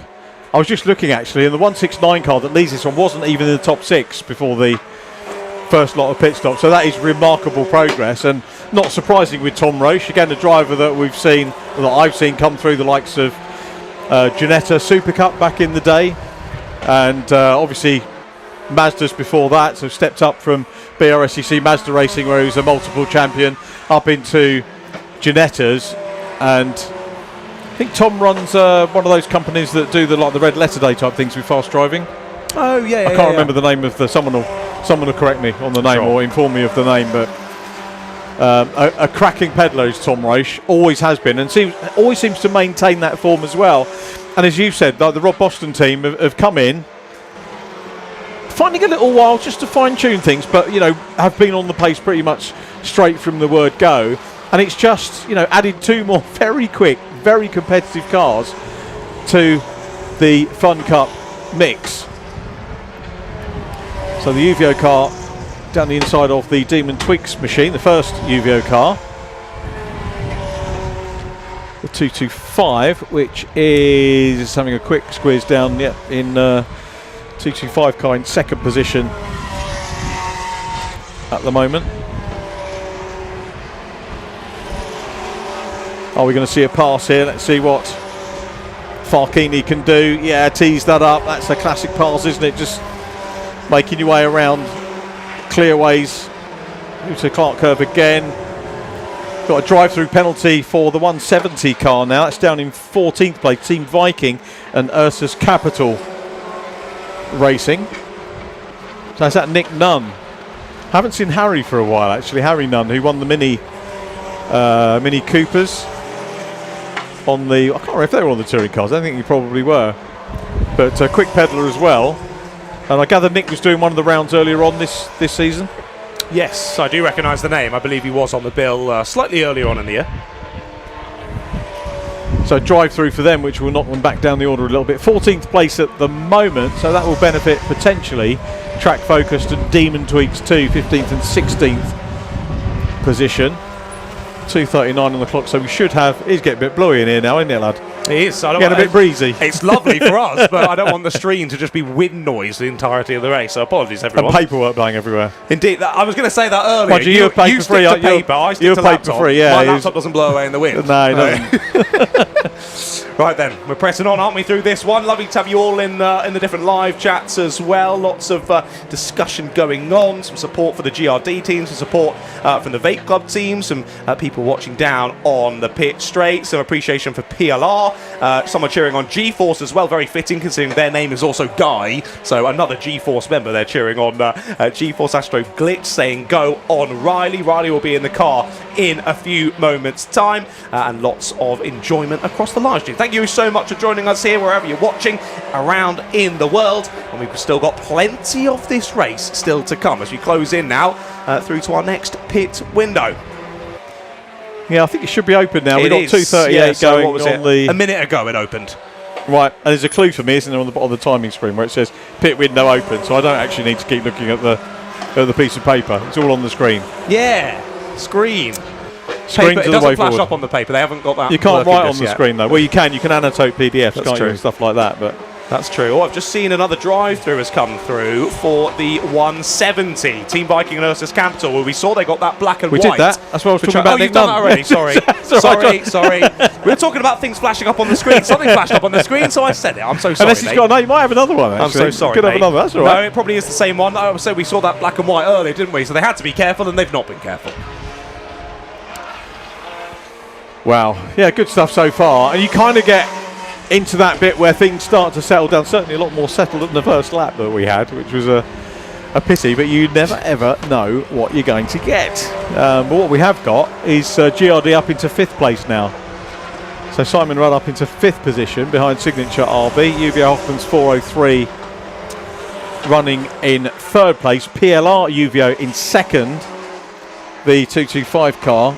Lewis Thompson's had a good stint, hasn't he? He has. Very impressive stint so far. Had to go and double check that, do a little double take for Lewis, because the car was, Neil was dropping back, wasn't he, a little bit, with all deference to him, got involved with quite a lot of scrappers. But Lewis Thompson's done a super stint. He has. Just spotted as well in the live time with Vape Club losing another position, and that was to the 252 that came in for that stop and go. So that shows how much time, sorry to keep picking on you, Neo, how much time Neo has lost in this stint, because a team that came in for a stop and go have just got back past them. So they've effectively nullified that stop and go in terms of with the 212 team. So it's not been an ideal first stint of the race here for Neo. So I think he'll have some rest and recuperation before that second stint. I think the other point you were talking about, when I was asking you about setup and work that goes on in the cars between meetings and between races, the other thing is that although the cars are ostensibly the same, drivers can have varying setups. So it may be that Neo's setup is not exactly the same that Ted Brown, and there's no reason why they should have exactly the same setup. So I'm guessing the team are going to give Ted as main driver, which he is, the regular driver, his setup. I don't know how different it is. Maybe that's one for Jamie. Maybe we get to find out whether they have got a different setup. But good, quick drivers can drive cars different ways. Yeah, no, 100%. 100%. You see that in Formula One all the time, don't you? A driver jumping into a new team thinking they're going to be oh so fast, and then they're nowhere near comparative to where they were. So yeah, jumping between cars, like we say, even in the Fun Cup, is not that much dissimilar between the cars, but there can be those minute changes that just don't quite complement a driver's style as well as another car. So it's not quite as simple as jumping from one car to the other and you're going to be on the same pace. That's not guaranteed. I think the GRD car we'll see probably stay out as long as possible. This is 4th position. This is the 4th place. Yeah. So the 557 car. You see that Harry dust, that Mailer. was the seed data car. I've just kicked that up, but they carried on. Don't worry, everyone. Harry Mailer doing a good job here of fending off the championship leading car, really being made to work, which you would expect to do for position. Meanwhile, into pit lane is Paul Turner, or I should say Gary Bate, going into pit lane to hand over to Paul Turner. So the first of perhaps the significant stops. And Simon Rudd, as you get closer to the top, of course, the passes are going to be more and more difficult because you're hitting on the drivers that are finding the setup right, the form right for the day. Jamie's just let us know as well, the Greenheath car is just double churned on that stop. Oh, has it? They oh, wow. put 2 churns of fuel in then. Of course, 2.5 hours left to go. So will that get them to the end, bearing in mind the lack of use of fuel? As well, yeah, considering they had that safety car and whatnot. There might be a case of it might make it to the end if there's a safety car. Hope and pray. If not, might need a bit of fuel saving. But we'll see. Double churn with 2.5 hours left to go then for the number 14. Simon Rudd cannot get past Harry Mailer at the moment in this one. Mailer will hand over to Steve Ruston for his first go at the afternoon, the third of the 3 signature RB drivers. Simon Rudd here. I'm not sure how do you feel? Do you feel frustrated when you're looking for position, or are you just thinking, yeah, I've been in a good race? It's got the position, or nearly got the position. No, indeed. It'll be a little bit frustrated a bit here, just with a bit of time lost, but equally, looking at the entirety of the stint, it has been a mega stint, hasn't it, for Simon Rudd? This has been brilliant for the team, up into the top 5. But of course, he's a racing driver. He will have forgot everything that's already happened. Right now, he's only worried about getting this position away from Harry Mailer, as he's nearly pushing Harry down the start-finish straight. Towards turn 1 we go again. Harry's going to cover it off relatively late there to the inside line, but he only made 1 move, so all is fine there. Mailer keeps 4th place for now. But yeah, this will be frustrating, Simon. Now, is this the thought of maybe where you go, maybe bring him a lap or 2 early, just so he doesn't stay in this fight with Harry? Very possibly, just looking to elevate himself into 4th position here, and you know he'll want 4th rather than 5th when he comes in, certainly for the reporting that will be going in. But yeah, this is no easy task for him. Proper race going on again. This is what you want to see. We want to see it in sprint races. You want to see it in endurance races. You don't see it in most endurance races, to be absolutely fair, because you get the fastest drivers going off the front. Here he comes again, tees up the inside, hasn't quite, has he got the pace here? Just to white line it a little bit, he's trying to draw level. We'll get more of a picture when we get side onto him. Yeah, he's got the space now on the inside into Paddock Hill Bend. That was a very hard earned pass by Simon Rudd. All about track position coming off Clark Curve, managing to get the overlap, pulls level. Question is now, will we see Harry Mailer nibble back and go at him? It's going to put the GRD car now to try and close down on the UVO Hoffman's car, 403. So we've got some of the usual suspects, if we can use that phrase, up at the sharp end as we edge towards the end of the second pit stop window. Indeed, indeed. No, this has been such a mega stint from Simon. I've been so mightily impressed by this stint so far, and now, as we say, he finds his way up into the top 4. There is the 252 just ahead of them. They've just made their second stop of the race, so this one not for position at the moment, as 252 continues on around. Then it shouldn't be too long until we have both these other two, number 1 and the 557, coming back into the pit lane for their second stops of the race. But it is still the 169 Rob Boston racing with Rare Vinyl, who have that fastest lap and still have a 6-second lead now ahead of PLR UVO. Interesting. It wasn't PLR UVO when I last checked, it was UVO Hoffman's. UVO Hoffman's have dropped 8 seconds off of PLR UVO. That is surprising. Have they had a slow lap? No, that's been on pace alone there. So PLR finding pace in this second stint of the race. There was some fun and games going on in pit lane with the Demon Tweaks car trying to get push started. So I think they maybe got a carry-on issue from whatever happened on lap 1, but they've done well to get out. I think it's rejoined the circuit. Oh, it's in the garages now. So thanks to my missus, who's retaking her role as spotter from years ago for me on track. How's the lap chart going, dear? I thought I was going to get her to say I'm 2 laps behind or words to that effect, but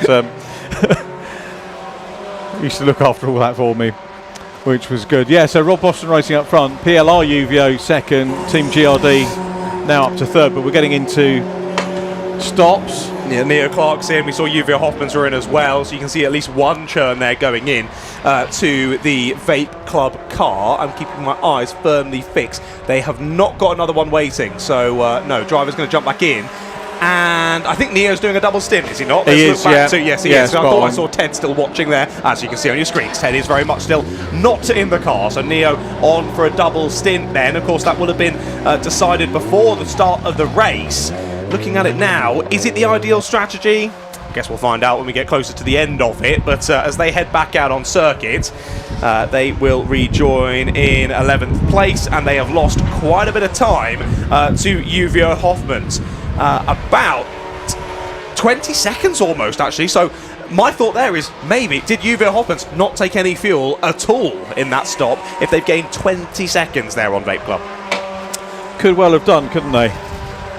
Potential for no fuel. We'll keep our eye, and hopefully Jamie will be able to update us as well. But that might mean that we've got the likes of UVO Hoffman's on no extra fuel in the car so far, whereas the likes of Greenheath with 2 churns in. So varying levels of fuel will mean varying levels of lap times, but again, that might play into the fact of maybe teams decided to start the race on different levels of fuel as well to try and play into that long-term strategy. Lots to think about. Here comes your championship leaders, and they are double churning.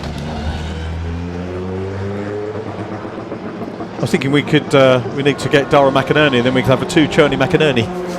That would be fun, wouldn't it? It's worth setting that up, isn't it? It could go for the 10 grand at the same time. He would be one. He would be one to pick for that 10 grand, wouldn't he? He would, yeah, very definitely, yeah. And, yeah, Cherney McInerney. Well, hopefully we'll see him maybe at some time in the future. For now, he's very much enjoying his domination in the Fiesta Juniors, isn't he? There's GCI diving in behind as well, so they pit in from effectively the top 5 on this race. They've had a good return drive after those issues on the first lap, and that was a speedy stop. Is that now the Cross of St George helmet? Is that Riley Phillips or Chris I was Deville? trying to spot that because I thought Riley Phillips was stood there beside the car as the car left the pit lane. Yeah, I didn't clock that. I was looking at the crash helmet. Gloves, that might be Simon Rudd, you know, so they might have switched around unless we've read it wrong immediately. No, it was supposed to be 2 and then 3, wasn't it? So it's supposed to be Chris, then Simon, then Chris again. But I thought I saw Riley there with yeah, with all the helmet and suit on, leading me to believe he'd just gotten out. So I'm going to scroll back on the stream on my phone and have a look. That sounds like a good idea. Yeah, I don't know me crash helmets, to be perfectly honest. There we go to the 225 P2. Second stop will be out and away.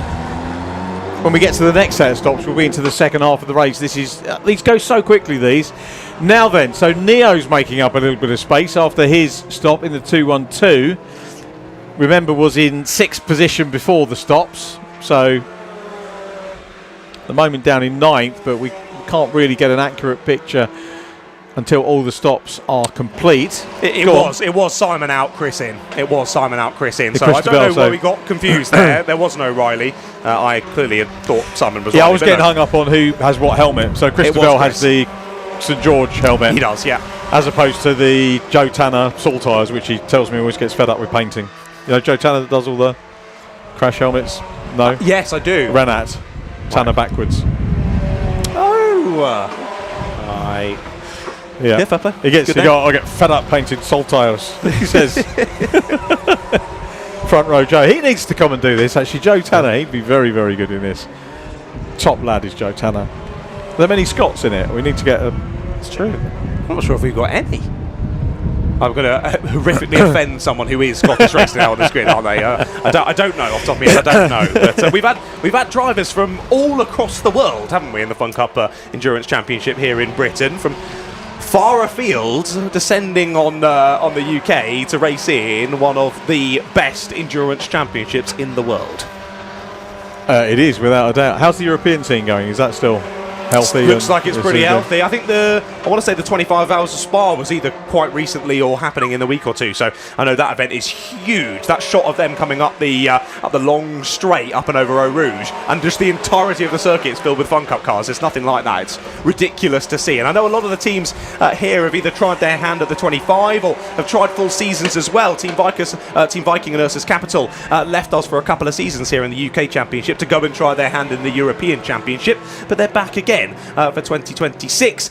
They've joined us back in the UK Championship, and good to see them back on the grid. I think they've learnt a lot from racing over in Europe, but I think overall they prefer racing in the UK Championship and the camaraderie of the paddock that we oh so love. Prior to Brexit, we had a lot more Europeans coming over. It really did kill the Europeans coming back over here, and has a heck of a lot to answer for racing wise. 2 stops done, 169 still there from PLR UVO, but the gap now out to 16 seconds. Yeah, wow, that's huge, isn't it? That is huge. 16 seconds.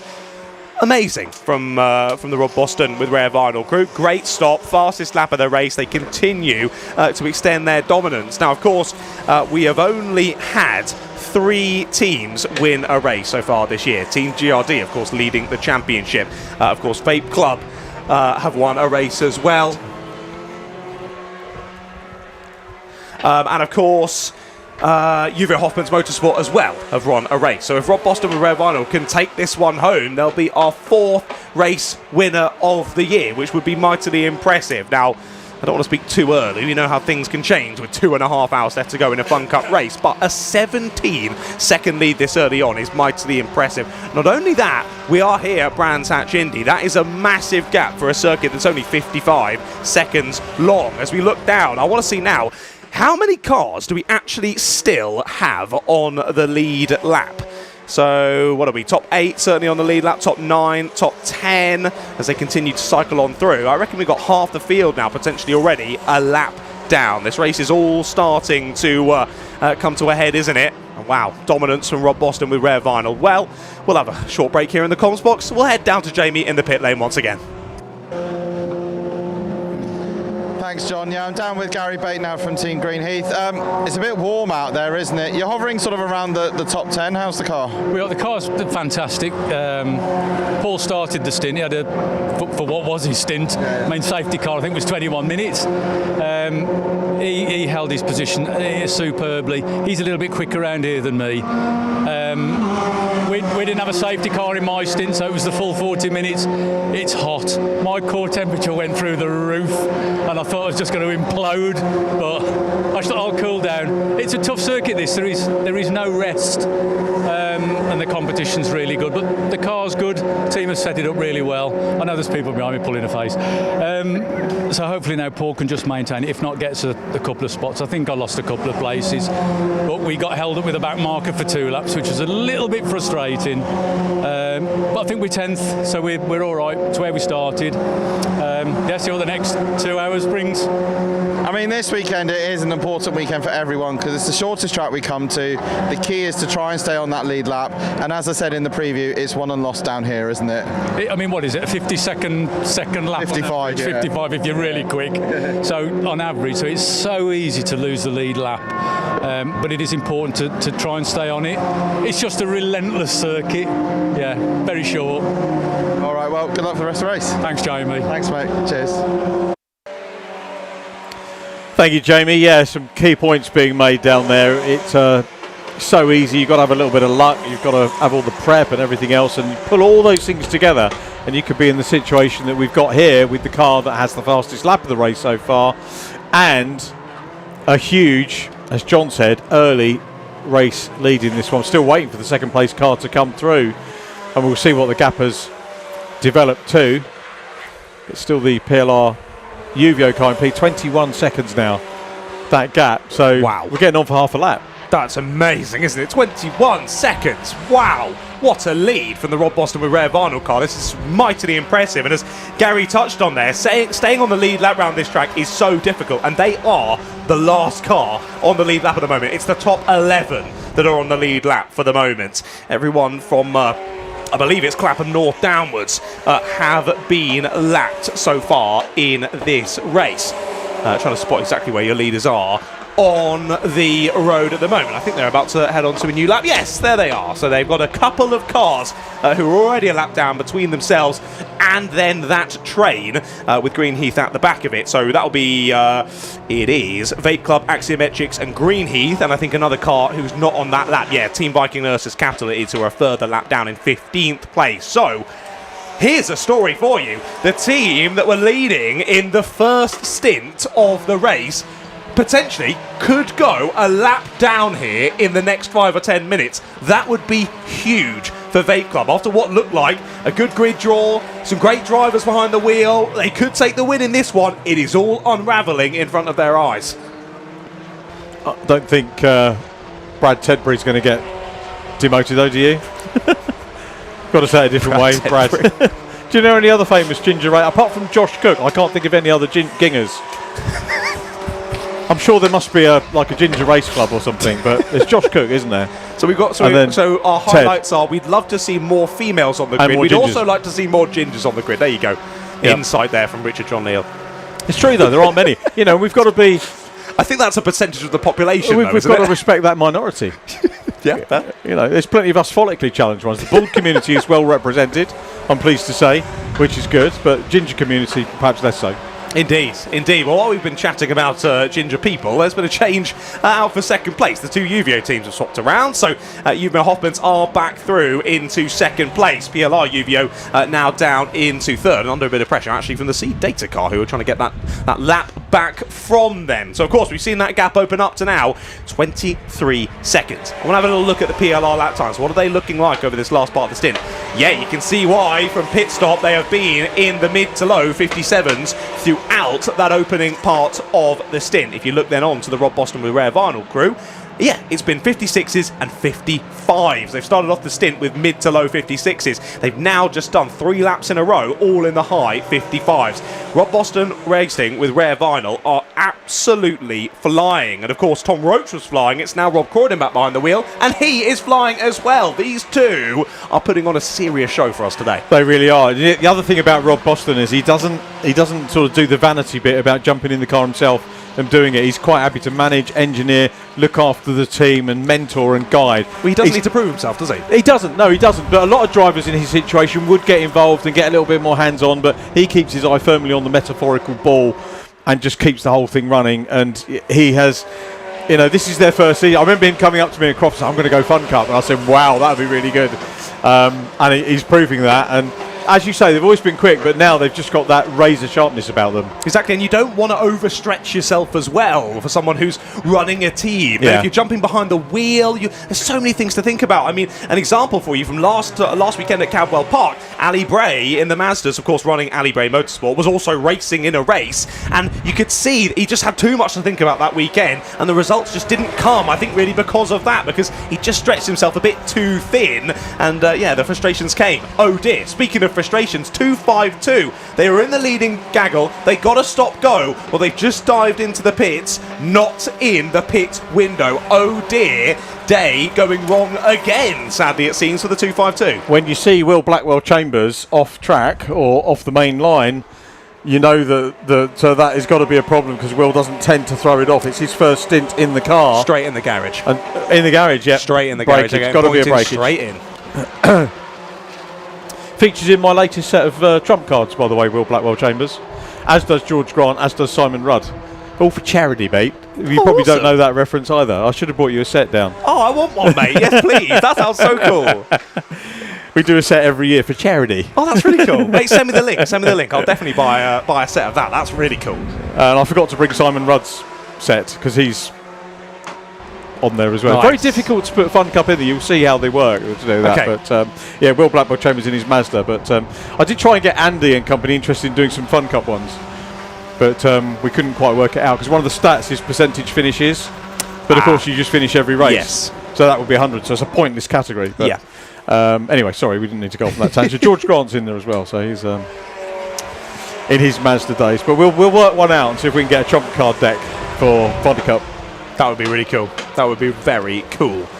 Right then, And we continue on 2 hours and 15 minutes of this race left to go. We are knocking on the door of half distance here at Brands Hatch. Of course, we're in the feisty end of the season now. Only a few more races left to go. And that's why drivers aren't leaving anything on the table. Side by side here, this is Greenheath going a lap down. This is up the inside goes the 169. Through will follow the 262 is that. One of our AI-adorned cars. The AI Racing Tech is at 263, sorry, who finds their way past. And again, takes a lap back from the Greenheath car. But yeah, literally what Gary was saying in that lovely interview with Jamie is it's so easy to go a lap down, and well, they have.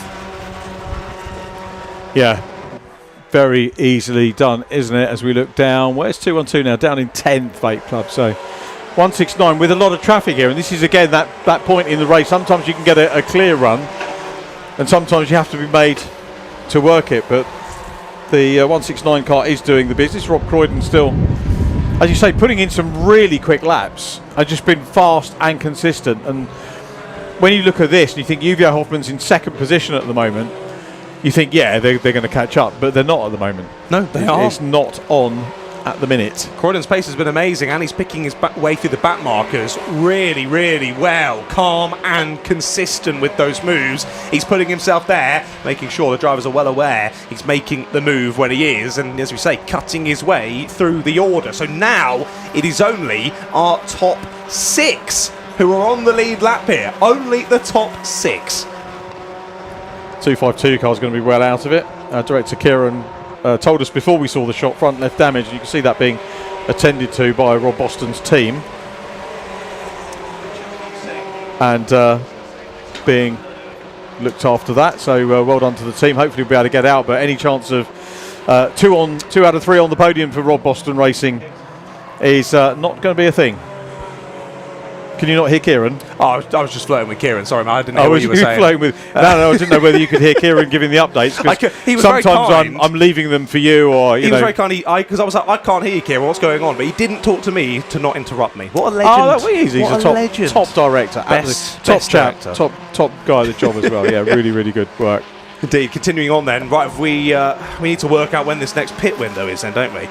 To work out when they're going to reshuffle the order potentially, and well, we'll see if any time can be gained back in the pit window from Uvia Hoffman. So it's going to be easier said than done as these 3 continue on battling. This is a lovely battle between these 3. So this is over what's 8th place, isn't it now? So it's Greenheath 8th, Vape Club 9th, Axiometrics now 10th, Signature RV just ahead of them. And then that yellow and blue car we can see is the AI Racing Tech car in 15th. So a lap down from these drivers, but that doesn't stop them from getting stuck in as they now send their way out the inside. And Paul Turner trying to follow through as well. A little bit of contact. If you ain't rubbing, you ain't racing hard enough, as they say. And we continue on 2 by 2 down the hill into Graham Hill. The 557 still has the inside line, but round the outside goes Paul Turner. He's carried the speed very nicely there, and he should have the move done by the time they get through into Surtees and up into Clearways once again. He does. Nice move there from Paul Turner. Another position gained. Carries plenty of speed, not too much that he leaves the door open, coming back through Clearways. So yeah, very nicely done indeed. Just a quick check on the lap. Yeah, last lap time Uvia Hoffman's 56 still, and 55.9s for Rob Boston Racing with rare vinyl. Having to wait the best part of half a lap before we see the second place car to see what that gap is. PLR Uvia still in 3rd place, so the captain doing a decent job in this as well. The 225 car is a 2 driver, isn't it? So Neil Plimmer having a good second stint, 3rd stint of the race for the team, but holding up well on the progress his teammate made in the second stint, so potentially on for the podium. Christabel running well in 4th as well.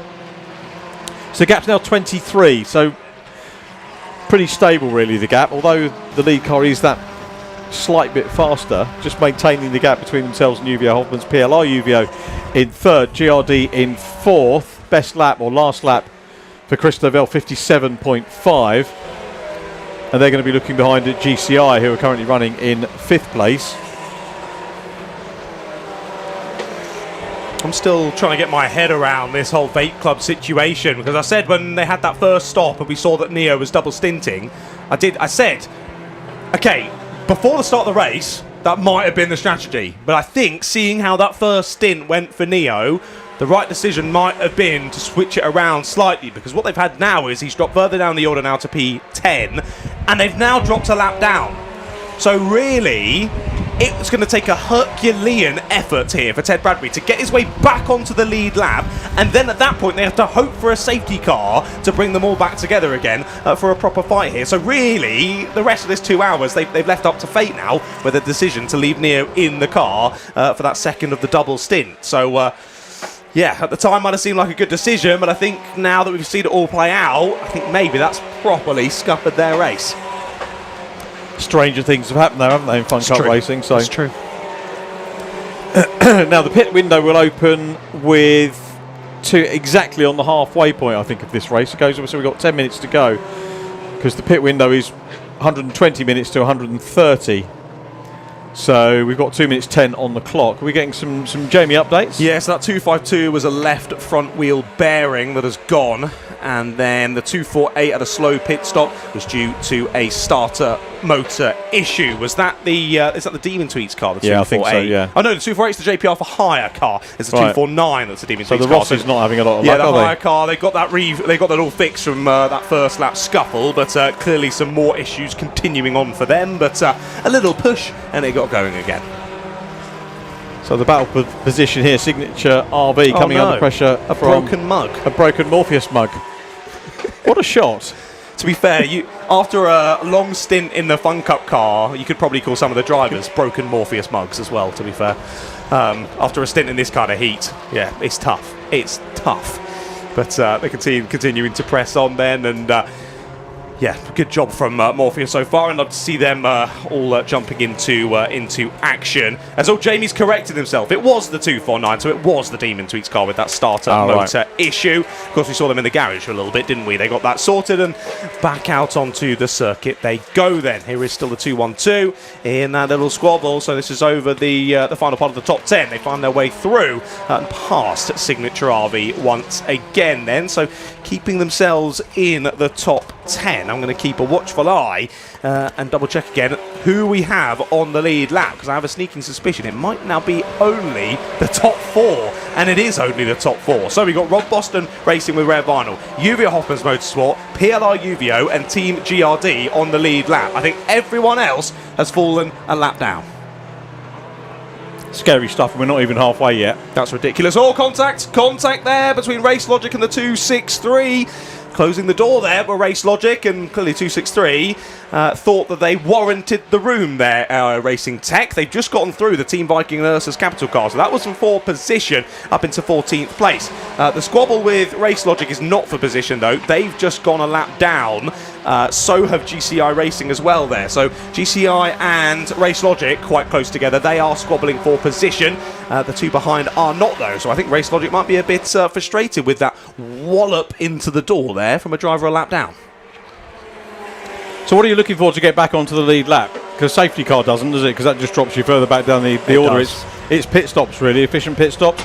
Yeah. If it's been a fuel situation and less fuel is required, maybe get back onto the lead lap that way.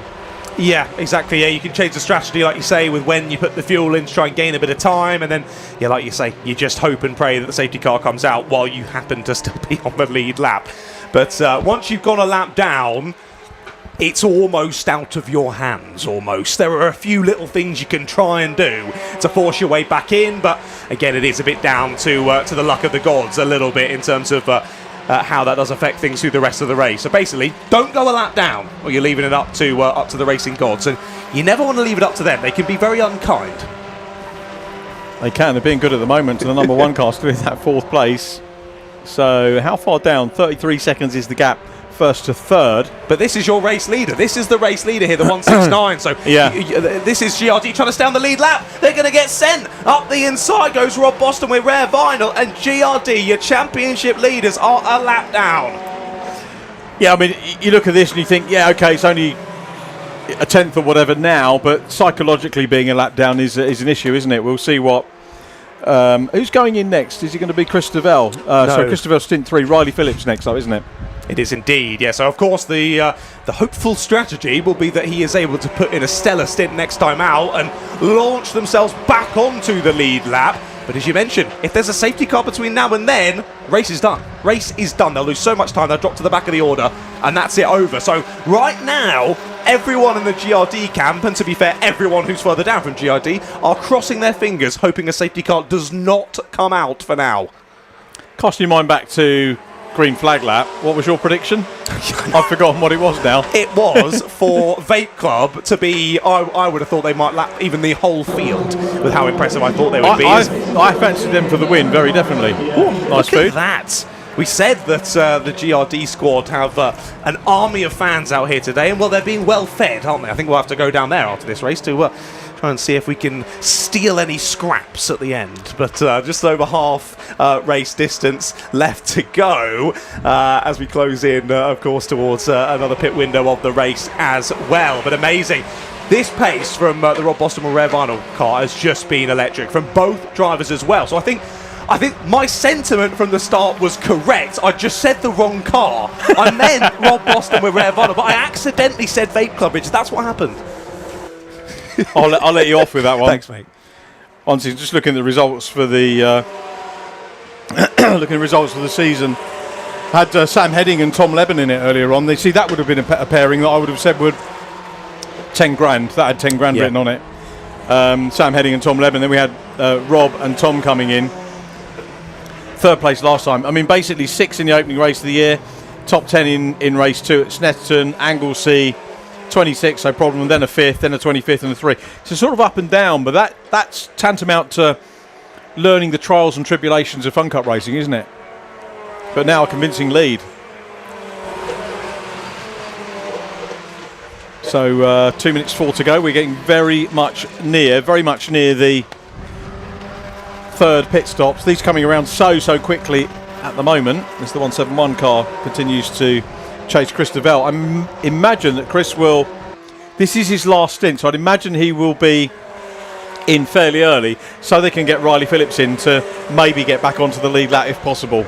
It's going to be very interesting to see how Riley compares with the lead car in terms of the lap times, because we know he, like Simon Rudd, is very, very quick. Yeah, exactly that. Yeah, let's see what he can do across that next stint. But again, they're hoping and praying that a safety car doesn't come out before they can switch the drivers over and give Riley a proper chance to try and close that gap. Of course, you know that as we jump on board, it's fantastic following the Race Logic car here as they head down into Graham Hill Bend. So this is our number 171 that we've jumped on board with now, the racefeed.ai car that we're enjoying the onboard from here. And you can see their telemetry as well there on the right hand side. You can see the brake pressure and the throttle pressure as well there. It gives you a bit of an insight as to how the drivers are carrying speed as best as possible, braking early for the corner but back on the throttle before you get to the apex, just like a kart. If it was me, it would be more brake than throttle, to be perfectly honest. Fascinating to see. Yeah, amazing to be able to get that sort of insight as well from the onboard. Again, thank you to the guys at Alpha Live for getting that live feed from the car. But yeah, plenty to think about. Yeah, we switched to the onboard there, and I completely lost my train of thought, so I don't remember what I was saying. To be honest, it will come back, I'm sure. Yeah, so Rob Boston now 22 seconds. The gap's come down a little bit, hasn't it, with Fabulous back at the wheel? It has indeed. So we'll keep a watchful eye on those cars for sure. Now 35 seconds between your top 3. And of course now it is, only the top 3 on the lead lap, of course. So I did not think I'd be saying that less than halfway into this race. Amazing. Let's see how it plays out. I remember what I was going to say. Of course, we were talking about the number 1 with Riley jumping in, and they'll be hoping for a good stint from him next time out. But again, they'll also be hoping that synergy that they have as the 252's coming back out, so they've fixed that broken wheel bearing, so that's positive. But we know how on it the number 1 are in terms of pit stops as well, so they are going to be at least gaining a little bit of time, you would have thought, on the Rob Boston with Rare Vinyl car in the pit lane.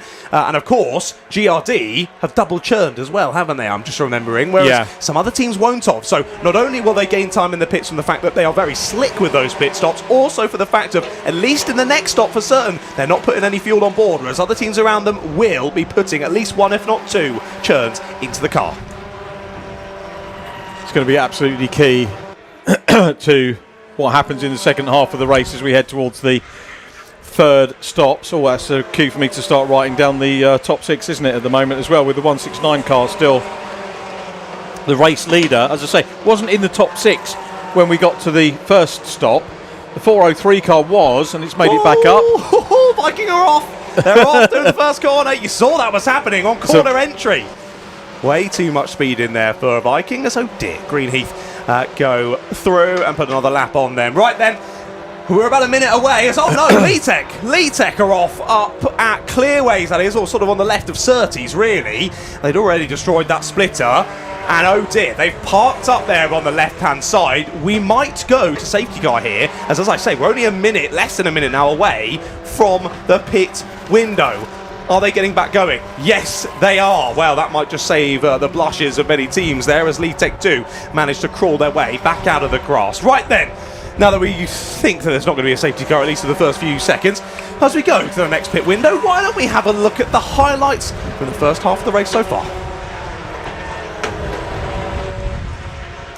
Well then, it was an interesting start, wasn't it, Richard?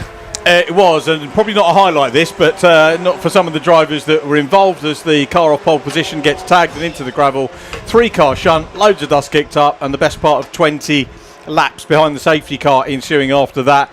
Miracle of miracles, 2 of the 3 cars did make it back out onto circuit. This was the pole position car, Red River Sport, big disappointment for them. Once the race got underway, it was a case of how much progress could the drivers, the fast drivers, make in the first stint. Indeed it was, yeah, more battles continued on there. Of course, Lee-Tech had a lovely first stint of the race, didn't they? As we just saw, the race has unwinded slightly for them since then. And then both of the UVO cars went side by side, didn't they? UVO Hoffman's making moves on PLR UVO. Both those cars are still pretty near the front of the order. They are. Good second stints for the black and gold UVO car. The Greenheath machine running well in the early stages of the race as well. Axiometrics coming up to challenge them. And then we had the welcome return of the Demon Tweaks car back out on circuit. Ted Bradbury did the first stint, then handed over to Neo Clark, who was double stinting. Neo's stints not really delivering what we thought that they might, but still all to play for as we head towards the second half of the race for them. Indeed, it was a speedy stop in the pits, wasn't it, for them? But sadly, Neo just not quite finding the pace out there on circuit. And then we were left to a 4-car battle for the race lead. Both of the Rob Boston cars involved in there, of course, with Vape Club and UVO Hoffman's as well. They continued up to the top part of the circuit, up into Druids, and the 2 Rob Boston cars switched around. It wasn't too long until the Rare Vinyl Rob Boston car challenged for the lead. Plenty of revolutions for Rare Vinyl and getting into the lead, which they have maintained through the second stop and into all the third stops that we have now at half distance, and a huge lead with only the 3 cars, as John's been saying, on the lead lap. Good battling between these two as they came up into Druids once again. GRD, after a slightly difficult first stint, getting stuck at the back of the order when we went to the restart, Simon Rudd picked his way through the traffic very nicely and has kept his team in with a shout of the race win in this one for now.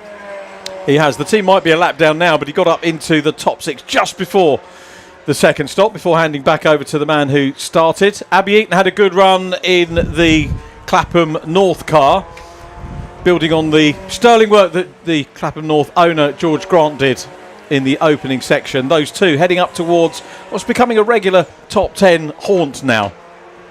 It is indeed. They've been very impressive throughout this year, haven't they? And continuing on that trajectory. Sadly, the trajectory of G-Force was off the circuit there. They remained there for a couple of minutes, but they did get it restarted. And we've seen a similar story in recent moments for the Lee-Tech car. Side by side here between 2 championship protagonists. That was the charging Simon Rudd finding his way past the struggling Neo Clark and through into a new position they went. And then the number 1 continued on their mission of hounding many, many teams. And then they found their way past Signature RV to gain yet another place as Simon catapulted his way up and through the order.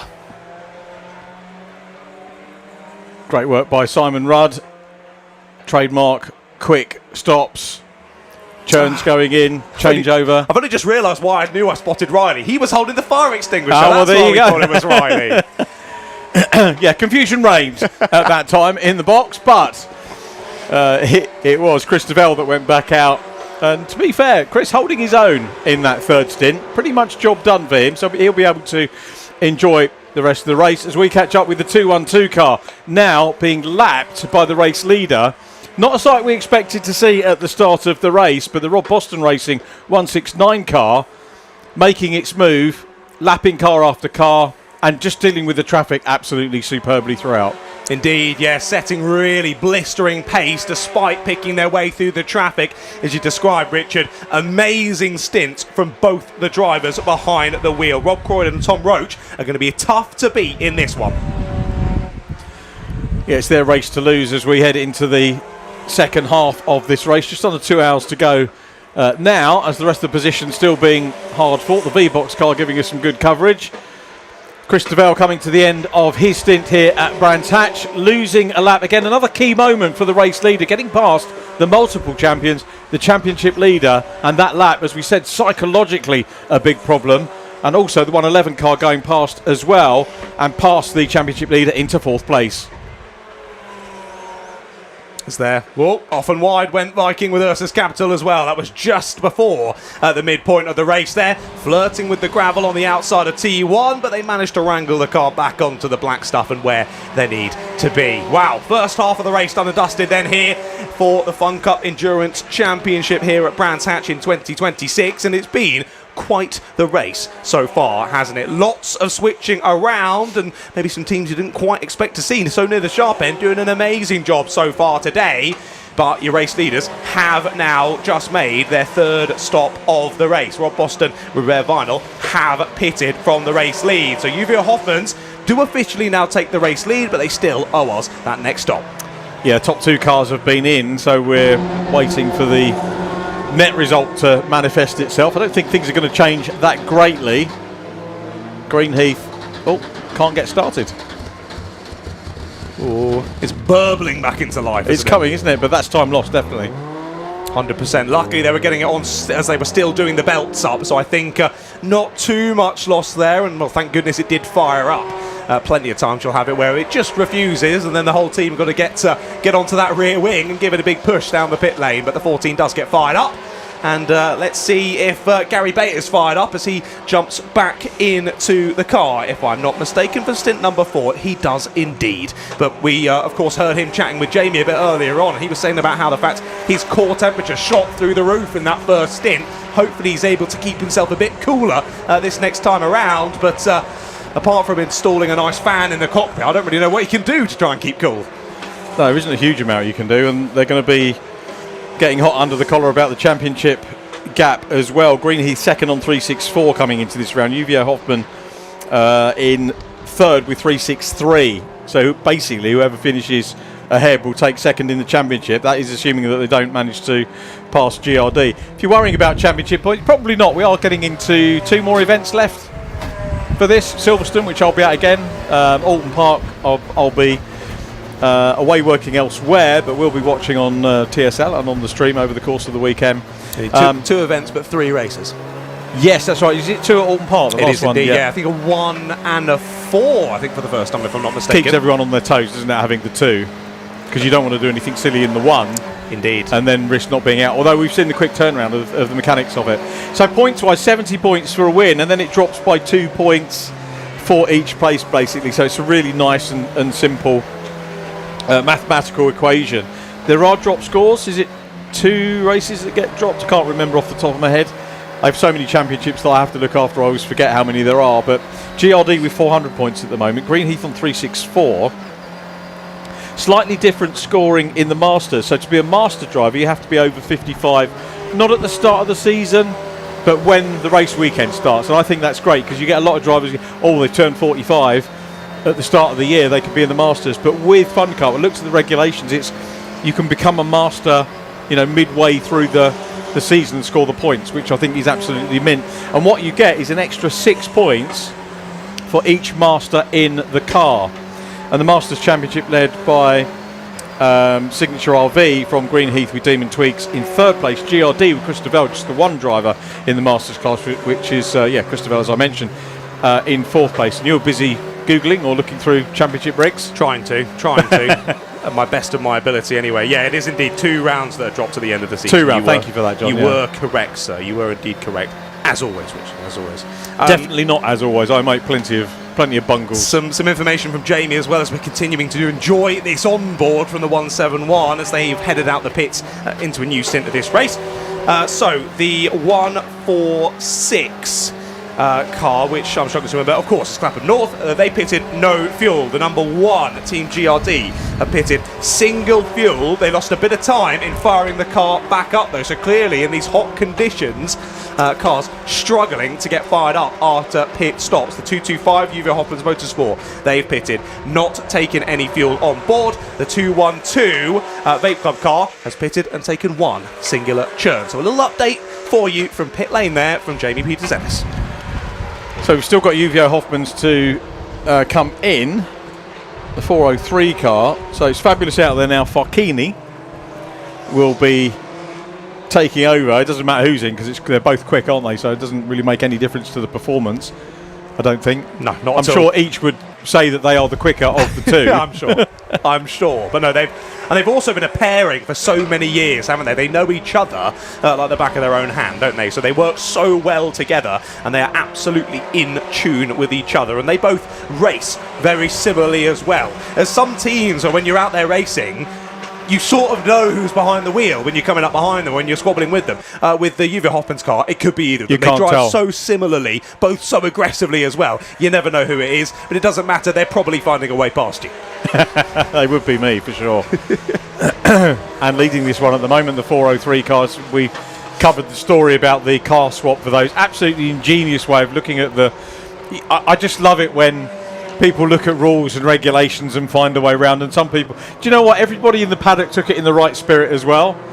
And, you know, will it be a thing to be allowed to happen in the future? Possibly not, but they read the rules, they did what they had to do, came in and did the business. And that, to be honest, motorsport going back over the years, that's how rules get changed. People find a little loophole, they find something, bang it in, you can't do anything about it. And you know what? They're still in with a shout at the championship despite that DQ from earlier on in the year. Exactly. Yeah, they've made it work for them, haven't they? They've made the rules work for them. And yeah, well, they're doing a great job in this one so far. As you say, leading the race still. They're still owing us that third pit stop of the race. And almost as if I called it there, into the pits they come. And yes, we can see next driver waiting to go. Farkini there stood in the pit lane. Waiting to jump in the car. I'm just looking down the list. Oh, so it's fabulous with the James Hunt helmet. So yeah, you're right. So I did get it the wrong way round. Sorry, everyone. Because it was fabulous. He used to have a Spider-Man lid. So I thought, well, he's the Spider-Man one, so it must be the other driver. But I think he switched them, hasn't he? He now no longer runs the Spider-Man lid, and he is in the lid with words I don't think I can say on a live stream. Adorning the side of the... But a very cool livery nonetheless, as they do head back out onto the circuit. It's very funny. I laugh every time, smile every time I see it. It's in the right spirit, but yeah, we won't say it on the... Go on. Look at the gap. Look at the gap. They're almost in the same camera shot. Look, your leaders and UVO Hoffman's. That gap was, what, 25 seconds almost between 1-2. They're now, I'd say that's 7 seconds, 8 seconds between Rob Boston with Rare Vinyl, easy for me to say, and UVO Hoffman's Motorsport. Of course, differing strategies in the stops there, potential that Rob Boston took some more fuel on board. Either way, we've got a race on our hands yet again, ladies and gentlemen. Lovely shot by director there, just picking up on the fact that you saw the leader and you saw the gap back to the second place car. But yeah, the race is still very much on, isn't it? So 169 out front, 403 second, 225 PLR UVO back in 225. Just double checking nobody's double stinting in 225. So stint 4, Lewis Thompson back in. And remember, was the quicker of the two. So that was a really good stint from Neil Plimmer to come out.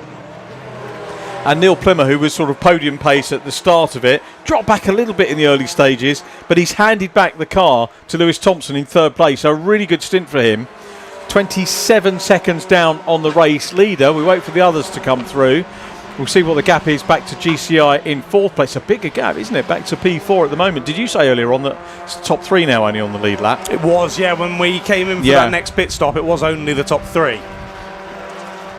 It's going to see a handle. I think it is still that way, isn't it? So GRD have got a huge amount of work to do Now in 6th place. I just went back to double check. Yeah, It's always a case of across the it line. happens on the screen in front of you, and then I immediately forget. But so the 403 did not take any fuel, right?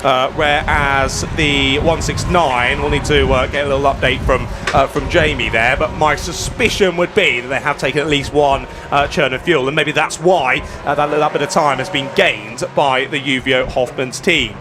Straight out of the pits, looks as though Rob Boston racing with Rare Vinyl still that little bit faster, but we'll wait for Farkini to settle into this stint and we'll see how the times compare. It was actually closer out of the pits than I even thought. I thought it was sort of 7 seconds. It's not. It was actually 5. Yeah, less than 5 when they've headed out of the pits. So, yeah, as I say, let's see how pace materialises as they both settle in. GRD's got up into 5th place now, so Riley Phillips' first stint is very well underway, and there is the car busy chasing the GCI Racing one, so very nearly into a position where we might see a challenge, if not a change, for 4th place. But we know that any of these front-running cars are going to be very, very difficult indeed to have to do. We got the 2nd place car a lap ahead of them there, so there's the 2nd place car, 403, and then a gap back.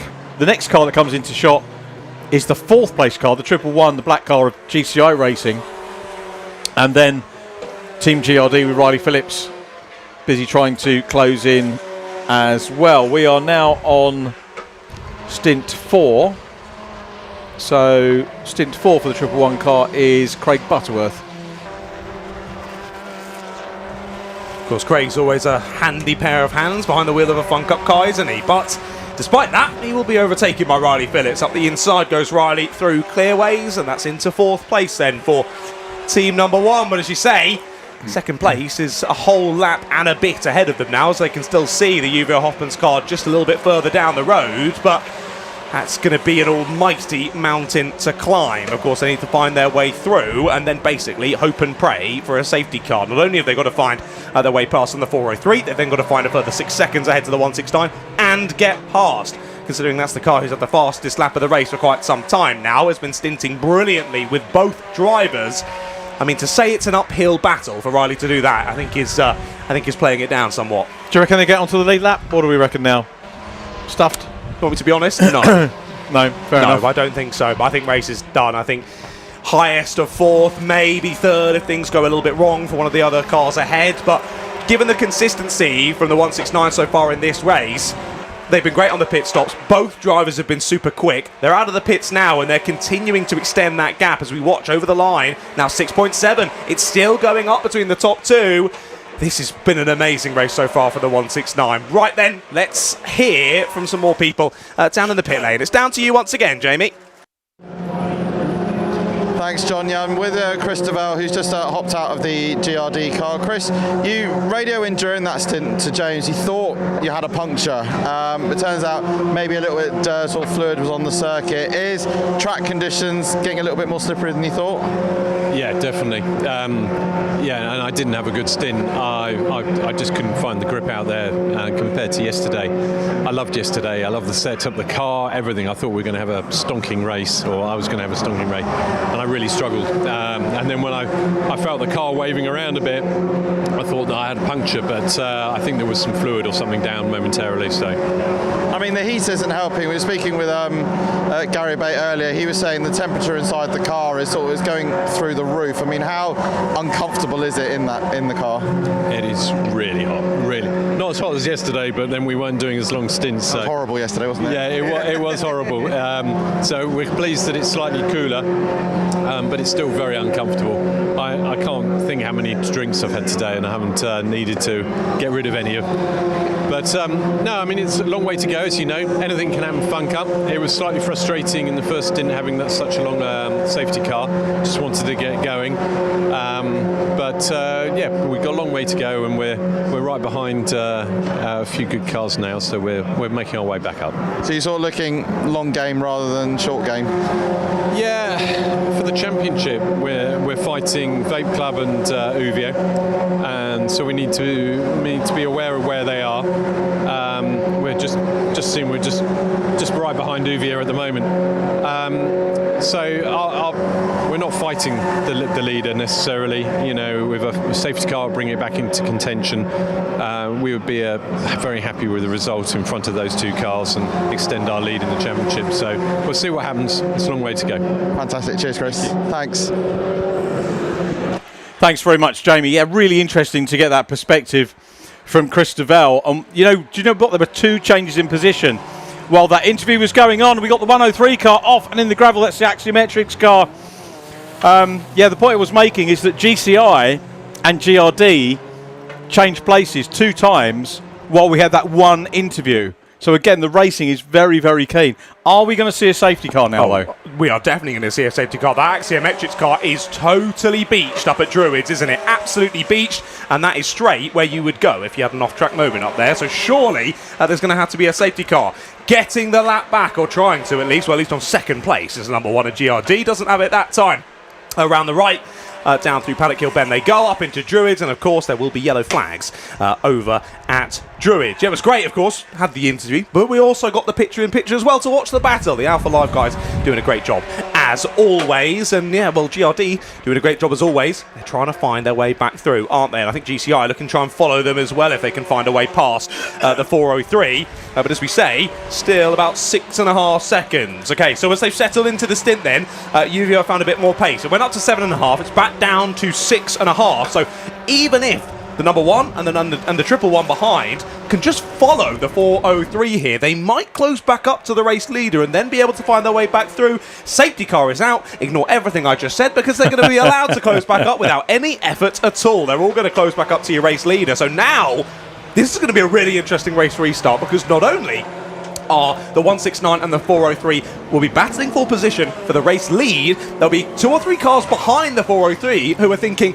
this is it, this is my opportunity to get back onto the lead lap. And then they've got to hope for another safety car as well. So this won't have helped things, but it might give them a bit of opportunity to find a way back through. Trying to remain positive for them.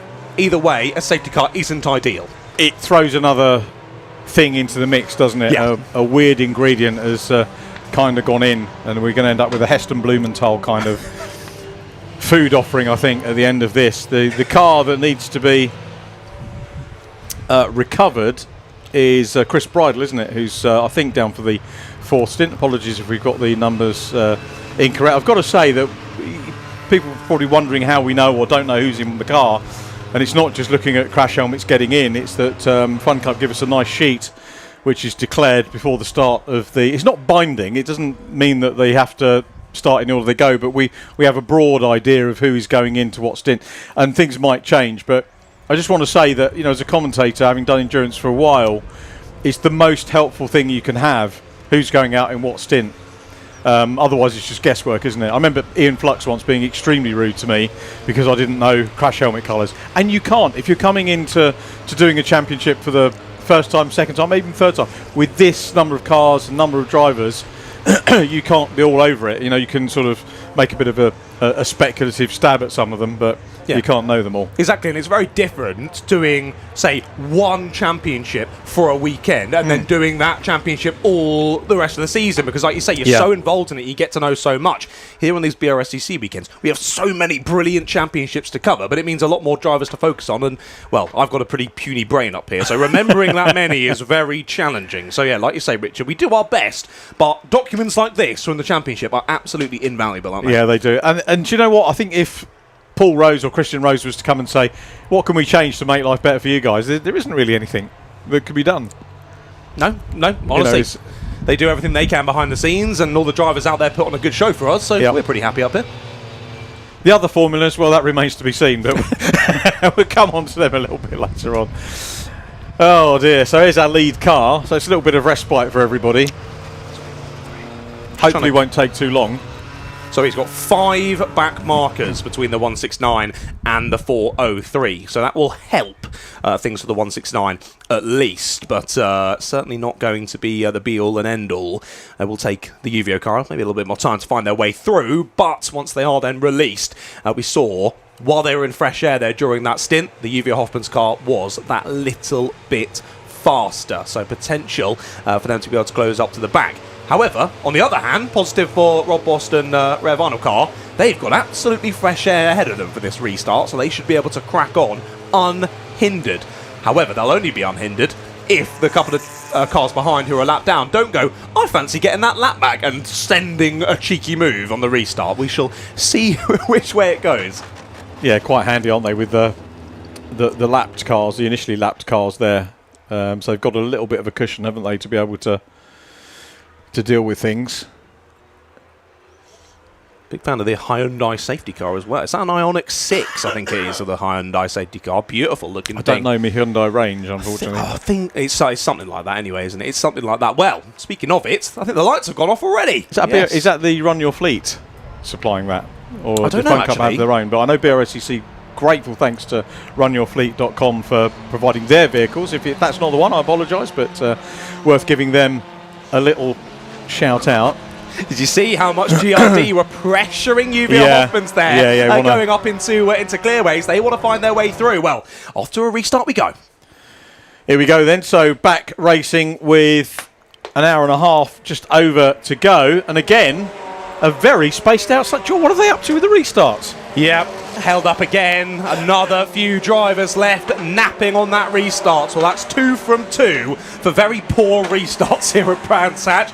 A lot of the drivers, as you say, getting caught napping. Well, that has only hindered UVO Hoffmans, hasn't it, there on that restart? Because with other drivers napping ahead, they can't overtake until they get to the line, whereas the 169 out ahead can drive off into the sunset. So stint 4, the 169 car being driven by Tom Roche. Well, regardless of who's in the car, whether it's Rob Croydon or Tom, both very quick. But I think it's fair to say that Tom Roche probably made the most progress in terms of places gained, and there's contact there with the UVO Hoffman car right into the side of the G-Force car, and the G-Force car forced off track as we get the Clapham North car in the mix as well. Fourth stint, that's Abby Eaton at the controls now. I can hear Farkini's radio message in my ear right now. I can hear it.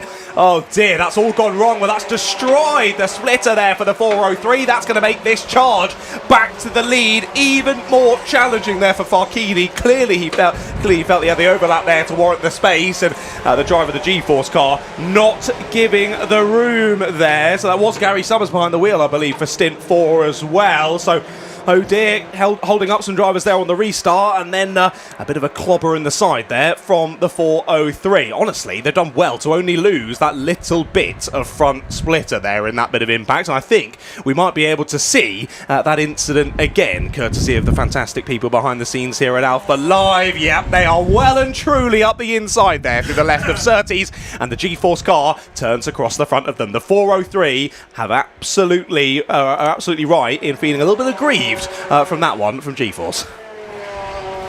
Abby Eaton trying to get around the outside and get a lap back as well. Team Clapham North, as we said, are going to be aiming for top 10, of course higher, but up into 12th place.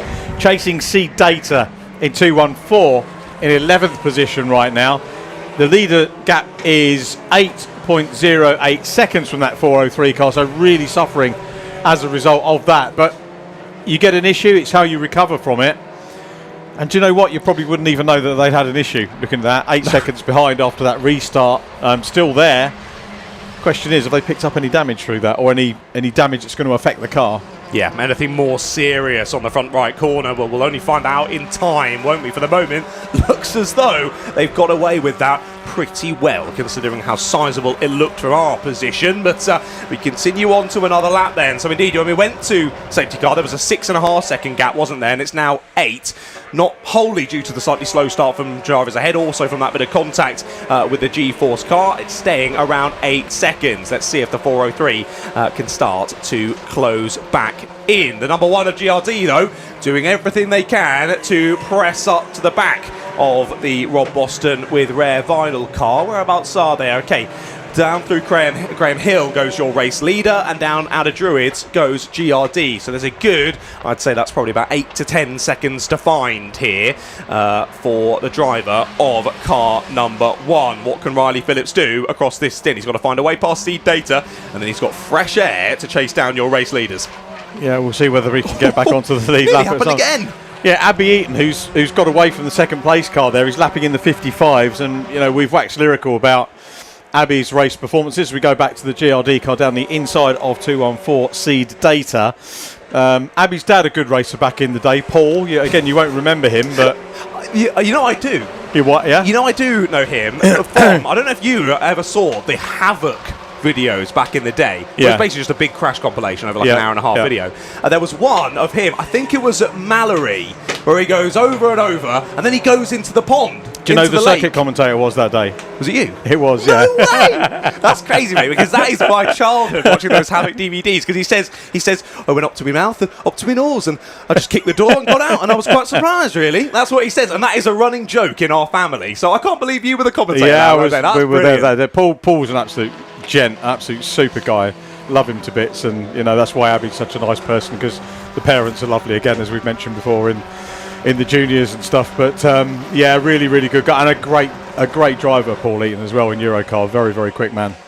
He was, yeah. Apart from that day where we went in the lake, but other days he was mightily quick, wasn't he? And well, that's clearly the blood has been passed on to Abby, hasn't it? She is lightning quick, seemingly in whatever machinery she jumps on board with. And she is pressing on in this one. Well, she's scampering off from second place, isn't she? She's now up the road, catching some of the drivers ahead as they all try and get that lap back on the race leader. Sadly, Abby 2 laps down on that Clapham North car, so that will be, I think, an insurmountable effort, sadly, for her. But she'll do what she can to get higher up the order, gain a lap back from some other cars, and gain some positions back as well before she hands back over to George for the next in. Oh dear, G-Force are off and round again. Is that at the bottom of Paddock Hill? Yes, it is. We've got double wave yellows. They are sat there right on the racing line. Not a place you want to come across a car, and they have remained stationary for a little while now, has Gary Summers. If that stays there for too much longer, they might have to throw another safety car here, and of course that will mean a lot less cars will then be in between our top 2 going to that next restart, but we'll worry about that if and when it does happen. For the moment, Gary is still stuck down there at the bottom of Paddock Hill. You can't move until there's a safe moment. I'd say now is probably the safest moment, but he's not moving, so maybe starter is not playing ball. We've had a couple of cars with starters not playing ball, have we? So he definitely could be. Oh, he's got going now. That's good. Has. Good. Always going to turn across the front, but it was a good gap. It was a good gap to go for there, Gary. Nicely done. He gets the car restarted, and we don't have to go to another safety car period for now. Good safe rejoin as we go back with Abby. I was going to ask you actually about the Jamie Chadwick series. Does Jamie ever turn up to those? She did. She was at the finale end of last year, I think she was, handing out trophies and saying a bit well done to everyone there. So she does get stuck in and involved herself, but I know she's got a very busy schedule herself as well, doesn't she? She has, yeah. But remember her and her brother rocking up in Fiesta Juniors. Here goes Abby Eaton down the inside of the Seed Data car. I was going to make the point earlier on about Abby. I think there's only 3 women that have won proper mixed championships. Abby is one. The other one I was talking about last week, Carol Brown, Scottish Legends, twice champion. And reverse grids and all that hoo-ha, which she did with 2 different teams, which was pretty good. And the other one is Alice Powell, of course, who won Bart Renault. And they are, for my money, the best 3 female drivers he has again. So if he can't get going, very nearly in the bit where he could go up the back of they're opening the gate for him to. He's so close, but so far. Yeah, possibly get him into the pits from there. You can't see it from here. They have opened up the recovery gate. You can see he's gesturing in the car. As to what he is gesturing, I do not know for the moment. Yeah, but we might be able to avoid a safety car with where he's popped the car there, as you say. So we shall see. They're diving into action, aren't they, to go and assist the 158. But sadly, looks as though it might be race over a little bit early. Vape Club are in the pit lane. Vape Club are in the pit lane. There they are. They're into the garage. There's issues for the 212. The race day goes from bad to worse here at Brands Hatch. Yeah, is it the irony of seeing game over on the back of the car for 212? The 158 car has got moving under its own steam and come in via the back gate. The old on the old rallycross circuit here, actually, that little bit of tarmac where he's coming up. But yeah, sad news for Vape Club and for their championship as well. Nice. That's a cool fact, Richard. I like that. Did you not know that was the rallycross? So cool. I knew that the rallycross track was here, but I didn't know that was part of it. Yeah, it was. Oh, very cool. Very cool. Where sadly, looks as though a couple of days ending early. Well, You remember at the start where I said I don't usually make predictions, but today I'm going to. Yeah, I'm going back to not making them, sadly. Vape Club's day has not gone to plan. They won't thank you for that, will Sorry, they? guys. Sorry, guys. It's not gone ideally well, has it? And now they're into the pits. Hopefully... there you go. Left rear bottom ball joint issue for the 212, says Jamie. Okay, so hopefully we'll get back out and get some points, because what they don't want is to drop more than they have to by the end of the season. As we go back with Farkini in the 403, still in second position. 10 seconds down now on Rob Boston Racing with Rare Vinyl. How did that happen? That's doubled. It was 5 seconds only a few moments ago. It's now 10. He last lap 56, lapping in the 56s, but yeah, I'm not sure how that happened either. Unless it was in avoidance of something else on track. Yeah. Surprised about that. I know that they did have that bit of contact, but that was earlier on. Even after that bit of contact, it went to sort of 7 seconds and it came back down a little bit, but it's increased again. 225 still running in third place. So the podium at the moment, Rob Boston Racing Rare Vinyl, UVO Hoffman's Motorsport 403 and PLR UVO. So we've got 2 lots of UVOs on the podium as the track focus car looks around the outside. Just to answer my own question, it seems to be on pure pace alone. Mid to high 56s for UVO Hoffman's, high 55s, low 56s for Rob Boston Racing with Rare Vinyl. So I think that gap opening up is on pure pace for your race leaders. Tom Roche doing a great job to complement Rob Croydon in this one so far. And they haven't won Rob Boston Racing yet, neither of the 2 cars have. So this potentially a first, and this is Rob Boston's first season. Yeah, it is. Yeah. It is. It is indeed. Yeah, this would be an amazing showing. Of course, the Rare Vinyl car has been out for many seasons in the past, and before it was even Rare Vinyl, Rob Croydon was jumping between lots of different cars and doing all sorts in the Fun Cup. So now he's sort of found his home there with the Rob Boston Racing crew, and well, it's going pretty well, isn't it, to say the least? Yeah, like I said, we've had wins from GRD so far this year, wins from UVO Hoffman's and wins from Vape Club, but this would be the first from one of the 2 Rob Boston cars. All good stuff. We're heading down towards the last pit stop will happen at 160 to 170 minutes. So at the end of the stint, there'll be an hour and 10 remaining, and we've got 124 on the clock, which means I think we've only got 4 or 5 minutes before the next pit stop window, and gets us onto the penultimate driver stint for this 4-hour race. You're exactly right. With 1 hour and 20 minutes to go, the next pit window will indeed open. It's lovely to see the onboard there from the 171. It was a cheeky move up through Surtees on a slightly slower car. We're a safety car. We've just gone safety car. I don't know why, ladies and gentlemen, but we've just gone safety car. We immediately look out the window to try and spot something, but I can't see the reasoning for that. Detritus on track, John. Oh yeah, well spotted. And V-Box, a Race Logic car parked up at the side as well. So there we go. That is why, and that's down at Graham Hill Bend, isn't it? Oh dear. Yeah. So probably, yeah. So that car very definitely is that safety carable, that one? Probably, but with the bodywork on track as well. You know, what you don't want to risk is a puncture and someone else going off. I was looking to see the car, and it's actually parked up. That to me is relatively safe, but you might as well get it back. Maybe we'll get the V-Box car back out. It was right in my commentary box A pillar. That's why I actually was, couldn't see it. Yeah. So yeah. to no fault of my own, I'll toot my own trumpet. Anyway, car parked up at the side, and oh dear. Well, it's been not too quiet from Race Logic. We've seen them a lot on screen, but they've sort of just been doing what they needed to do. They're in a good position, battling well with the top teams, but it's all gone wrong. Now, as you say, there's a bit of detritus on circuit, so whether that was caused by contact or simply the car deciding it didn't want to go any further, either way, we're on the safety car yet again here at Brands Hatch, and the Race Logic car is going to need someone to go over and assist getting it off the circuit. Wow. Well, that changes up things again then, doesn't it? We saw the gap was opening up between our top 2, and actually they had switched around again just before we went to safety car there. PLR UVO had gotten back past the UVO Hoffman's Motorsport car, so clearly they are nursing of course, after the issues with the G-Force car, the car not quite on the same pace that it was earlier on. So PLR back into second place here. And now, as you see, if they cross the line, of course, they're in a safety car queue. There's 5 seconds between your race leader and the cars in second and third place. Now, as you see them coming through your shot there, I'm trying to spot how many cars are in between them. I think it's still 5. It is still 5 cars in between your race leader and second and third place now. Let's see if it can be a little bit less chaotic of a restart, this one, for UV Hoffman, so whether they can close back up. That was the next thing, wasn't it? Can they actually, the rest of them, do a decent stop this time? So the field have gone through. Quite an exercise for race control to work out what to do, or to mobilise everybody in the event of a safety car. Can't see on track, we're just following the leaders through. But once the last car goes through and past the pit lane exit, the rescue crew will then be mobilised and get out on track. The safety car will pace the cars.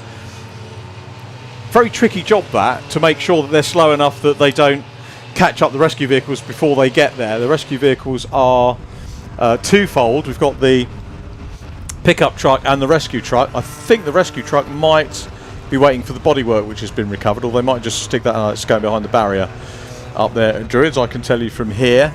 And the pickup truck already with the V-Box car, and the rescue truck ready to get into work. But what I'm saying here is that this is all sort of choreographed by race control, and they've timed that to perfection, to be absolutely honest, because the cars are still quarter of a lap away from the incident. But the rescue vehicles were released when it was safe to do so, and they're on scene. But yeah, great timing. And it's not something you ever really get to think about. It's very true. It's very true. Main point of contention, though, pit window opens in a minute. I said we don't usually get safety cars in the window through this season. It just seemingly hasn't really happened.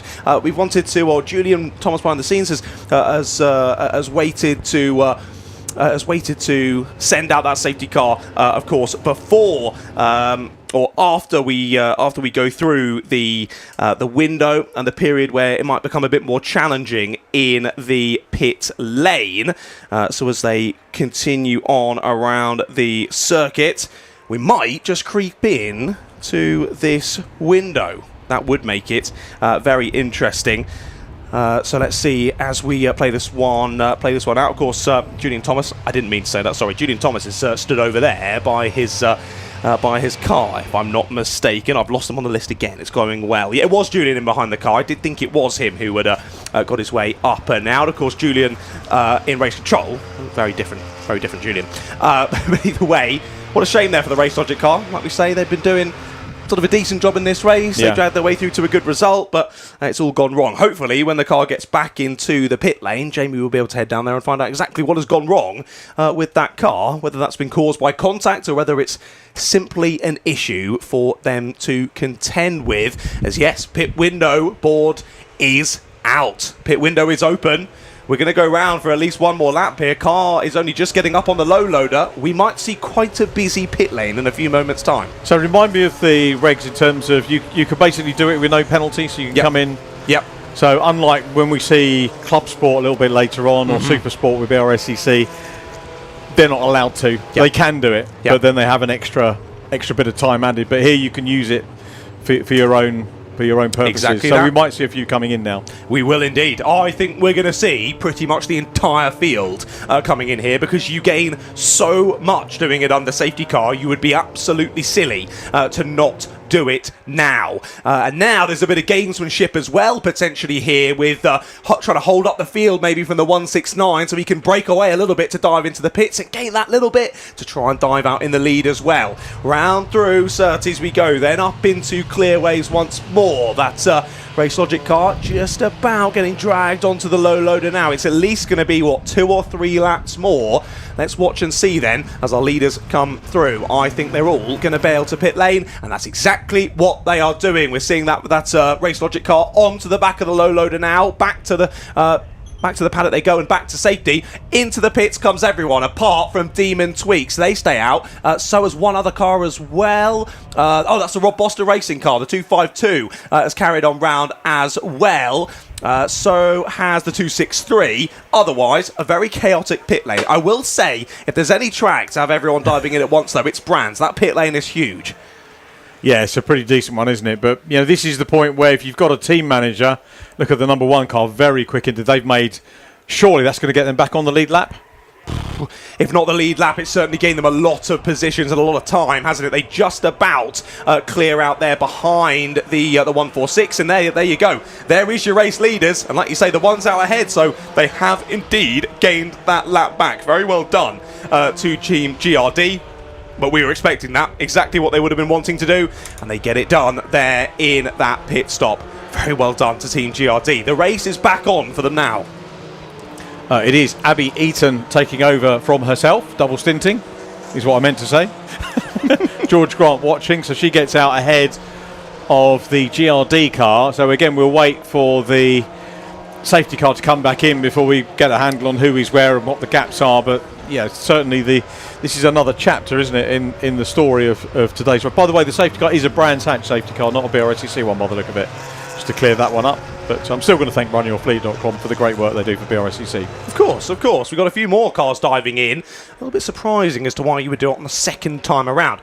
If you're on the safety car, if you don't pit the first time, don't do it under the safety car. You've committed now. If you do it on the second time around, everyone's going to fly past you because you've done a lap directly behind the safety car going at the safety car speed, whereas their outlap out of the pits is, okay, not as fast as they want, but a lot faster than in the train directly behind the safety car. So you're going to lose all of those positions, which I think those three teams who have dived in are going to find out. They're going to drop all the way to the back of the pack there. But yeah, as you say, gains then for team number one, gains for Clapham North. Clapham North were 2 laps down, so that's going to now put them only 1 lap down. But I think at least GRD have forced their way back onto the lead lap now. The main thing for them is now keeping the 169 behind.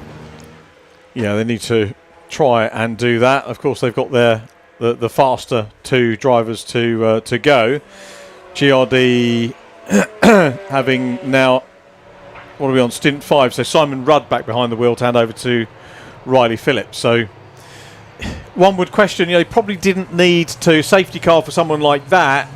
Not that beneficial. I mean, it was in terms of getting back onto the lead lap, but they're not going to get the benefit of them being a quick stop when the race is live. So they're sort of gaining on one hand and losing out potentially on the other. But they've still got one more stop to go, which will be half an hour of the race left. So 45 minutes to go before we get into the last stop as we pick up the race leader. And let me just check on the 169 car. Stint 5 is Rob Croydon going in for his last go in the car. There wasn't really any other thing to do, was there, than pit under the safety car? That's the thing. Exactly. Yeah, you got to do it, and you got to go for it first time of asking as well. Those teams that have dived in a bit later will be losing a lot of time. But to be fair, it was some of the teams who have had issues earlier in the race, or a few laps down anyway, maybe just wanting to make sure that they had no issues in that pit stop. Got it sorted, and back out onto the circuit we go then. I think GCI are back on the lead lap as well now. Did they get ahead?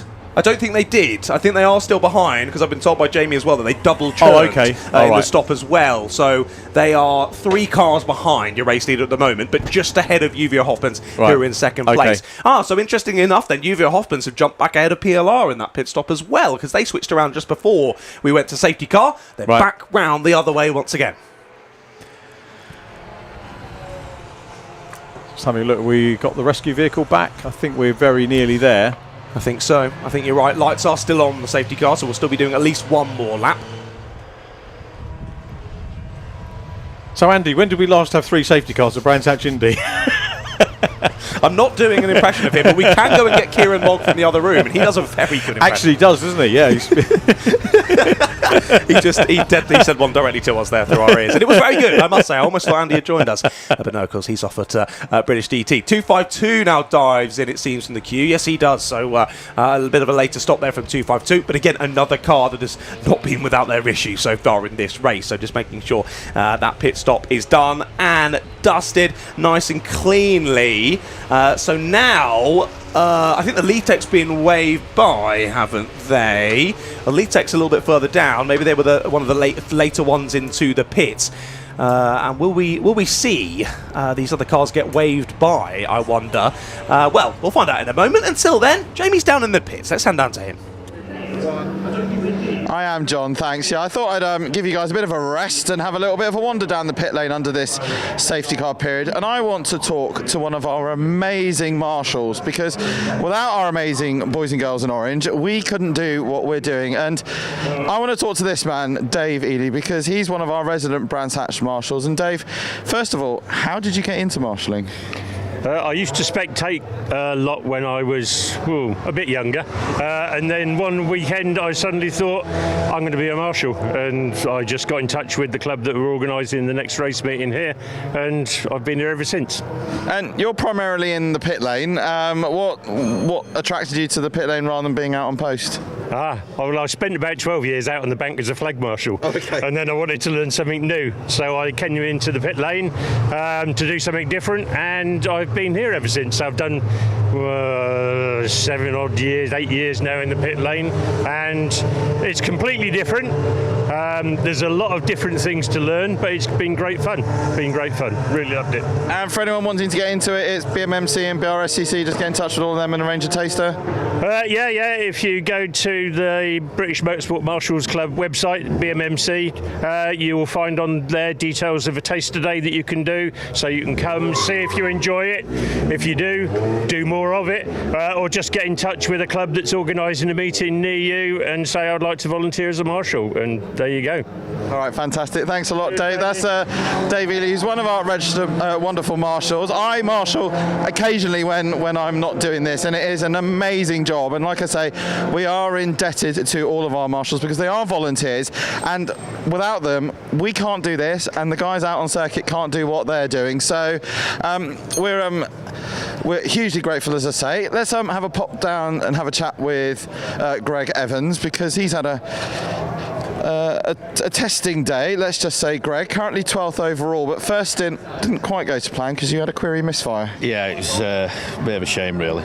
Didn't do it all through the bit of the safety car. As soon as we got the restart, got a misfire, so we had to come in, change the TZH, and it's running fine now, but it's killed us, really, to be fair, what could have been. So, but it could have happened. Yeah, it's another stint for me to do after John's gone out, so if we can try and work our way up. The problem is we're 3 laps down and the cars now in front of us are 2, so it's going to be difficult to get that other lap back, but you never know. We'll just keep going like you do. It's one of them things, and it's racing.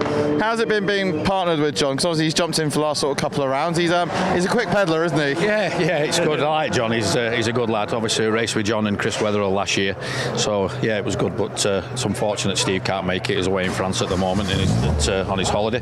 But yeah, John's jumped in, and we just crack on doing what we did last year, the pair of us. So yeah, it's a good partnership. It's good. All right, brilliant. Thanks a lot, Greg. That's Greg Evans. Right, let me just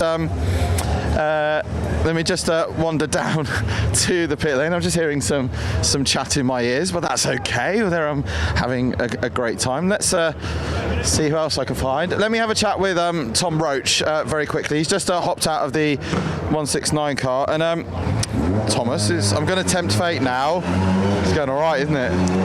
Yeah, those safety cars didn't help us. No, it's anything we did have is all gone again. I think it's going to be a very close finish now. I mean, you've been doing this for a while. You know what this championship's all about. It does go right down to the wire, but you've had that pace all day.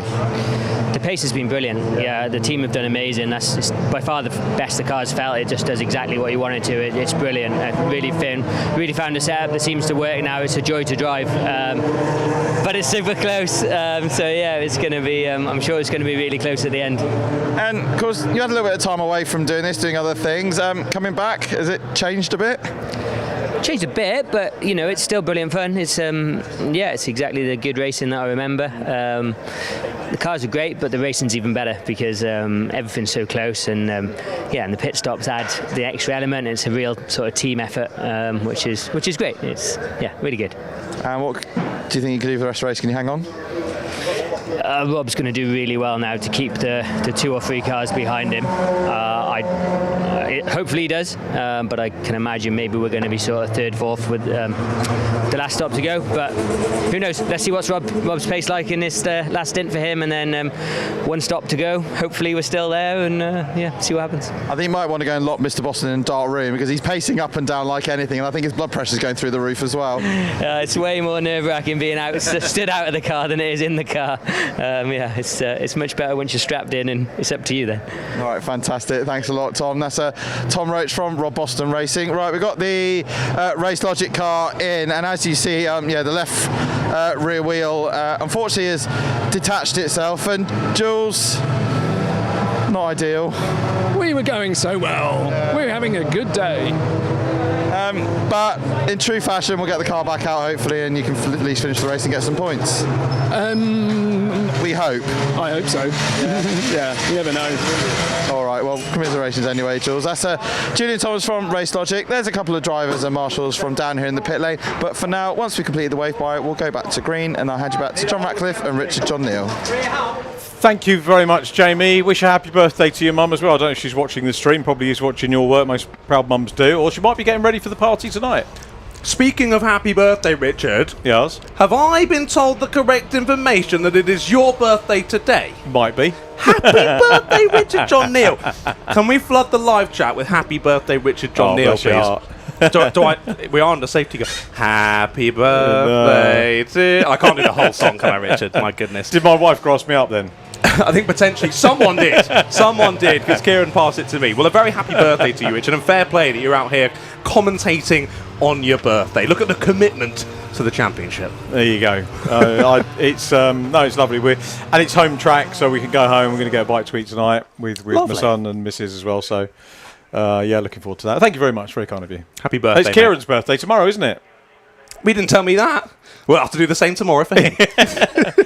The wife won't be here, so my wife's in a choir, so she won't be able to direct us on the singing. But just for you and me, John, a duet, and we'll be serenading.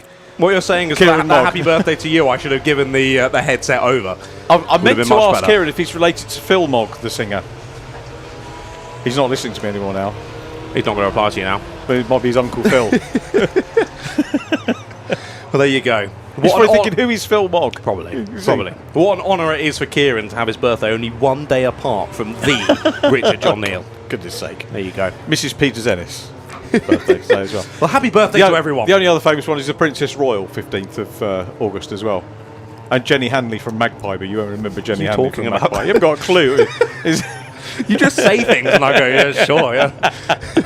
Right, the lights on the safety car. You know who the Princess Royal is, though, don't you? No. You don't know who the Princess Royal is? Who's that? Oh, Princess Anne. Oh, yeah. Princess Anne. Yes, I've heard of Princess Anne. Yeah. Right, the safety car lights are out. Safety car lights are off. Right, we're going to go racing again here at Brands Hatch. What is that? Third restart of the race? Fourth restart of the race? Off we go, Richard. So here we go. Tom Roche didn't sound that hopeful, did he, about the fact that we've just had another safety car, so we'll see how it pans out for him. And I think his company was Track Day Hero, something like that. Anyway, we'll check that out tonight. Come back to all our viewers tomorrow on it. Be too late though, because the Fun Cup racing will be complete in an hour and 4 minutes, which is a great pity. These races go so quickly, and some changes happening. Indeed, this is just getting track position back, isn't it, for the 403? But either way, they are scampering off to try and get the lead away from the 169. So they are not waiting around to get those manoeuvres done. Through, they've gone on GCI already, who, don't forget, double churned on that last stop. And that means that I think they'll probably be going to the end of the race now on all of that fuel. But Uvia Hoffmans have had the fire lit underneath them, haven't they? Of course, after that last restart, making that contact with G-Force. Well, this one started off a lot better. Made the move stick. Now only a couple of cars between them and your overall race leader. Yeah, top two all in shot, or both in shot, we should say, with two backmarker cars in the mix as well.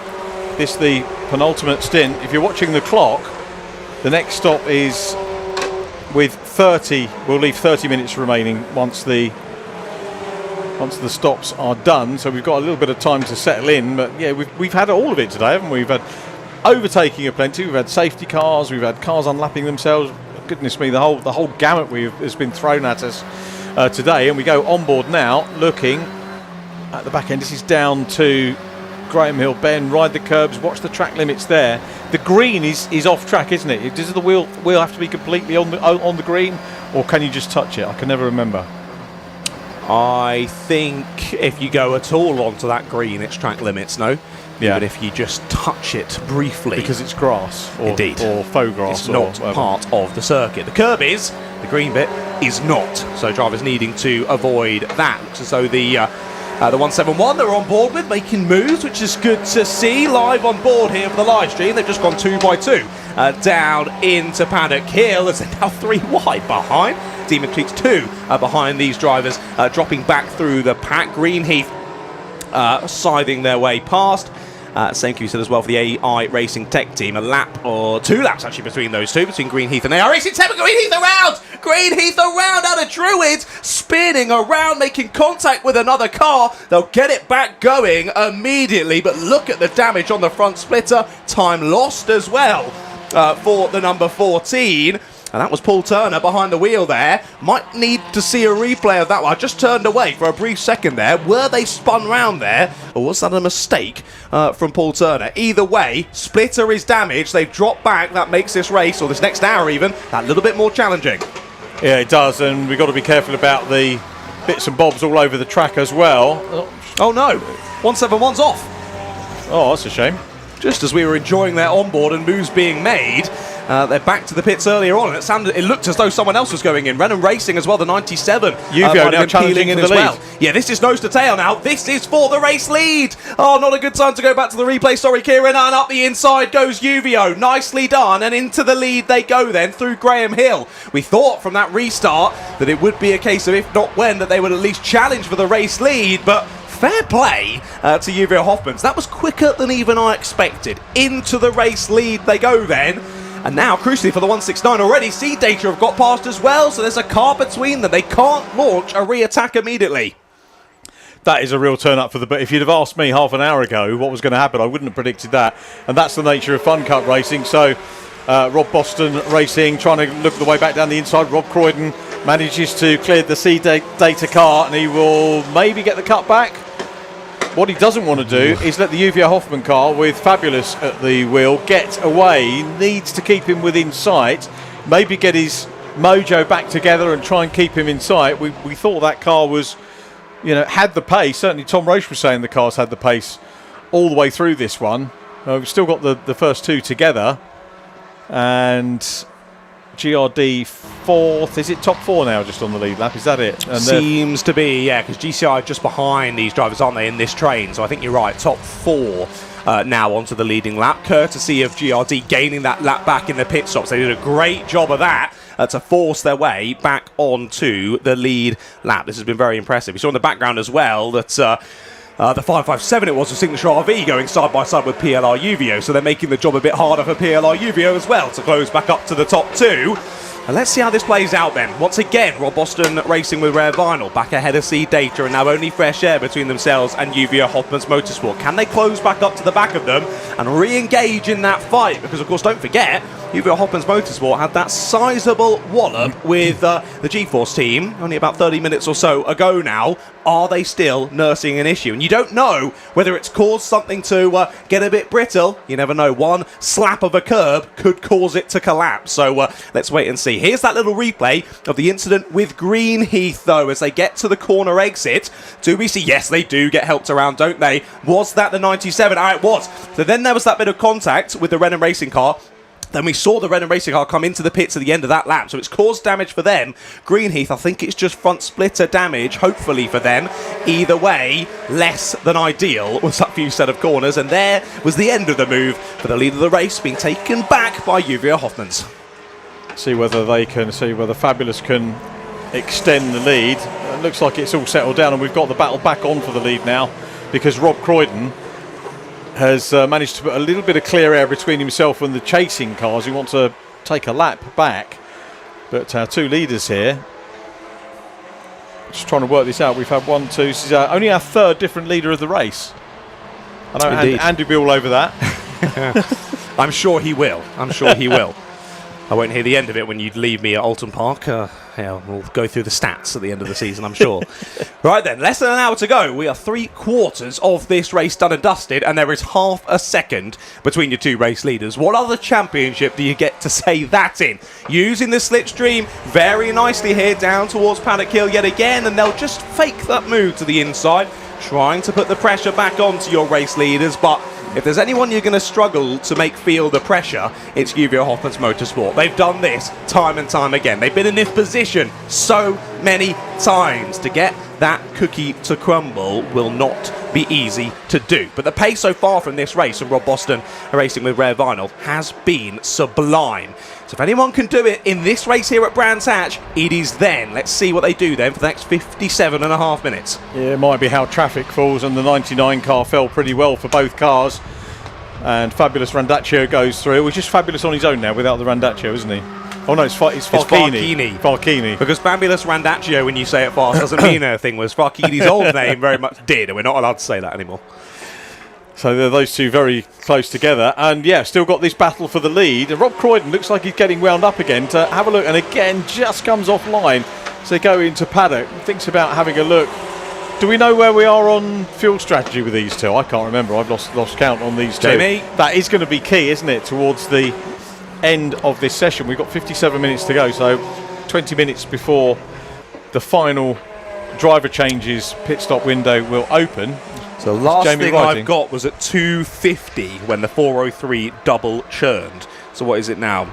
That was an hour and a half ago that the UVO double churned, so it would lead me to believe one churn at the final stop for them. However, I don't think I have any data on the 169, sadly, in terms of fuel. So Jamie might be able to give us some insight, but yeah, I think we're expecting a churn for the 403. Not sure at the moment for the 169. Okay, so it is going to play out on the final stop. We need to see whether Team GRD, how close they can get to PLR UVO. And I've forgotten who's in the 225 car now. Stint 5 means it's Neil Plimmer. Well, there's no cars between them now. They've just put another lap on Lee Tech of the number one, and now there is only fresh air between themselves and PLR UVO. And this is Simon, isn't it, back of the wheel of the number one? I think at the moment Simon Rudd trying to close down on the captain. So, yeah, he's going to make that. I would imagine Simon Rudd's going to make that fairly quickly. They'd have probably taken a podium after the first couple of stints. Yeah, I think 100%. It seemed as though the race might have been gone at one point, didn't it? But no, in classic GRD style, they've not let it slip through their fingers, and they've grabbed the opportunities that have come to them and managed to find their way not only back into the lead lap, but now almost within 10 seconds of your race leader. Amazing from GRD, but as we always see, they managed to rise out of the ashes like a phoenix once again. Amazing from Team GRD. If this carries on, you know, potentially we've got Riley Phillips, Farchini and Tom Roche battling it out in the closing stages of this one, plus whoever else is in the mix. You know, very possibly in the 225 car, Lewis Thompson as well, and he's had absolutely blinding pace as well. And that's just the top four before we start talking about the others, but they're the four on the lead lap, and they could all be dicing with each other in the final few minutes of this race. Indeed they could. Jamie has corrected me, both the 403 and the 225, no plans to fuel again. Okay, so straight race. So it should be a straight fight then, at least for the 403 and the 225. We still need to find out information for the 169 then. Of course, I said for the 403, surely they need another fuel churn, but apparently not. We've had a lot of safety cars, to be fair, and that would have helped with a bit of fuel saving, and maybe just means that they can extend through to the end of the race. They'll all have Excel docs all working it out with all the data, but they won't want to tell us about that and give any information up to their rival teams. We'll wait and see if Jamie can find some information, though, about the 169, whether they do need any more fuel. Battle's continuing on. Here's the track focus car. They've just got they're battling with the 557 at the moment, aren't they? See, data are right in the middle, but they're a further lap down from these two. So it's the 557 and the 49 who have entered battle here over a top 5 finish. This is for these two, so still a decent race so far in this one. Track focus, we saw they dropped down a little bit earlier on in the race. They were up near the sharp end in that first stint. I think had a couple of issues and dropped further down, but they've slowly worked at it, and there's a potential for a top 5 finish on the cards, which I think they should be very, very happy with. I think they would be after all the trials and tribulations that we had. And I see a huge crowd up there just on the Clark Curve by the Falston Centre. Is it still called the Falston Centre? Possibly not. I don't know. However, I do know that Jamie's just said that GRD might need to do a splash and dash on the final stop. So they might have to lose a bit of time here. So as GRD have now gone within 10 seconds of your race leader, they are all over the back of PLR UVO. We're looking here at that battle for the race lead. These two still absolutely nose to tail, but I think third place might just switch around on this lap. It has already. I can see them coming out of Druids. GRD are into third place, past PLR UVO. So a change around for your overall top three in this race. And again, it is just Simon Rudd. His only thought in this stint is gaining as much time back as possible for the leaders, especially if they know they're going to have to splash and dash and lose that bit of time in the pits. Simon Rudd lapping 56-second laps at the moment, but bear in mind there was a pass involved, so there was a little bit of traffic perhaps. The Elevator Solutions car used to work on insurance accounts with some of those Lyft brand names that are on there back in the day, so a little bit nostalgia seeing many of those names on that. It's probably some of my old customers in the hospitality today. Still got some work to do to try and close up on the lead pairing, 8.9 seconds. So get past these ones, order another safety car maybe for Simon Rudd. He would probably like that now, having had one to get back on the lead lap. But yeah, really hard work. And to be fair, every Fun Cup race is hard work for the guys that won the race before, because you have to start them all off the back. And it's such a bizarre rule, but it just makes for really entertaining racing. It does. It's a really good rule, I think. It really does spice things up, doesn't it? And I mean, how many times now have GRD proven that you can win a race from starting last? You just can. So it just hots it up for us and makes it even more interesting for us in the comms box. This might be interesting, though. To the inside line goes the 169 here, late on the brakes. Almost contact. There is contact. Off and wide, almost goes UVO. My goodness. Heart in mouth moment for both of your race leaders. And now, from what was a look at the race lead, he's lost 2 places on track. Of course, they're not actual positions in the race, but now there's 2 cars between the 169 and the 403. Oh no, that is catastrophe, at least for the next few moments. Well, you say catastrophe. Rob Croydon did the right thing there, backing out of that movement at the right time. The momentum he lost has spanked him, hasn't it? Got 2 cars now to deal with and close back up again. But, you know, he could have ended up taking the leader out. That wouldn't be good for either of them. He's still in P2. He's got a couple of cars between himself and the race leader. And the Rare Vinyl car can have another go. He could get back on. But, yeah, he has lost a huge amount of momentum and time. Maybe he's lost the challenge for the lead. It's going to be interesting at the end to see what the gap is between that pair. But I think that was the sensible thing to do, given that there was contact, just to back away out of it. And I don't think UVO will be too aggrieved about that. Yeah, I think you're right. And as you say, the 169 has lost more than they've gained, well, considerably in that attempt there. And now the track focused and the 557 Signature RV are now all over the back of your race leaders. Again, don't forget, both these teams are only a lap down. They're the first of the 2 cars who are a lap down. They're battling for position, but of course, the main desire here is for both of them to find their way through on UVO Hoffman. So they might just down the weapons for the moment here and try and find their way past the 403, which of course will benefit the 169 in that battle for the overall race win. But that will mean that if the 49 and the 557 get past, if another safety car does come out, they'll get looped straight to the back of the queue and back onto the leading lap. So that's exactly what they're trying to do at the moment. Wow, a wedding at Brands Hatch with Fun Cup in the background. How do I book it for my wedding? I need to know. Is that a proposal, is it? Have you done that already? I've not done that yet, but she knows it's coming. Does Lucy? Oh, right. She knows it's coming at some point. She's the love of my life, as she already knows. Anyway, as we press on through this race, I think that just shows as well the opportunities at Brands Hatch, both on and off track. What a background for your wedding photos there. The fast Beatles there in the background. I thought there was a big crowd over there. And it is a wedding reception. They're not watching the Fun Cup racing. I thought someone had just put on their nicest white dress for a moment. But no, there was photographers up there as well. Well, amazing. What a backdrop, as I say. Right then, just less than 50 minutes we've got left to go in this one. I've been watching that gap back to Team GRD like a hawk. It's less than 7 seconds now after getting past PLR UVO. Simon Rudd is on an absolute charge here at Brands Hatch. There's still potential that Team GRD win this race, and I did not think I'd be saying that when we saw that first restart, and they were 17 seconds behind, just for the fact that everyone was so slow on that first restart. And there is the number 1 powering their way towards that leading group. What a stint this has been so far.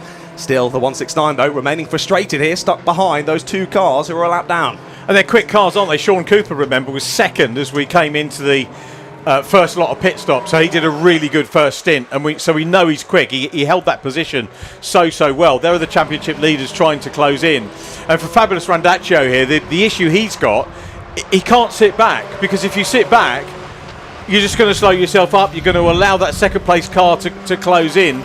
The only good news for him is that he's got quick cars right behind him. And that is a very good cushion to have at the moment. So he's doing the right thing, probably being ahead of Sean, but Sean's going to try and go through on the inside run. The Signature RV car is going to go through as well. That is going to open up the door for Rob Croydon to have another stab at the race lead. So there was me saying how good it was that he'd got the 2-car cushion, and that has just been whipped away from him. Immediately there, both drivers diving on through, as you say, and we said, their only prerogative for this is to find their way past the 403 and then hope for a safety car to drag their way back to the back of the train. Well, look at this then. Getting held up and almost a bit of contact there. I think there was front to rear contact between the 169 there and the 403 and the car ahead as they came through corner exit. The 169 closes back up to the back there. Well, as if Uvio didn't need more front splitter damage, there was potential for even more there. I think they've just about avoided that. Thank goodness for them. I will say that splitter is hanging on by a thread. Of course, it's already off on the right-hand side. The left-hand side is almost falling away as well.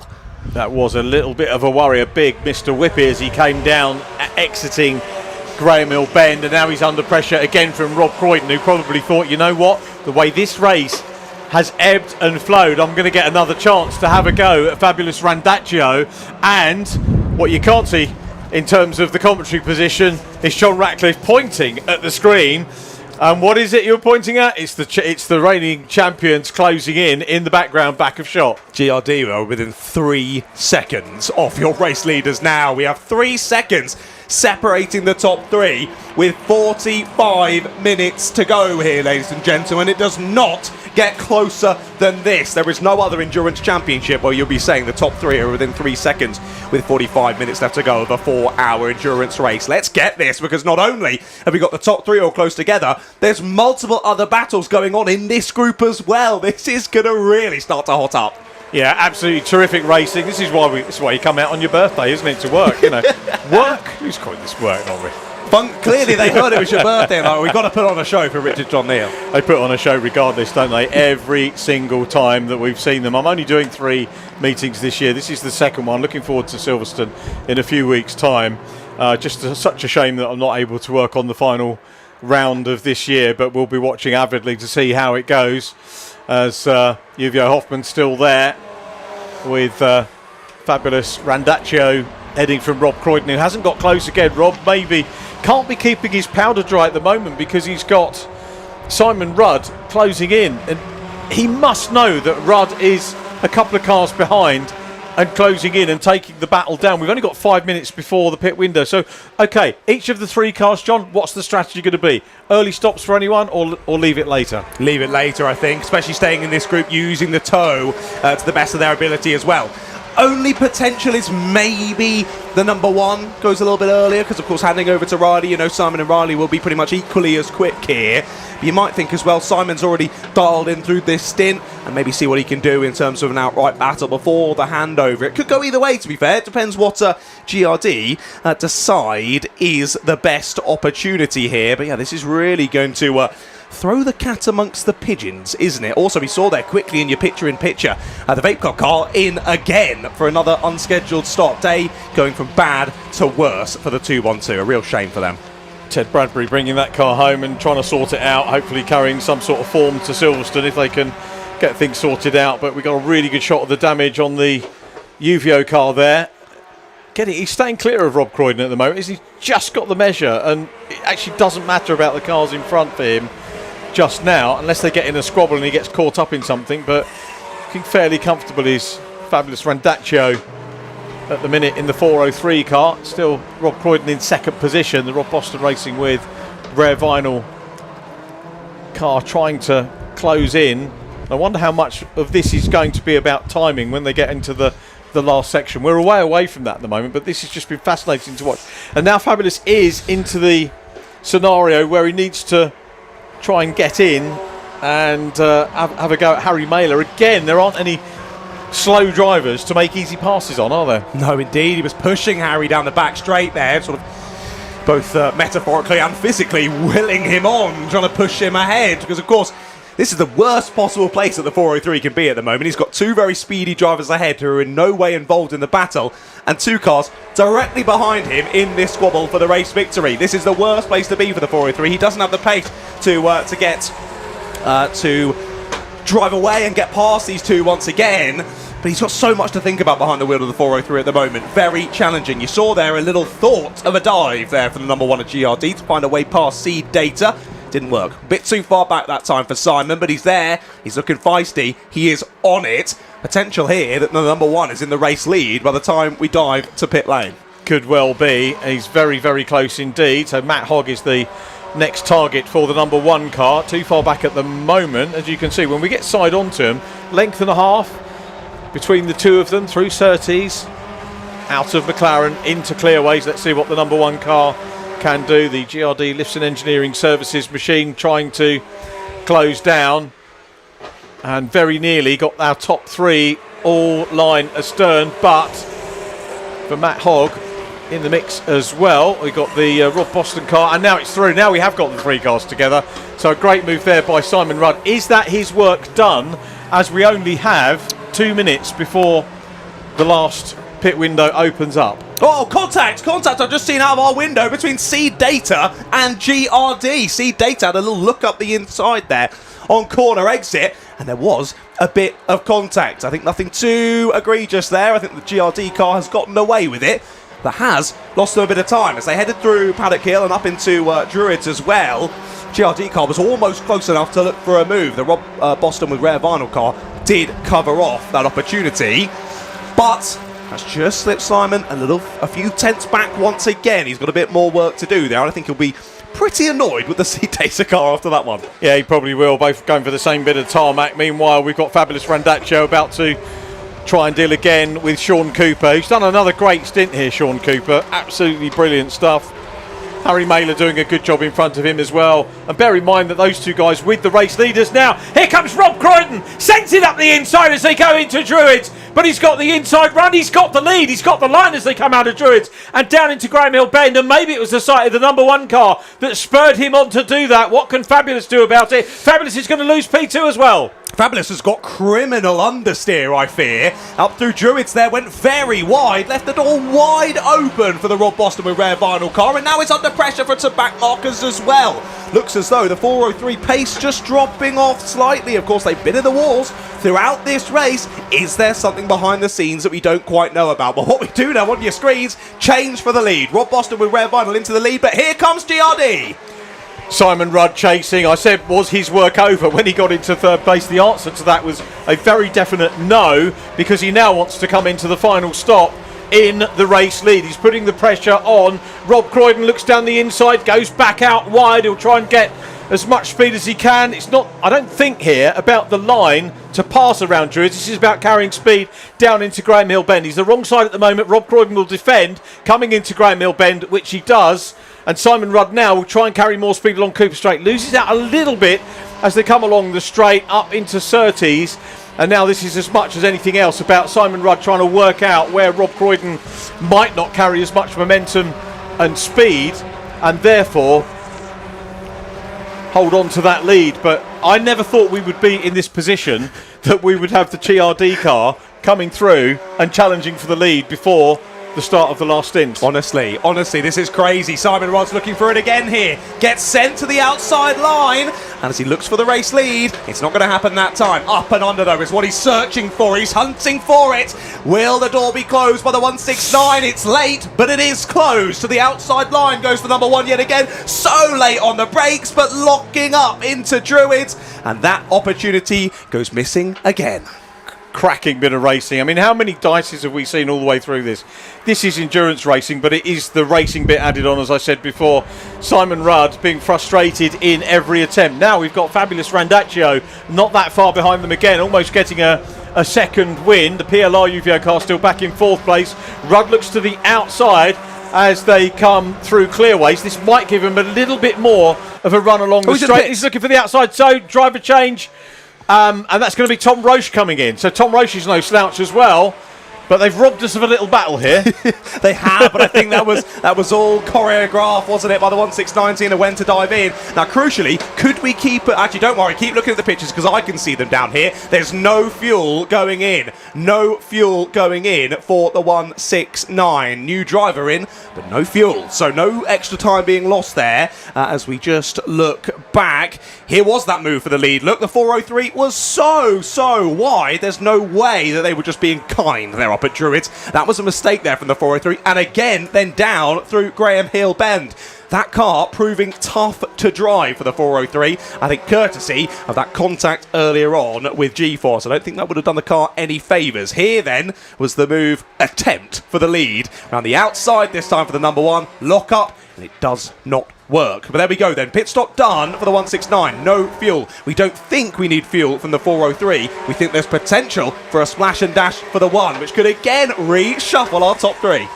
It could well do. So it is the number 1 car leading, another race leader. Not had the most race leaders in this one because of that long stint with the 1.6.9 car, which basically has led it into the second stop, the third stop, the fourth stop and the fifth stop, albeit under the biggest amount of pressure that they've had all race long. About to hand over. So what I'm saying is Rob Croydon and Tom Roche have done the work gallantly in equal measures. Both been very, very capable indeed, as Simon Rudd looks to make his way past the Renault Racing 97 car, slots his way through on the inside. Question is, how quickly is he going to hand over to Riley Phillips? The amount of cars being held together with gaffer tape on this grid, it's ridiculous. Look at that splitter though for Uvio. That has gotten dramatically worse over the last few laps, hasn't it? We said the front right is pretty much gone, front left is being held together by hopes and dreams. Well, it seems as though those hopes are fading and that front splitter is starting to fall off. Yeah, was it saying no? 2 hopes, no hope and Bob hope, isn't it? I think of no hope. Is it Bobby and none? Is that the phrase? Yeah, pretty much, yeah, like yeah. Bobby's just gone home or something like that. Yeah, oh dear, the 403, you can see that splitter hanging on by a thread. They're doing their best to hold on to the coattails here of the number 1, but I think the Uvio Hoffman's driver having to put in a serious effort here to keep up with the race leaders. Fabulous doing a lovely job, and of course soon enough they'll hand it back over to Farkini for that final stint. Was it Farkini and Riley Phillips at the end of last year's one that had that showdown as well? You're rolling your eyes there, you remember that one? Yeah, I do remember that one. We've got a replay of that potentially coming up.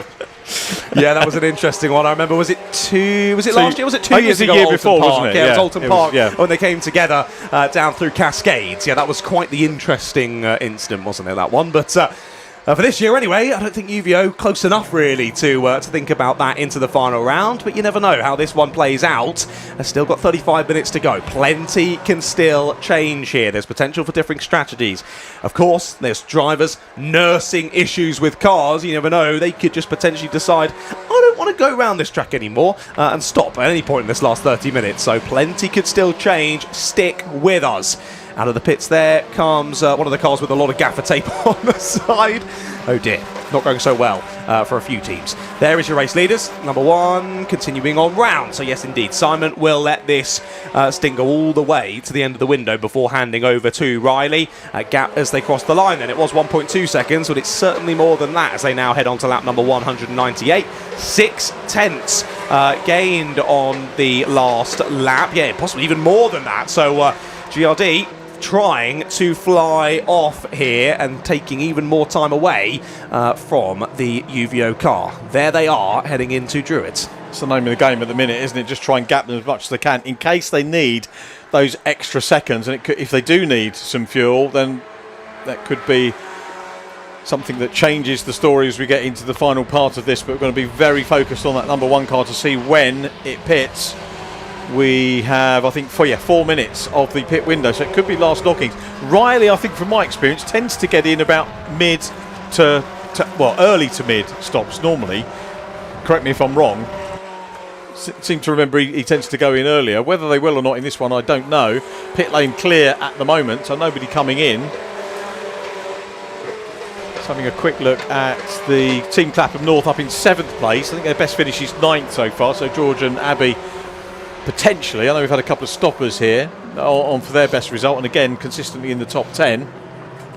Was it Ted you were talking about coming in mid-stint? No, in terms of the what now? Yeah. The one's upcoming. No, I was thinking in terms of Riley Phillips. Normally, Riley, from the races that I've done, which aren't all of them, in the final stint, they tend to get him in earlier. But it looks like Simon Rudd could be going the full stint here because they've only got 3 minutes left. Yeah, I think that also depends on the drivers that are where they are in the order as well, in terms of who's before him as well. But yeah, kind of depends as well on how the race is playing out. For the moment, of course, in the lead, gapping the drivers behind. Why bring him in? I guess it's the thought from GRD. Yeah, it's working for the moment, isn't it? Coming in though is Sean Cooper. I've got to say he's really impressed me, Sean Cooper, this afternoon, and he's now completed his stint in the Track Focus car, about to hand over to Mike McCollum for the last time, and they've run well. They're in 7th place. Mike McCollum, one of the Masters drivers, so they'll pick up an extra 6 points for their trouble. And that will certainly do their Masters Championship points the power of good. And of course they will be down on Andy's notes as leading a race as well, because they led the first lap earlier on. At least it says on my... Or they led the first 17 laps, from lap 1 through to lap 17, and then Vape Club stole it away. So they have led 17 laps of this race as well. They've done a valiant effort. Of course, they had that great first part of the race, and they dropped back a little bit, and then they fought their way back through, haven't they? Yeah, been a really good. I don't know if there's special awards for driver of the round that you have to think of outside the podium, as Simon Rudd about to pull off another move here, trying to pass the Signature RV car back in 5th position. Had the safety car not happened, this might have been 4th position between these two, but the safety car fell well for them to get through into the lead, and the Team GRD car just trying to pop another lap on Signature RV. Team Greenheath there as well, 2nd position in the championship, as we mentioned earlier on in the coverage. Would you have rather had this race next week in the wet rather than the hot? I'm sure the drivers probably. I don't know. It's a double-edged sword, isn't it? Yeah, it depends. Depends on the driver, doesn't it? For me, I love racing in the wet. So Right. my personal opinion would be, give me some rainfall. It gets a bit scarier, but I seem to be faster, so I'll choose that. But it depends on the driver, doesn't it? And I think it would have been a bit cooler with a bit of rainfall, wouldn't it? I think all the drivers would have appreciated that. I think it's on the way, isn't it, finally, which is something to look forward to. Well, as everyone was saying in the live chat, the grass needs it, doesn't it? Beside the circuit here at Brands Hatch, the grass very much needs it. It's basically the same colour as the gravel chaps at the moment. Right, Jamie was correct. It was splash a splash and dash for the number 1. There's the 403 having the splitter ripped off, which I think is fair enough. It's not doing anything to benefit them, is it? Let's have a look. GRD still there. They've lost a place. GRD have lost a place in the pits. As we thought, of course, they got ahead in terms of outright pace, but they've lost that bit of time having to splash and dash. I think you might see some quite sharp elbows in the next 10 minutes or so, Richard. I think UVO, they're going to struggle with pace here, lacking that splitter, but they are going to defend like their lives depend on it. I think we're going to get some Fun Cup feisty going on now to get a little bit alliterative. We'll see how that pans out. Now, where is the Rob Boston car in relation to these? The answer is clear, and very well clear, but we've got half an hour remaining. So is that a safety car free win, do we think? Is that a win if we don't get a safety car? Oh, I don't know. Because it's Tom Roche out there at the moment. So if he's unencumbered, he's been so by fast, safety car, as has Rob Croydon, of course. But it's all 3 of these front runners have been mightily quick, haven't they, throughout this race? And I think maybe we'll know in the next 5 or so minutes, because all 3 of them seemingly have a decent bit of fresh air at the moment. I say that the Race Logic car is just coming out ahead of these 2 that we see on your screens here. It will really mean how much do these guys dice as well. Farkini made a little mistake kicking up the dust as they came out of Clark Curve, lost momentum, and Riley Phillips is going to try and hammer it round the outside. Looking to him, hanging on to the car as they go round Paddock Hill Bend. Can he keep it? Is he going to have the line as they come up into Druids? And Farkini is going to fight back on the inside of the UVO car, but equally Riley Phillips wants the run, doesn't get forced off, and wide. Good, I think clean racing. It was really good, robust racing between the pair of them, and Riley Phillips takes 2nd position, but now will re-engage here with Farkini, who's going to try and take the battle back to him. Farkini is not finished. Right, I think I'm with you now. This is potential win here for the 169 because these two are going to fight because it's all on the championship. Back up the inside goes the 403. They lean on each other going through clearways once more. This is going to be a straight out fight for second place, isn't it? Here, the 169 can drive off. Tom, hopefully you have a relatively relaxed race. We're probably not going to see you much because we're focused on this. Absolutely right. Shades of Alton Park 2 years ago.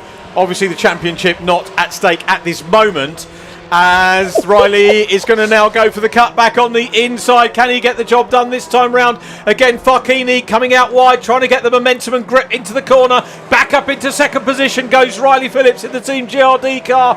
And Farkini has lost P2. Can he do a dive down into Graham Hill Bend? You wouldn't think this was an endurance race, would you? Amazing. Look at the kick out there, the understeer to oversteer there for the 403 UVO. Absolutely driving that car to the ragged edge right now is Farkini doing his best to hold on to the coattails of the number one. But for now, Riley's made it through. Very well done to Riley there. Had to stick that one out, didn't we?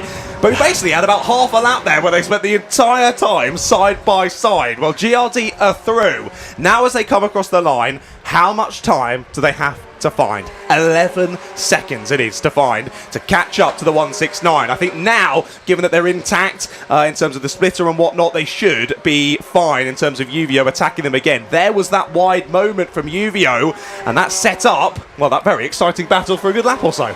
It did, didn't it? But that's just killed it, hasn't it? Maybe it's killed it a lap or so earlier than we might have seen otherwise. This was Look crazy. at that move. Look at him hanging on at the outside. Because Riley knew, there's no way I can turn into the apex here. He's going to be there and we're going to have a massive crash. So he knew he needed to leave the room, but equally tried to carry as much speed as possible down through the hill. But somehow held on to it and they carried on side by side for quite a while. Yeah, that move into paddock, and here we go again. This is, for me, one of the fascinating things about motorsport is that it's not the quickest line. He's not going to get the lap record doing that, so he's not going to do that lap after lap. But that's the focus from being quick to getting past, and people don't get that about racing, do they? Yeah. On the whole, but yeah, mega move. Look at that. We see it again. Oh, this is the cutback next one. lap, wasn't it? Yeah, then the cutback up and over the curb there, saw kicked out the rear for the UVO car, and that gave the opportunity for the up and under. Back to the inside went Riley, and he did finally take the place, seemingly for good. And when you get that, one driver ends up ahead, but you have to say kudos to the driver that was past, because, racing like that, you can be a complete barn pot, can't you, and take the other driver off. But Farkini didn't. He just raced it, and it was a good race between the pair. And of course, Riley's racing there with an intact splitter, whereas Farkini very much isn't. You saw the understeer there he was having to contend with. He was cooking the tyres for those couple of laps there, just trying to fight with the number one. But with that splitter gone, it was always going to be a challenge, especially around a circuit like this. And as proven, GRD now finding themselves about 2 seconds clear of UVO Hoffman's. Almost 3 seconds clear as all this contact up at Druids. That was G-Force again, this time with the 263 there. Didn't see how that one played out, but a bit of bodywork lost for the 263. Crucially, with those gaps at the front though, despite the fact GRD have been gapping UVO Hoffman's, the gap to the leader is exactly the same. It is, isn't it? So yeah, Tom Roche may be looking for a first Rob Boston race. Has Tom won with other teams before? I'm not remember. Andy McEwen, so I don't know. I started to have a look, but there's so many results you've got to have a look people through. Jamie jump between teams so much as well. It's impossible to keep up to date with. What have we got on the clock? 25 minutes to go, so we're 5 minutes into the last full part of this race, and the gap was 11 seconds on the previous tour between Tom Roche in the Rob Boston Racing with Rare Vinyl car. The gap comes down to 10.581. It's a comfortable gap still for Tom Roche at the moment. If we keep getting contact, are we going to get the another safety car? Potentially. There are some cars dicing a little bit too aggressively on there. Oh, I mean, Team GRD will be hoping and praying for just that, and the 169 will be hoping for the opposite. There was that bit of contact on the previous lap, and there goes that bodywork. Say goodbye, the 263, to that bodywork. As these three continue on. This is quite the scrap between these three. If there was any potential for a crash to cause a safety car, I think it's those two at the moment, isn't it? It does look that way. I think you're absolutely right. Hope they'll carry on. Clapham North now Here you down go. to 8th. Oh, we've Tom got some Roche news. last won, I think, in 2017 in the 125 car with Neil Primrose at Silverstone. That's the knowledge from Jamie Peters. Jamie is the new McEwen. There you go. There you go. Well done, Jamie. So that's nearly 10 years ago. Wow, yeah, it is, isn't it? Yeah, goodness me. Wow. He's wow. due one then. About time, Tom. Yeah, overdue one. Come on, Tom. Finally pulling his finger out. I'm obviously joking, Tom. He's done an amazing job. But that gap is less than 10 seconds now. GRD, now that Riley's into fresh air, have been flying. Yeah, last few laps, 55.5, 56 dead, 55.5, 55.7. We look over to your leaders. Last few laps, 56.4, 56.5, 55.6, 55.7, 56 dead. So just consistently closing in at the moment is Riley Phillips. The question on all of our lips, though, is 23 minutes enough time? Yeah, it's going to depend how the traffic falls for Riley. It's going to depend how it falls for Tom Roche as well. Could be nip and tuck at the end. It might be that the second place is as good as Team GRD are going to get. But the one thing for sure is that they have royally entertained their guests here at Brands Hatch today. Don't know if some of them are going to stick around for tomorrow and all the MG stuff that we've got to look forward to as well. It's a really action-packed weekend that the Brscc have put on. But this one, our main race of the weekend. Think about the cars that were damaged. I mean, we saw the V-Box car recovered earlier on. That's back out on track. There's been so much work done in these 4 hours to get everybody back on track and out there and racing.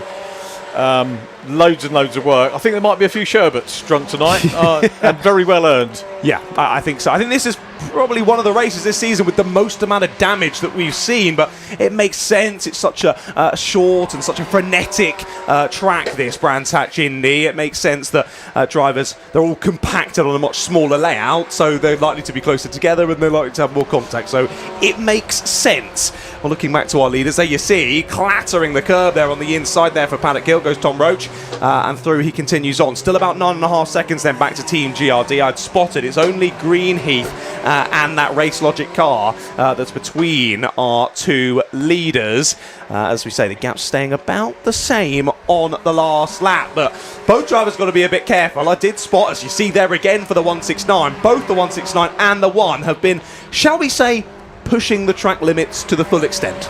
Yeah, you have to do that. One of the clerks, one of the MSUK clerks did say to me earlier on in the season, you know, if you're not pushing the track limits, you're not doing your job properly. And at the very least, you should probably end up getting a warning. That's taking it right to the very edge, metaphorically, of the idea.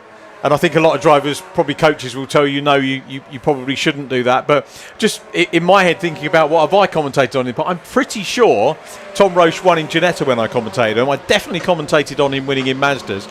Potentially, this is the third different formula that I've had the pleasure of commentating on a potential win for him. Yeah, wow, amazing.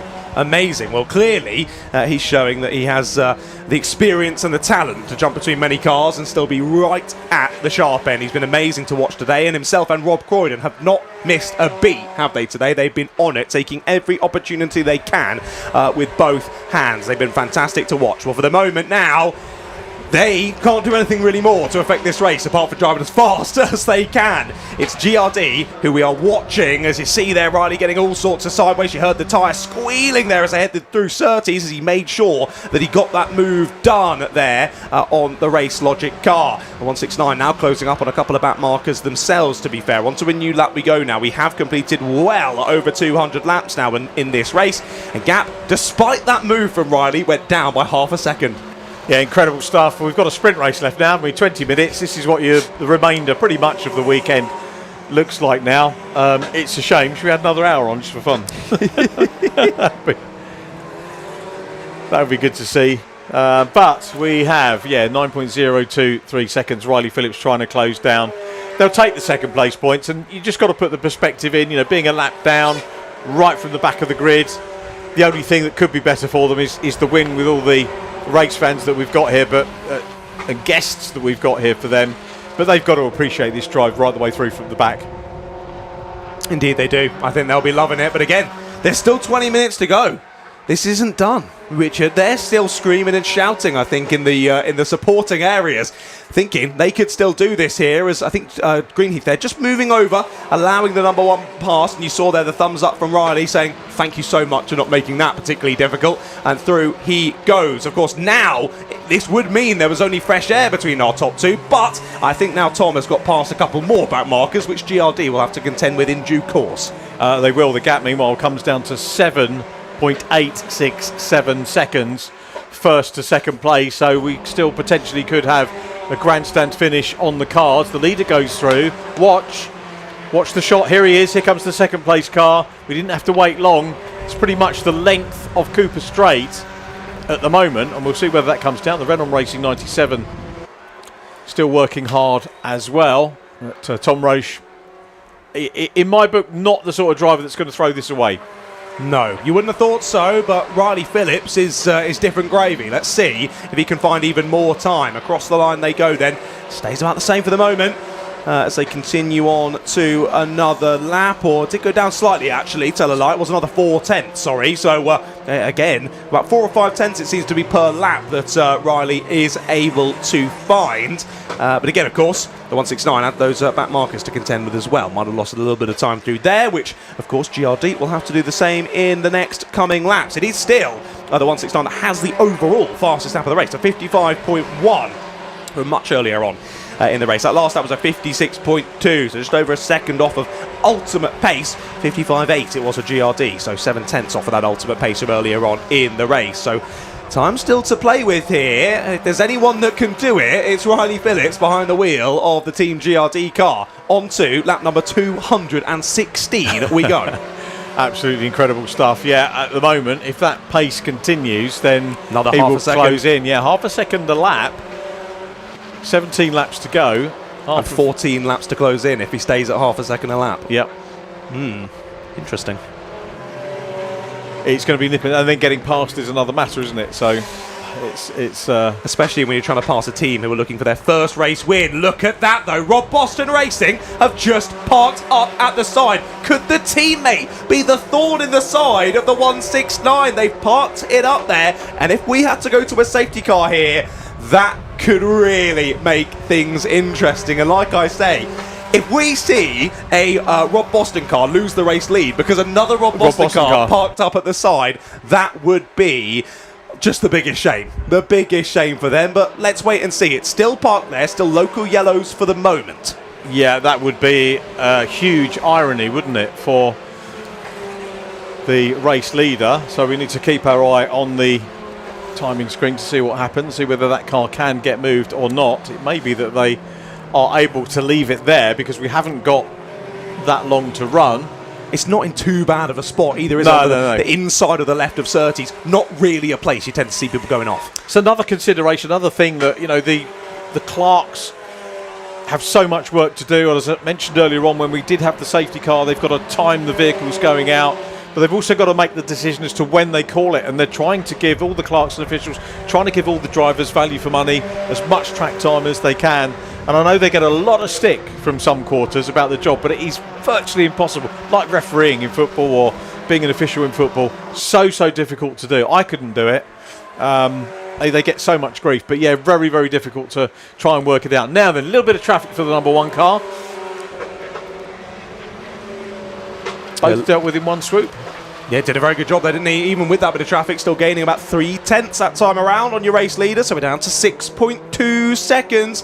Still need to find that a little bit more, though. Now trying to find a way through on the Demon Tweaks 2 car. And I think after that, yeah, will indeed be fresh air once again between the two leaders. So Simon Rudd makes his way down through Graham Hill Bend. Riley Phillips. Sorry, did I say Simon Rudd? Simon Rudd on the way. Right, thank you very much for the correction. Riley Phillips. We've been ruddied all the way through this one. Waved yellows there, so can't make the pass. That will cost him a tenth or so. Past the Rob Boston car. Now will make the move. The Demon Tweaks 207 car lets him through. I've just noticed the car has moved. The 252 has moved. It's gone slightly further up the corner, but stopped again. So driver's still behind the wheel. Oh, it's moving a little bit. They're trying to get it moved, aren't they? As best they can. I think they don't want to cause a safety car. No, for sure. Because it won't help the teammate. But is that moving on the starter now then? I don't know what they've moved. I'd say 3 or 4 car lengths, but then it's ground to a halt again. So less than ideal for the 252. But as you say, still local yellows down there. I don't think that's in a great place, if I'm perfectly honest. Yeah, it's on the border for me. I'm going to say, I don't know if you're John watching. Ratcliffe, welcome to a new edition of You Are the Clerk. What is your? I don't know if you saw any of the Donington Park stream. Yeah. I usually say, like we say, it's not on our remit. It's not for us to talk about. But that one at Donny, where the Oddberry's car was parked at the pit exit while cars were flying by, and there was a marshal leaning in to help, I wasn't too happy with that. No, yeah. This is a lot better than that. Yeah, and for that sure. one, they stayed out. They stayed green the whole time with just local yellows. So I think that's going to be left as local yellows through to the end of this race. And it is still moving, isn't it? As you can say, you just see the little micro moves that Yeah. he's going there. And to be fair, I rarely see a car going in where that car is now. And I've watched a lot of racing at Brands Hatch and from the back there, and it's creeping away to safety. Most of the cars that go off on that corner go off across the Clearways Oval grass. On the inside, so yeah, probably okay. And again, the Clarks don't want to disrupt the race if they can, if they don't have to. Indeed. No, they do a fantastic job behind the scenes. Really, really impressive. As we say, not a job that either of us could do. Far too stressful, far too many decisions to make. So we'll leave that up to people much smarter than us. But yeah, definitely the best decision for now, that local yellow. And as you say, the 252 is continuing to try and keep moving and getting out of harm's way. So we'll keep an eye on that. But I think to be fair to them, they are getting behind the barrier. So well done to the 252. Right, then on to another lap we go. I think that gap had extended a little bit, actually, because we saw it get down to 6.2. It's back up to 7 or so. What's it now as they cross the line? 7.7! Wow! Faster once again is the 169. Was Tom Roach just keeping a little bit in the locker maybe for these last few laps? Yeah, he might well have been doing that. That's a tricky thing for a driver to do, but someone like Tom Roach, with all his experience and skill, is the one driver that can, pull that thing off, can't he, for sure. Wow, that would be mightily impressive if he can. Well, he has certainly turned up the wick, hasn't he? Was lapping consistently in around the mid-56s. He's just popped in a 55.8 on the last lap, and it was similar times on the previous lap. So, no matter what kind of pace that Riley Phillips is able to deliver, even if he can still find pace, it's not going to be quick enough to close that still nearly 8-second gap between these two. 12 minutes still to race. Yeah, Riley Phillips' last was a 56.003. We'll see what it is this time. Because conversely, it might be that Riley has decided to settle for second place points, that the chase might be a little bit in vain. Well, I don't think Riley would do that. 56.05 again, 7.7 seconds. Exactly, yeah, pretty much identical on the last lap, weren't they? Within 15 thousandths of a second of each other in terms of overall time. No, I think for certain, there's no way that Riley is going, yes, points a second sound great.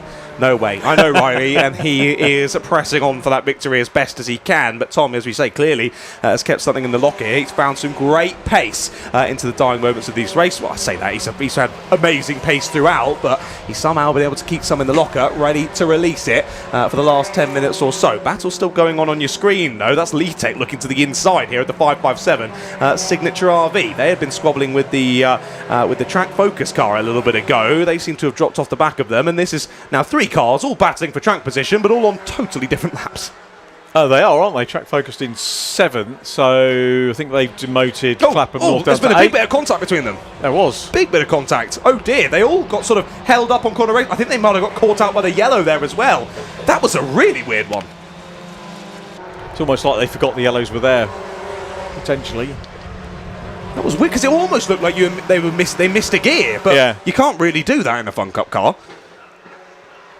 As into the pits comes Leatech then, so there was a bit of and the car behind as well. So 2 of the 3 from that bit of contact straight into the pits. Yep, shame for the 99, and what a G-Force up to? Haven't seen them for a bit.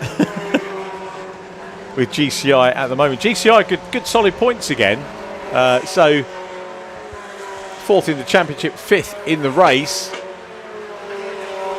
Quick recap of the positions here. The 169 Rob Boston Racing car out front, GRD second. 3rd is Farkini in 403. The 225 car in 4th position with Lewis Thompson at the wheel. And then 5th position GCI Racing and 6th position 557 Signature RV, who will get more valuable Masters points as well. Oh, this is going to be for position. This is for an overall podium here between Uvio and PLR Uvio. Yeah. Well then, they go nose to tail down into Paddock Hill Bend once again as the black UVO car gets past the G-Force car. Amazing on the last lap, 55.8 for GRD, 55.6 for the Rob Boston Racing with their vinyl crew. Amazing, the pace that they're finding in these last few minutes is surely going to give them their first victory of the season and potentially Tom's first victory in about 10 years here in the Fun Cup Endurance Championship. We watch on as this battle for third starts to heat up. Farkini and Fabulous want their old car back, weren't they?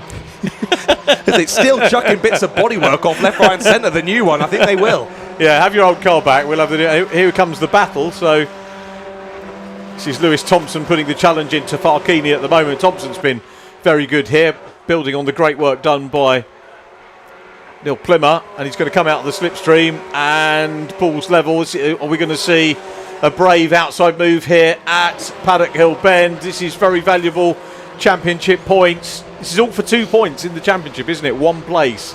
And battling hard. Farkini doesn't want to give up the ghost. Lewis Thompson being given a very good old workout here. He is indeed. Yeah, is indeed. Of course, UVO still trying to drive around those issues with that destroyed front splitter. Whereas their old car right in their rear view mirrors, as you say, seems pretty intact from this race so far. PLR have done a lovely job. Again, another team who haven't spoken about too much, but have just been quietly doing what they need to do in this race. It's been great to watch. And now, see if they can find a way through on the sort of sister team now, I guess, as they head through into clear race once again. But we know how aggressively the 403 will race you, and they'll do anything to try and hold on to that podium. And as you say, more points in the championship where they know that GRD are up the road. They might just look back to the inside here if the 225 doesn't cover it off, but they will. Yeah, here we come into Paddock Hill Bend. Is there going to be a gap? Are we going to get the switch back? No, we're not. So, yeah, very clearly that 403 car. We know a lot of issues, as you can see from the bodywork. But up onto the podium for 225, Lewis Thompson. I can't remember whether Lewis has had a podium yet. So is it going to be Lewis's first Fun Cup podium? Not quite sure. Hasn't had one when I've been commentating on it for sure. I'll have to look back at the how many different cars that he has maybe raced in. But yeah, up into third place now. What's the gap? The gap's gone out now for the lead gap, 8.280 seconds. So we are looking, I think, at that victory for Rob Boston Racing out front. Back with G-Force again. I don't think we've caught the G-Force car with Graham Winston at the controls. He did Mazdas last year as well, didn't he? He was in the Clapham North Mazda Championship last year. Clapham North now over this. Is there anywhere Clapham North aren't? There was, as I said, you know, George Grant is such a great guy with the support that he's put into all the various formulae over the years. And won one of the senior Brscc awards last year for sort of recognition of the hard work that he's put in, the massive support that he's put in, which is great. Now we've got a Demon Tweaks car off the circuit. So that's Mark Burton doing the final stint, trying to rock the car back into life and get it re-going with 6 minutes on the clock. Things relatively settled, but there will be that yellow flag zone where Mark Burton's car is, so that hopefully won't be too much of a hazard as we get back into our onboard. Coming down into Graham Hill Bend along Cooper Straight. Yeah, a little bit of track limits there on the green. Now coming up into Surtees, left-hander, right-hander through McLaren, then maybe a drift out as they come into clearways, but the door was open for the 171 car to go through on the inside run. So the race feed AI car with Matt Hyde. Matt Hyde's a good lad as well, ex-Formula V champion. We did a co-com with him on some sim racing a year or so ago, which was good fun. Had a session with Simon Rudd as well, which was good. Nice. And although we haven't done it again, that doesn't mean that the guys weren't any good. We just like to try and get different people in all the time for sim racing. But yeah, really good fun. Gives some opportunities in the comms box to some people who are used to being behind the wheel themselves. Gives good insight.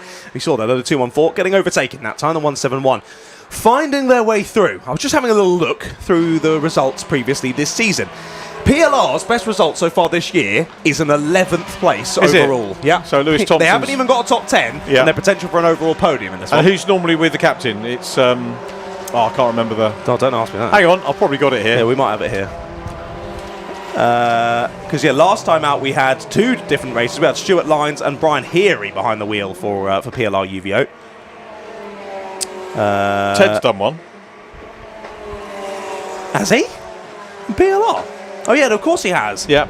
And Timothy Wilden I've got down as well, if my notes are correct. Yeah, Tim Wheeldon with Neil Plymouth seems to be the usual pairing. So I think possibly Lewis's first one as well, because I don't think their car, Lewis and Dad, Barry, is it? The dad that normally races with him? I don't think they've. I apologise to the family if I got that wrong, but anyway, Lewis Thompson doing an absolutely sterling job, picking off the back markers. The gap now 9.245 seconds, so Rob Boston Racing with Rare Vinyl, 3:48 remaining on the clock. It looks like, I mean, you can't say it until the checkered flag goes out with Fun Cup Racing, because you can get breakdown safety cars, goodness only knows what. But as far as it goes, looking pretty good for this one.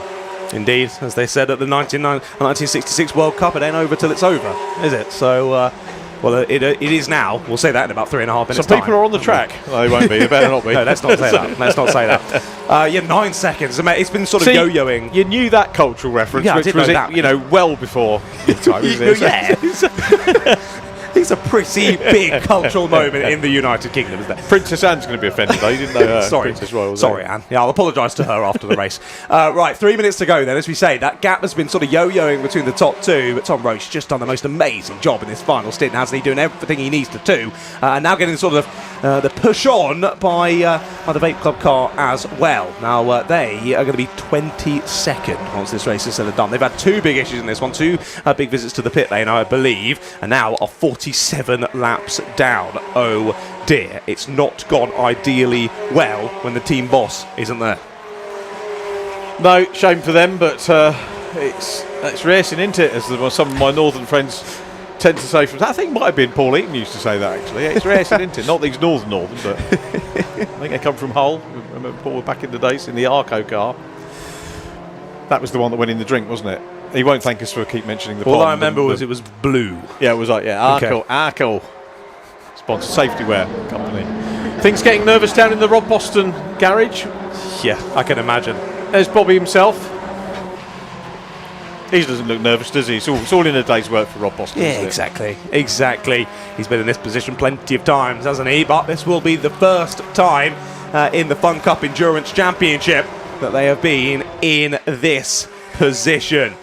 I think best result so far this year of a third place for the Rob Boston Racing with Rare Vinyl crew. And of course that was at the second race, the longer of the two, out at Donington Park last time out. They've been really impressive so far this season, gone from strength to strength.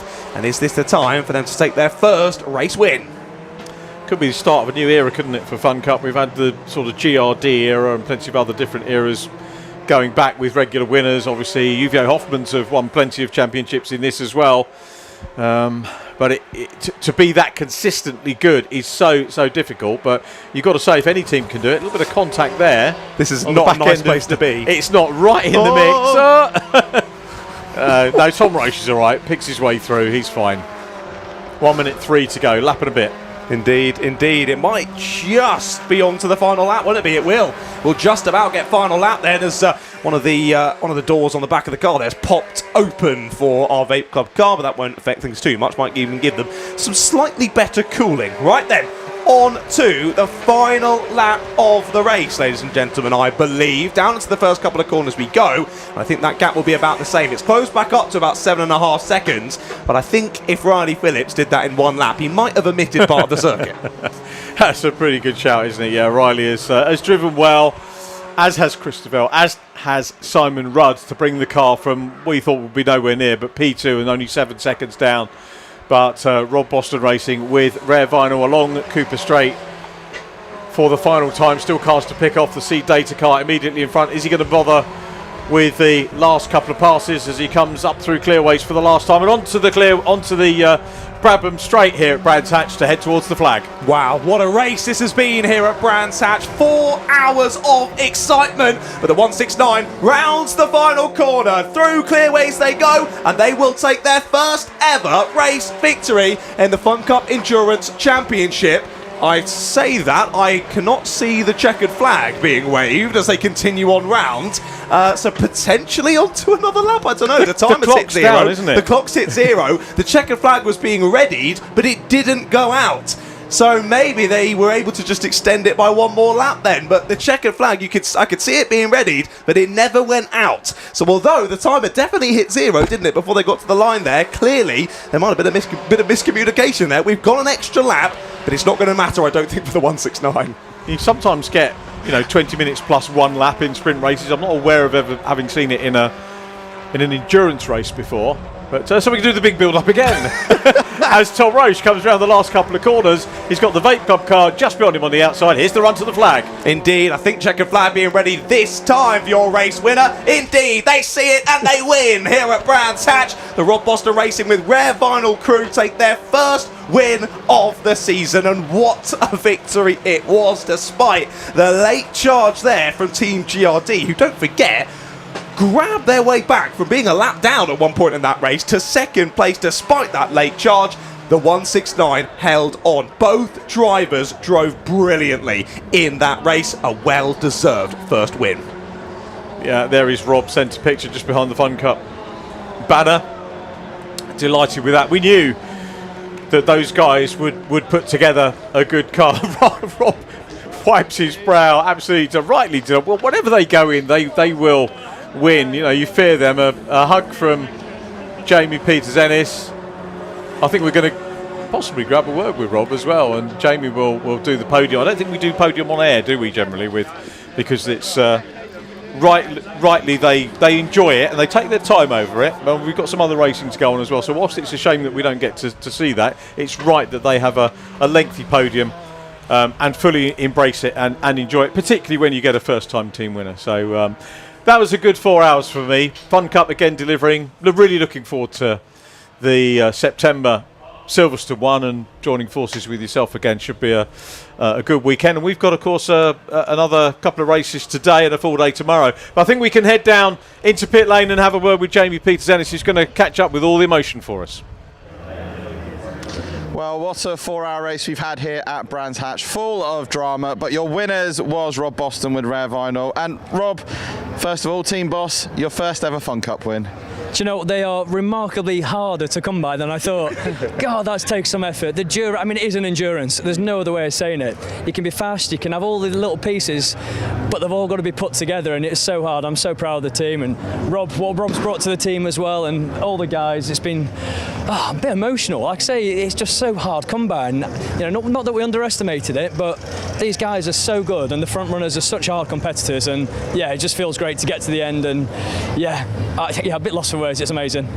And Rob, you've had a lot of poles, you've had a lot of podiums in the time you've been doing it. I mean, you've been in it as long as I have, but it's your first ever win. Yeah, I know. In this championship, it felt like it wasn't going to come at some point, but it's just an amazing team job. I mean, Rob and Tom and the whole team have just done an amazing job. So, I'm speechless. It's my first win I took 7 years off.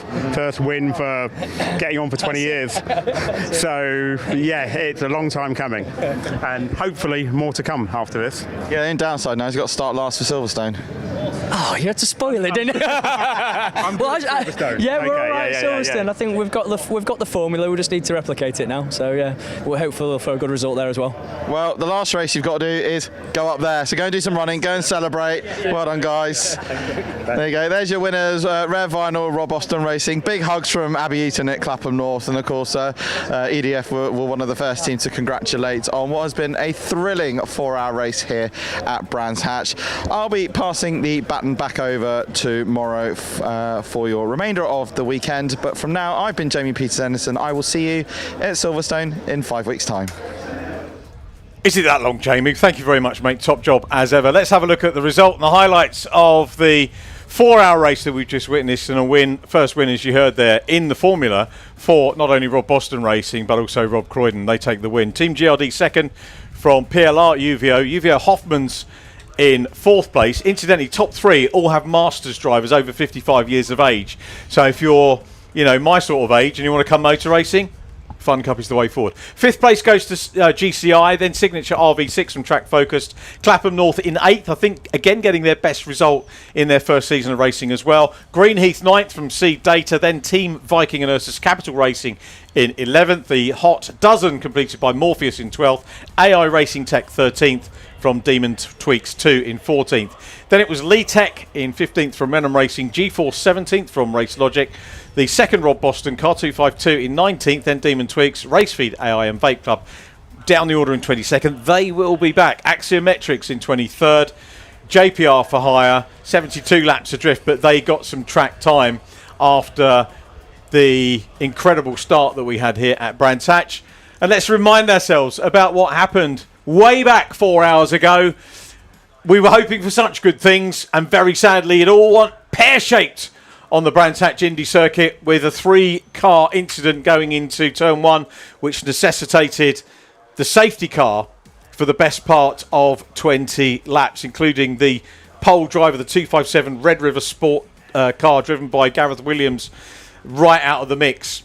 Things got going again, and the first stint was amazing. We saw the 212 car trying to make its way through, and indeed by the time we got to the first stops, the 212 car was leading from the 49 car of Track Focused. Sean Cooper starting what was to be a reasonably good day for him.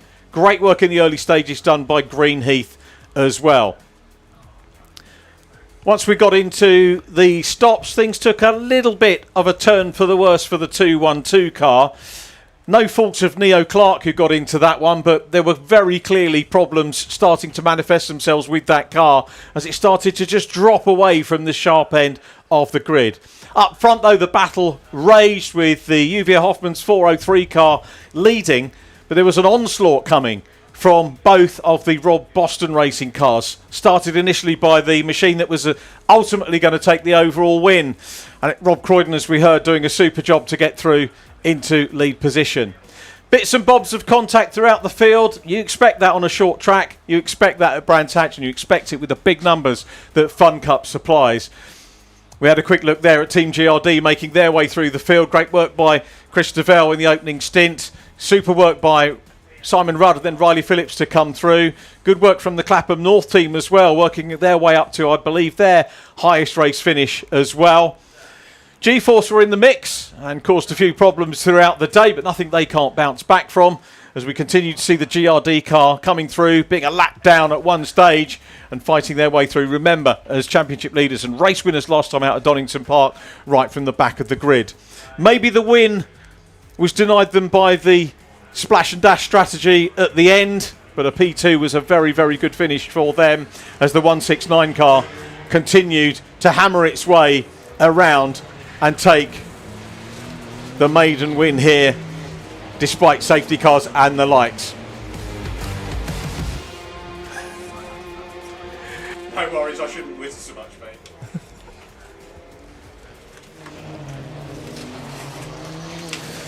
Right then, well, we've got our time to cool off. Richard, we're about ready to go racing yet again. Just before we move on to the ST240s as well, to highlight the fact, as you said, 3 Masters on the main podium, but they don't go on the Masters podium as well. So the Masters podium, Signature RV, Track Focused, and Team Clapham North there, their first Masters podium of the year. Very well done to them. Right then, ST240 action about ready to go. And who else but the number 1 of Alistair Kellett on pole position. Fantastic job from him, as always, to be up there at the sharp end.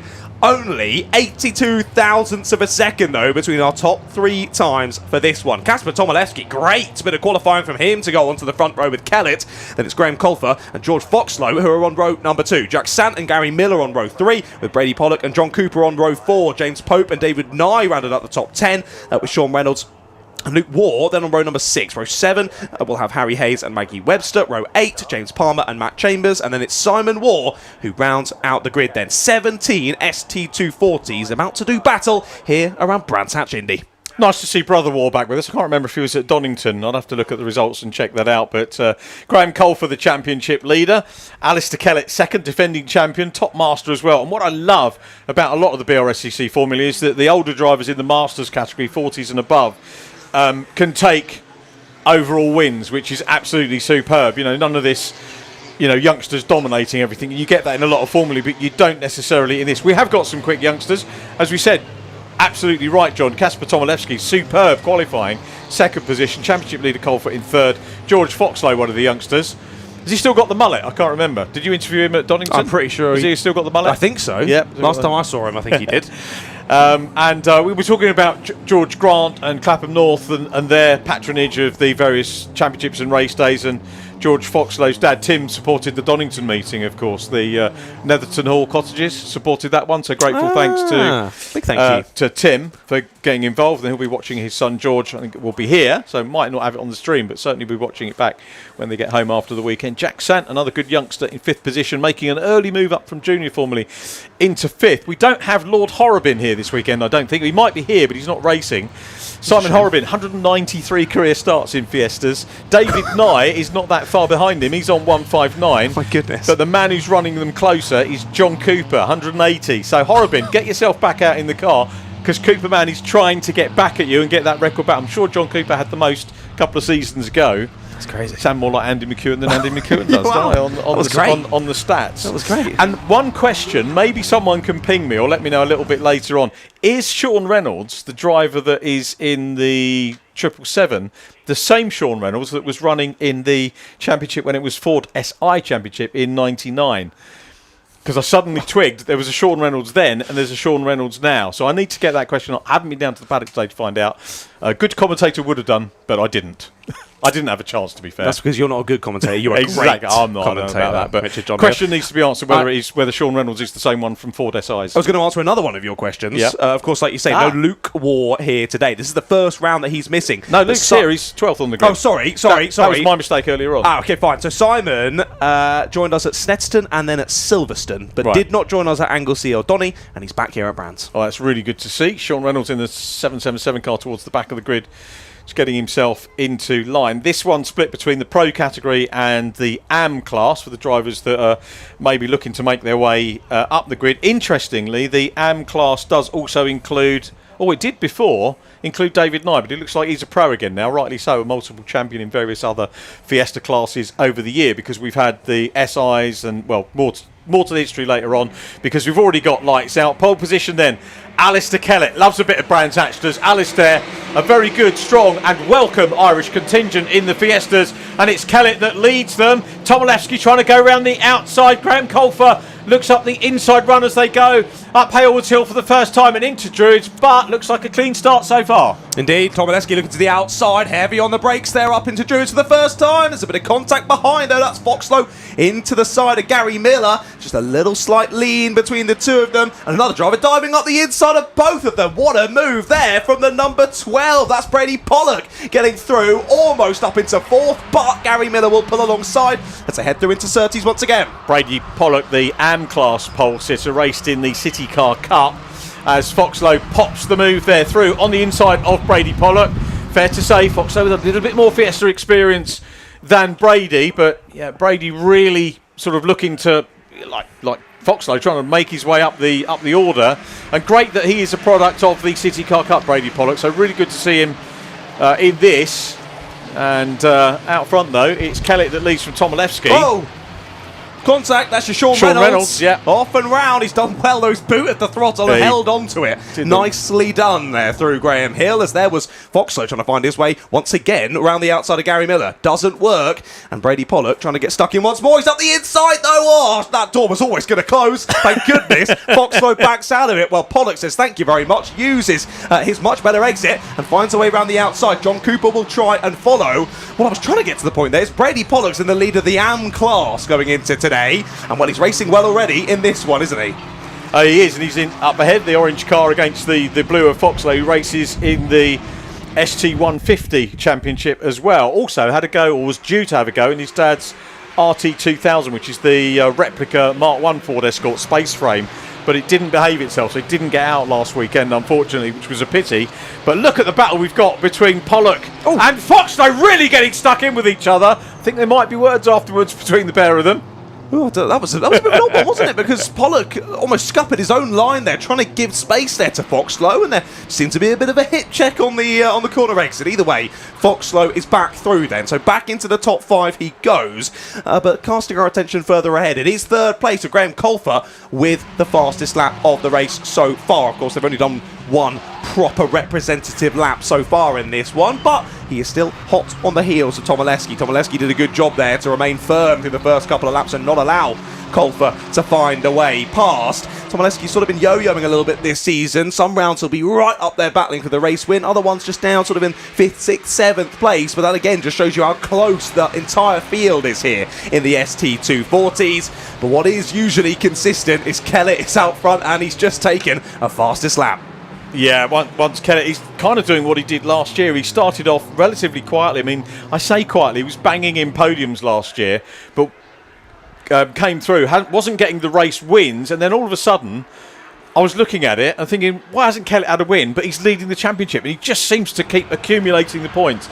Lovely guy, lovely team, always worth a chat if you come down to the championship paddock and have a natter with them. As I say, very welcome visitors over from Ireland, and they frequently show the English lads how to do it, and they are doing that just now with the young Polish lad in second position, Kasper Tomilewski, Graham Colfer, Gary Miller, and we've got to go back to 5th place for the top Englishman.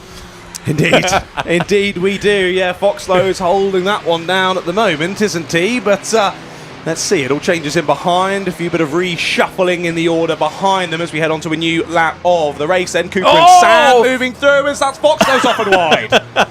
Having a little bit of a gravelly moment was George Fox. That is a pity. He's such a great racer. He's George Foxlow. Maybe something going wrong on the car. Got the fastest lap. Got it, yeah. Very clearly on the edge, wasn't he, to get that? And you have to be. You have to be. Foxlow down in 5th position at the moment. John Cooper is down behind him. Alistair Kellett's had 155 starts in the championship, by the way. This 156.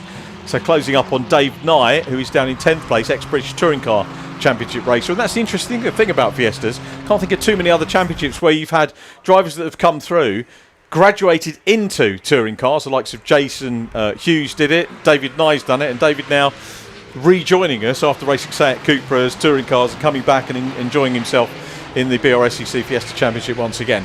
Yeah, it just shows you how much fun these cars are to race and how great the paddock is as well, isn't it? If you've got drivers coming back from further afield and going, no, I want to come back and race the Fiestas, mate. They were great. So fantastic to have these grids always so strong as well. The ST240s always keep us on our toes. And every race we seem to go to, it's sort of a group of sort of 8 to 10 drivers on the grid where you never quite know between each of them who's going to be the fastest one that weekend. It is not a championship that you can predict this one in the ST240s, and still over, what is it now, almost 6 minutes into this race, we've still got only a second separating our top 3. Kellett had that fastest lap momentarily. It has gone back the way of Graham Colfer, but they're all within 200ths of each other. Yeah, really significant about Colfer getting fastest lap because there are bonus points for that. But also, Kieran Mogad director rightly focusing on the battle for second place because that could close up, if he gets second position away from Kasper Tomilewski, it's going to close up the championship lead. 339 points at the moment. Or is that 3-5 now? I can't read my writing on drop scores. But either way, Colfer the championship leader. He'll want to get in P2, probably up into first position as well, and give Kellett another run. Colfer winning the most of the races in the earlier part of the championship. Incredible, it's just gone so quickly this year. We've only got 2 events left after this, and one of which a double header, one more triple header at Silverstone's. We look at Jack Sant getting stuck in there in the 86 car, looking to try and make a move. John Cooper coming under pressure from Jack Sant. So Cooper, one of the older drivers in the championship, runs in the Masters category. Jack Sant moving up out of the Fiesta Juniors last year in an Alistair Kellett built car, bought it at the end of last year. And I think for Jack, absolutely smart move, rather than have another year in juniors, come away here. And I think for 16-year-olds, if you don't win the scholarship, another plug for the scholarship, come and race in the senior for me. Do City Car Cup, do the Fiesta Senior Championship. Potentially less damage because, as you can see here, not low on numbers, we've got 17 cars out there racing, but generally you've got more experienced drivers. So as a rule, slightly less potential for damage. Yeah, I would tend to agree. I mean, last weekend I was out at Cadwell and the City Car Cup was split into 3 groups because they were so oversubscribed. Goodness, It just shows you so many drivers involved. But as you say, especially around a track like Cadwell, you fill that circuit with cars, there's inevitably going to be contact damage and costs. But you would hope for less here in the ST240s. But as we say that, they are leaning on each other, heading through clearways. Foxo decides, no, I want more damage on my car, please, as he battles with Brady Pollock. They're going to go 3 wide here into the first corner. To the outside line goes David Nye as well. Pollock's got the inside. Pollock's got the place. Up and under will try David Nye. Can he boot the throttle on corner exit? Not quite enough to draw alongside. But Foxo looks to the outside here, which will give the invitation again to David Nye. And he does this time thread the needle and go for it up the inside at Druids. But they continue side by side down the hill. George Foxlow's dad, Tim, was a short oval, a very, very good short oval driver, and the only way to overtake on the short ovals, or the best way, is the outside line. So very clearly, George not frightened to do that, to get the better of Brady Pollock, as David Nye tries to... he's lost the place, actually, hasn't he, to Luke Waugh, with the sort of RAF livery that Luke has. Always carried that on his race cars from Clio, Ginetta, and I think he was saying the longest he's ever actually been able to stay with the Formula, because they haven't closed it down, but they did Clios and Ginetta, didn't they? Or moved Ginetta away from the Toka package. But it's been great to have Luke in here. I was absolutely delighted when I saw that he joined, because he's a great fella. And this, not his home track, that would be Snetterton, Norfolk-based driver, but not too far for him to go, as John Cooper still heads Jack Sant. Cooper in 5th position, and Cooper's second left his in the indicator Masters on as well. Yep. I think that might be something to do with the ABS. No, it's not actually. Is It's it actually not? not. His left indicator is on. Yeah, there you go. Unless the other one's not working and it is ABS, I don't know. Well, if he's breaking down the back straight, something's going wrong, Richard.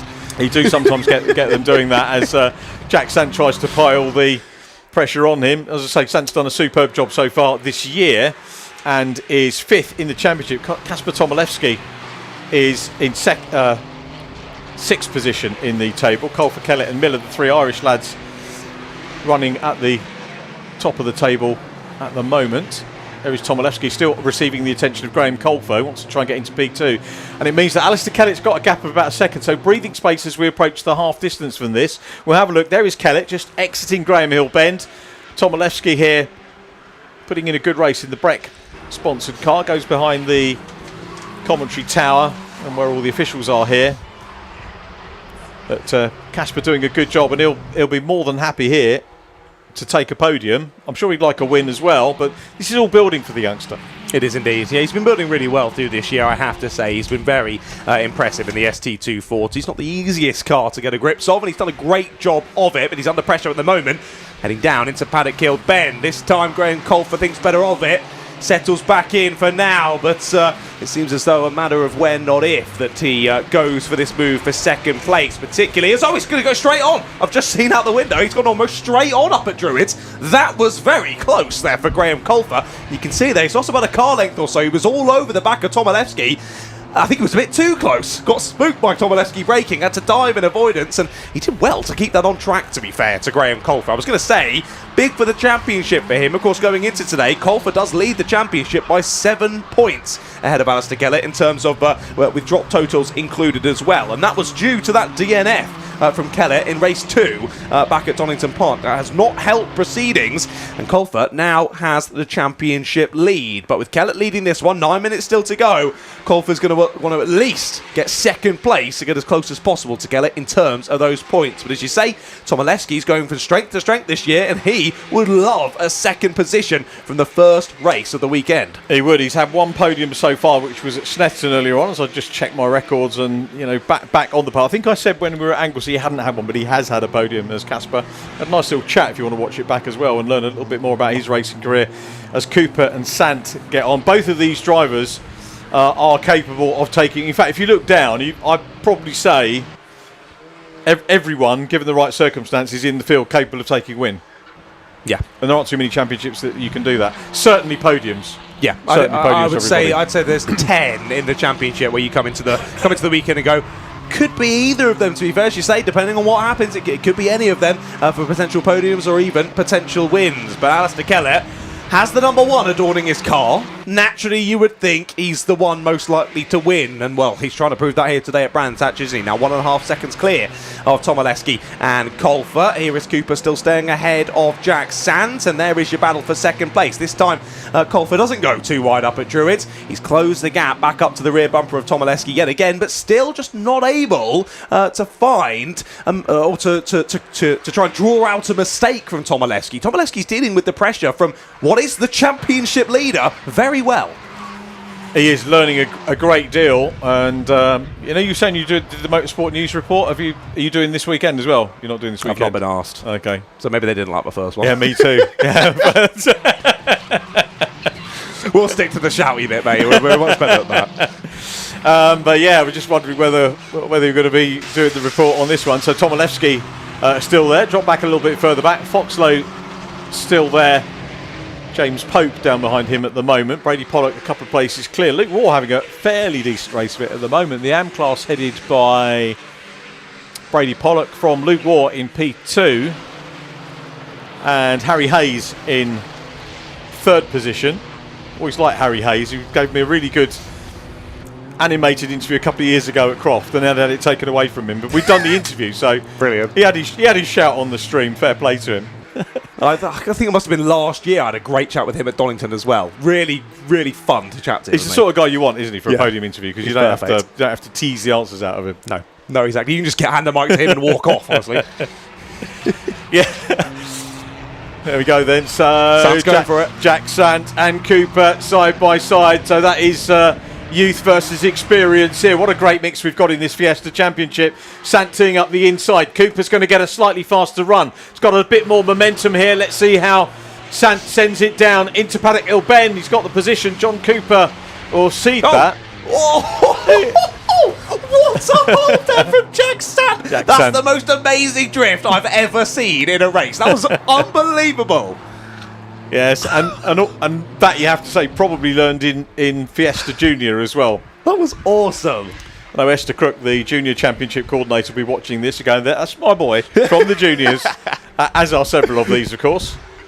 That was brilliant. The car control there was brilliant from Jack Sant, wasn't it? And he gets the place as well to boot. Into the top 5 he goes. John Cooper had been having to work pretty hard there for quite a number of laps to keep Sant behind, but Sant finally gets it. To be fair, John Cooper at least let Jack know that he was going to go to the left, as he continues to indicate for us. That's very kind of you, John.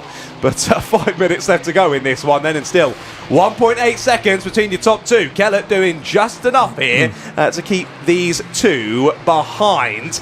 And Tomaszewski, like we say, dealing with this pressure fantastically well. Yeah, even if he doesn't hold on to third place or defend for, I can't say hold on's the wrong phrase because it makes it sound like he's not in control. He's very much in control of it at the moment.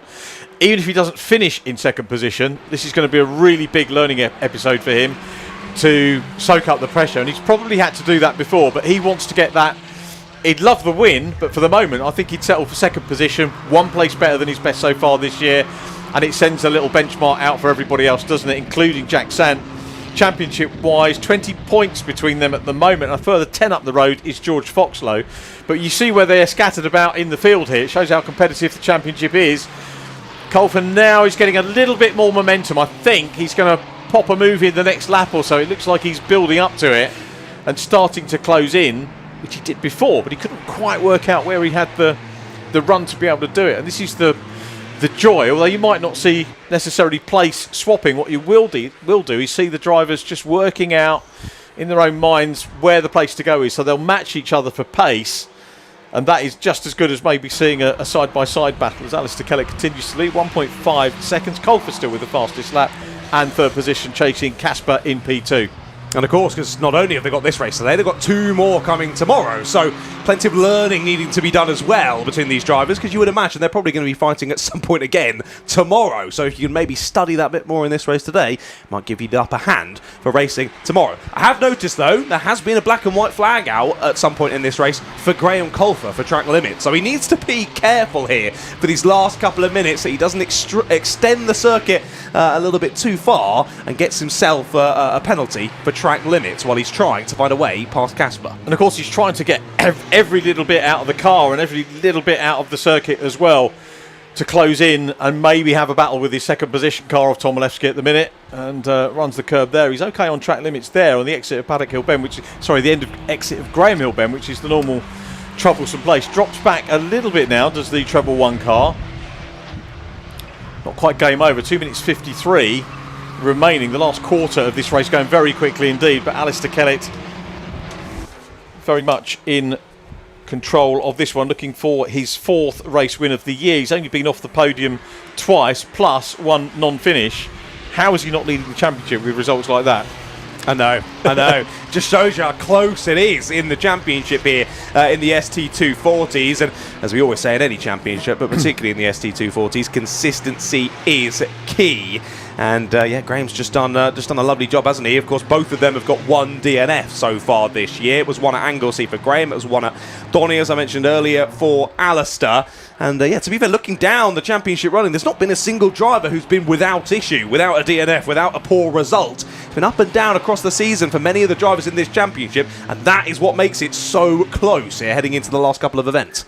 Sad thing for me with Fiesta Racing is that the Fiesta is no more, is it, in the Ford brand? So whatever we get next won't be a Fiesta, but the Pumas. The Pumas are up next. It could be, but remember the first incarnation was Ford SI rather than Fiesta, so maybe if we do go something else, they'll ease it in. I know Greg Graham and the team will have their brains working to try and work out what they will do next. Gary Miller gets fastest lap now. It's Miller time. Here we go. Gary Miller in 4th position on the road, but nicking that point, that could be crucial at the end of the year.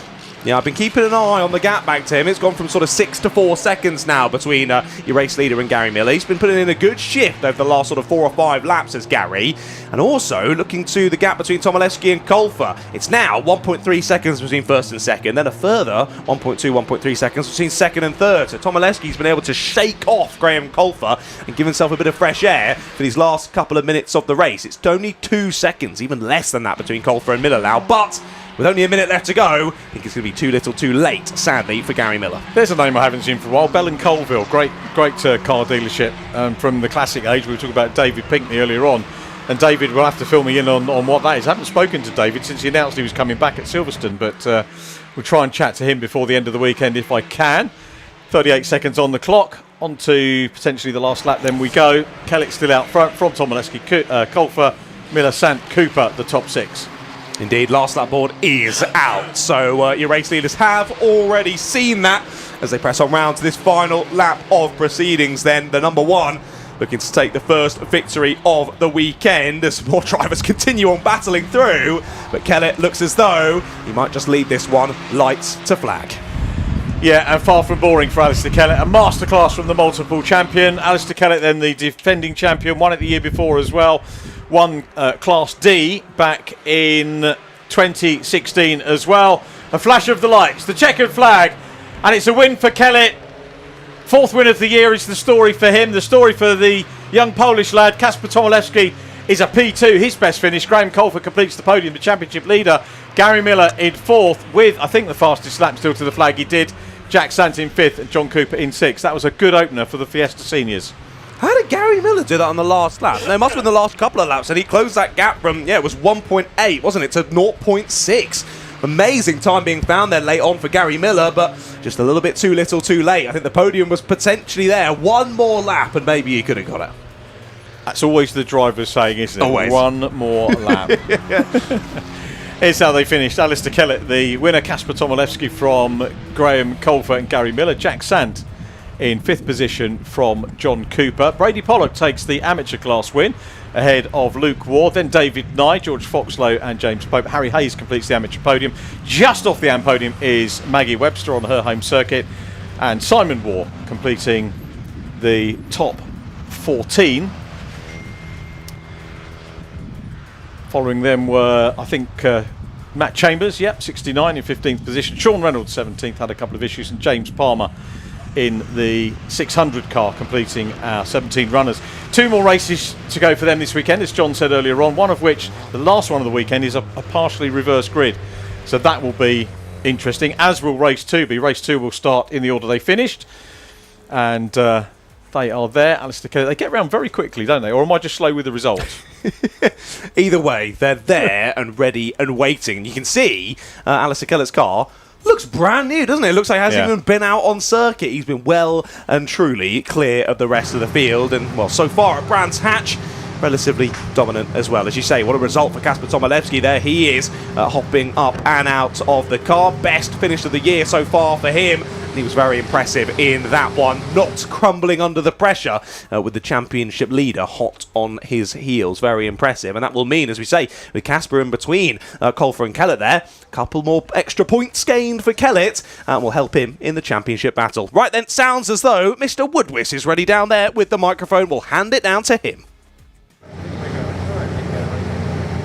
More excellent turbo tin tops action from the ST240s and an excellent top through once again as always. Let's quickly dive in. Handshakes and celebrations all around for that one, but back on the top step again is Alistair Kellett. Regular thing for you in these ST240s, but another race, another P1, almost day as usual, isn't it? Yeah, not so regular lately, I think. Yeah, nice way to come back from being stuck in a barrier in Donington, which wasn't nice. Look, it was what it was. So. Yeah, so it's good to win. It's good to put in pole this morning. Good to win. Graham kept Kasper there busy for a few laps and got me a break, and I just managed the gap and trying not to get track limits. There was boards going to every lap, and I was just hoping it wasn't me because I did a few track limits as well. So yeah, good fun. And the car's been in good form in general since testing.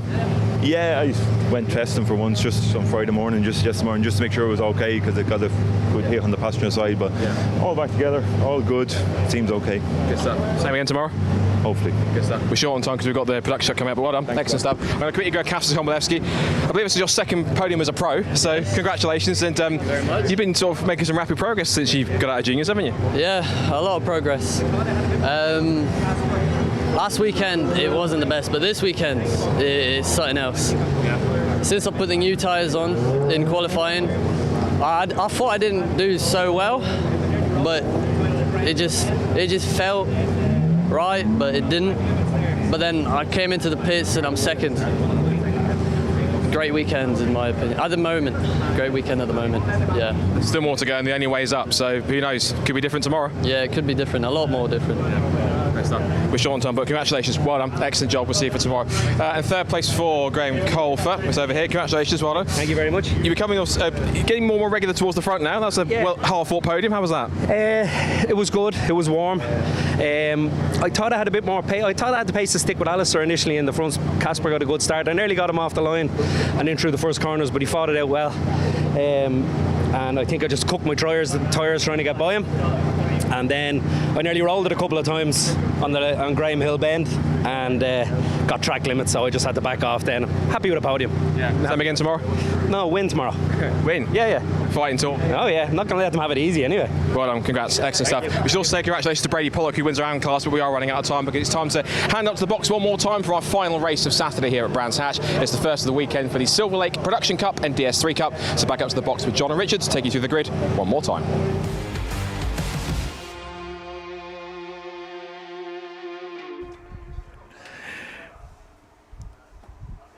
Not only did I forget that there was a sting, but I forgot to turn the mic back on as well.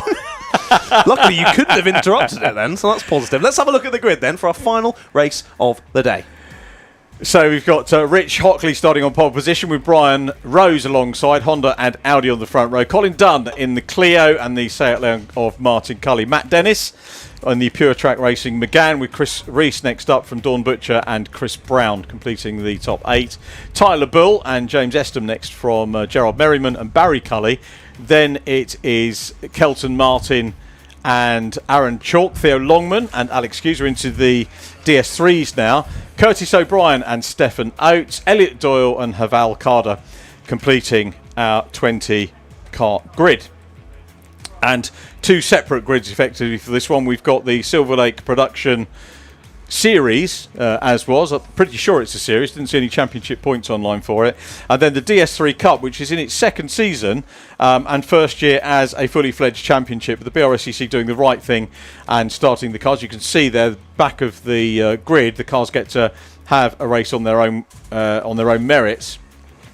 And the DS3 Cup at the moment is led by, I think, Aaron Chalk, who has the most wins in DS3. He's had 4 on the bounce. Elliot Lettis has had 2. And the man coming in to this meeting on forming the DS3s is Theo Longman, who is second in the championship, and just, let me see, 8 points down on Aaron Chalk. But the front row of the group, we've got a very good mix for Silver Lake Production. Thanks to Silver Lake for backing this as they go off on their green flag lap. Rich Hockley, who we see in a plethora of Brscc formulae. You sometimes see him racing in the club sport, or is it the super sport endurance? One or the other. I can never remember which one they frequent. Maybe both of them. We've got club sport tomorrow, which I'm really looking forward to. Brian Rose in the Audi. I don't recall seeing Brian race before. Definitely seen the Cullies. Matt Dennis I know well because we give a lot of stick to Sarah. Do you know Sarah Dennis, who races these? No. We normally give Sarah quite a lot of grief. Okay. She's got a Clio, and that was the one at Anglesey that was going around with the, do you remember in the club sport race at Anglesey, had the dodgy clutch, and we were worried whether it was going to finish the race or not. Yes. That was Sarah's team. We normally give her a load. She is here, is Sarah. Hopefully not listening to you.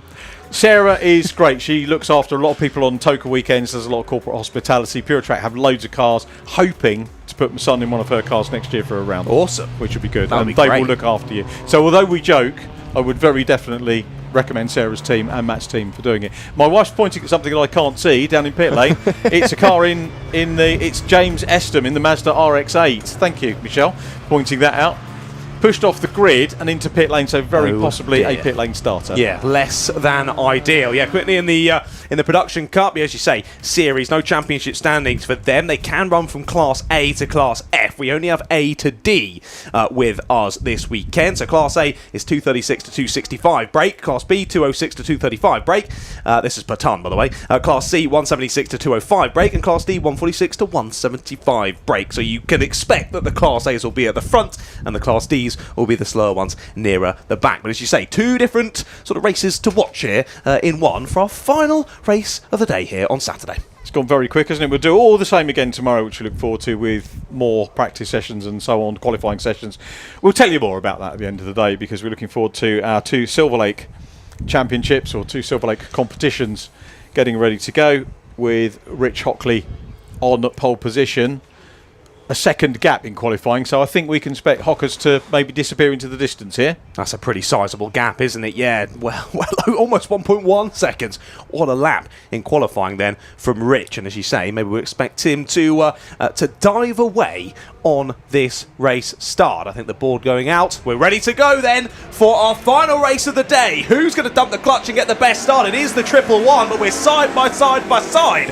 3 wide, heading down into the first corner. Nearly a bit of contact as they went on corner entry. And the yellow car on the outside there having to be the one to back out. And I think ends up losing a couple of places because of it. Yeah, Hockley though, good start. I wonder whether he was going to get bogged down, as we saw in the earlier the VW race earlier on. We saw the pole position driver getting bogged down, but that's really not the case here.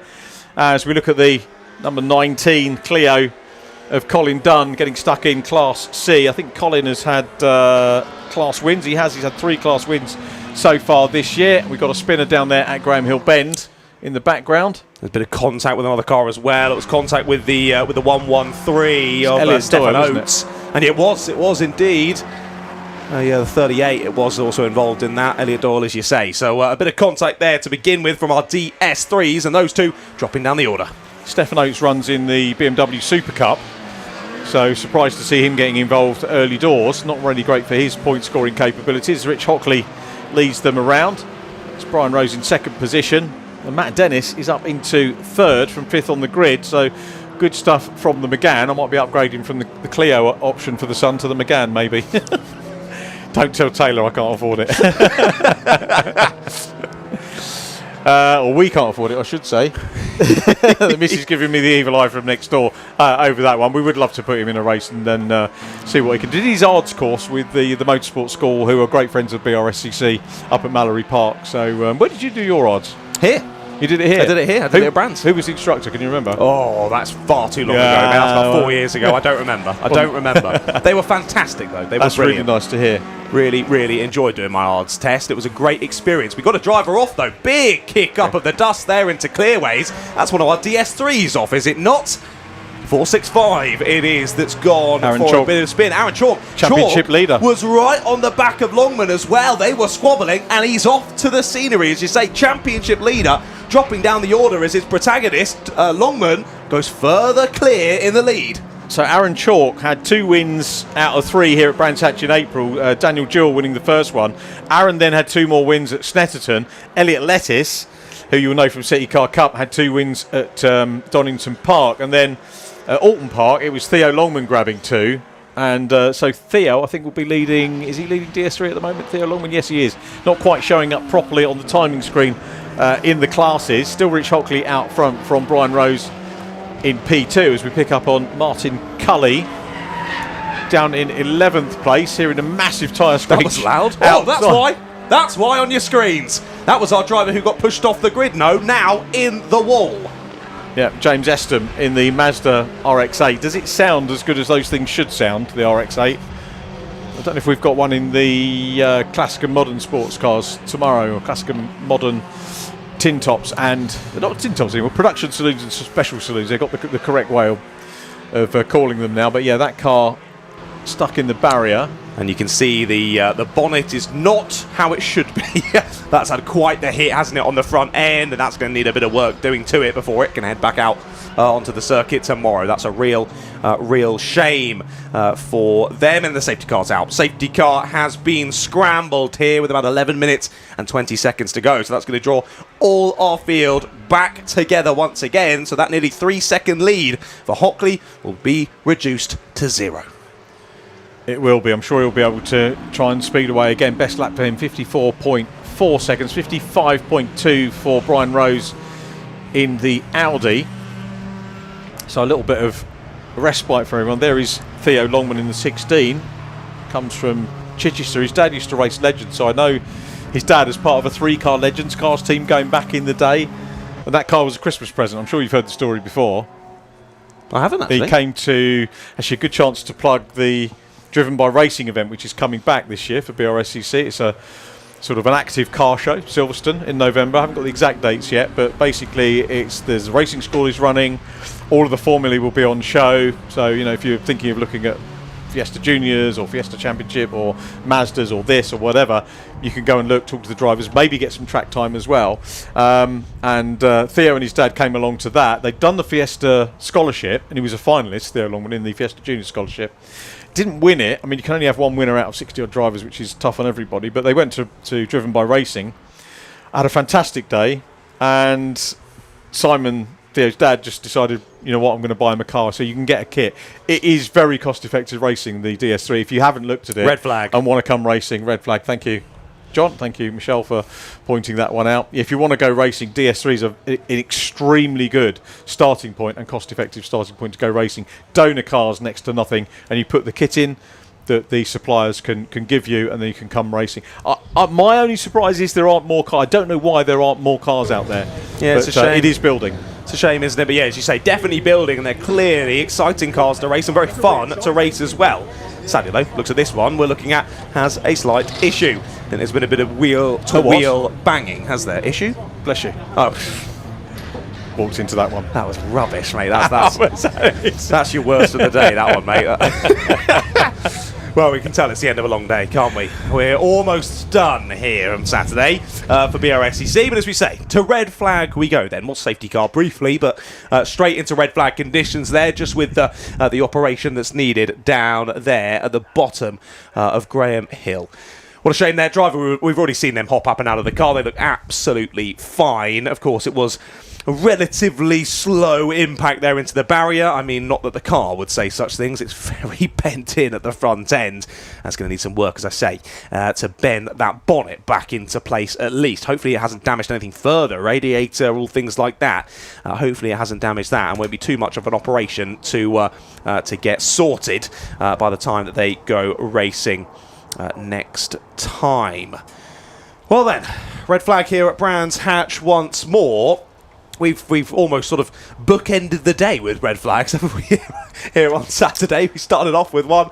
And now we've got another one here in our final race of the day. Then we'll let you know as soon as we know more information in terms of when we go back to green flag and how long we go back to green flag as well. Of course, 4 laps completed, so around about 4 minutes of the race completed as well.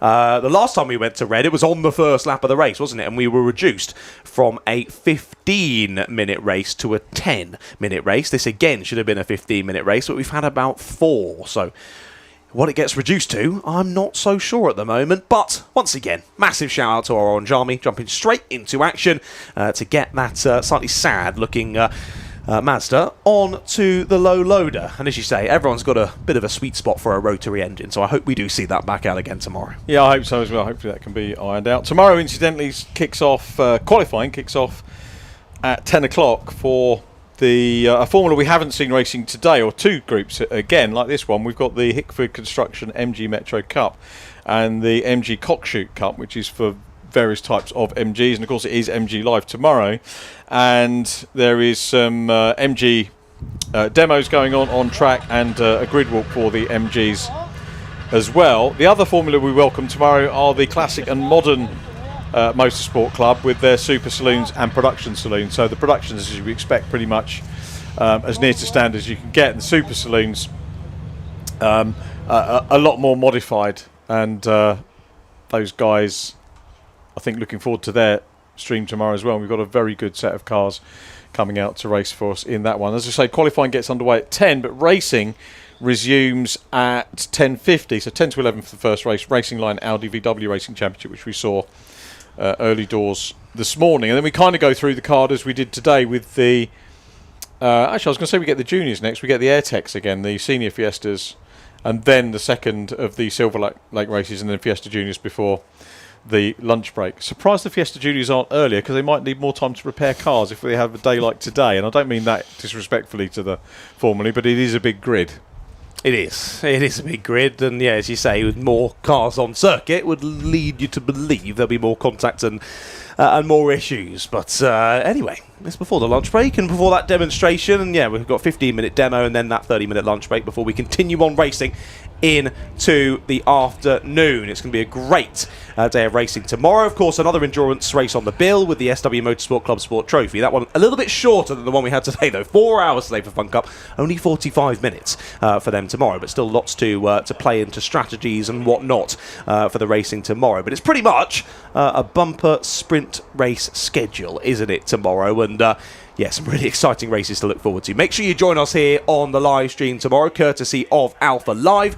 And while we start to wind down for the evening as well, spectators doing just the same, enjoying the last bit of racing action here today on Saturday from the stunning Brands Hatch Indy Circuit. It is a personal favourite track of mine. I think for me, I grew up around sort of the Surrey area, so this was always quite a close one for me. So always one I came down to watch all sorts of different championships at. So it's great to be back. And well, for me, it's my first time ever commentating here, so it's an honour to be here commentating. I've never commentated here before, so first time. Last time I was here, I was being assessed by the medical crew in the gravel trap down at T1, so it's good to be back with all limbs intact this time. That's good. Yeah, it is an experience. It is a thing you need to tick off, isn't it, commentating at Brands? I've done the circuit commentary a few times, and that's good fun, but lovely to be doing the stream as well. And it is, you know, for me, again, for your generation, you won't remember, but you've probably seen the various YouTube Grand Prix coverage when the British Grand Prix was here. Used to alternate every year with Silverstone, and we've had some great races over there, and I used to come and watch those. And had the cars not got stupid, we could have maybe still had a Grand Prix here every year, but everyone keeps making cars faster and more expensive for some reason, and indeed wider. I don't think you'd be able to fit one car on certain parts of this circuit, let alone 2 side by side. It's a shame, isn't it? It's a huge shame, and I get the speeds. You actually don't need to make them faster, really. I think I looked at a couple of years ago, we were commentating on F4 here, and the F4 pole time was about the same as the fastest lap that Niki Lauda did in the Formula 1 Grand Prix, really? 76, something like that. Wow. Ridiculous speeds that they've gone up. And of course, this year we've got a new GB3 car, and last year's GB3 has become this year's GB. Why would you make an entry-level formula for teenagers faster and faster and faster? There is no need. Somebody really needs to get a grip on it and stop the development of the speeds, because it doesn't matter if you watch a one-make race that's slower. Nobody notices. You just watch the race. I've been on my hobby horse about that for a long time. You don't need to keep getting quicker. Fun Cup's a good example. The formula has stayed the same. You don't need to keep messing around with it. And year on year, it creates great racing for us all to enjoy, doesn't it? So exactly right. Just shows. But indeed, right back then underway, sort of. Safety car still leading the field for now. So back to single track driving for all these drivers, following line astern then. And the timer has started again. So we've started from 10 minutes, I think, once more, as we tick on round. So when we do go back to green flag racing, we should have probably around, 8-7 minutes left to go, something like that. So quite a short and sharp heat race to finish this one off. Yep, safety car start by the look of it. I don't think they're going to form up on the grid, are they, at the end of this one? I don't think so. I'm guessing not, as we've got the clock ticking, as you rightly said. I think we have the Brscc course car now, which is runyourfleet.com, so big thanks to them. If you're stuck for something to do this evening, book your son or daughter or grandson and granddaughter into the Fiesta Junior Scholarship, brscc.co.uk. Also have a look at the racing options for our November event, the Driven by Racing show. It's a great 2 days. Just come up and socialise.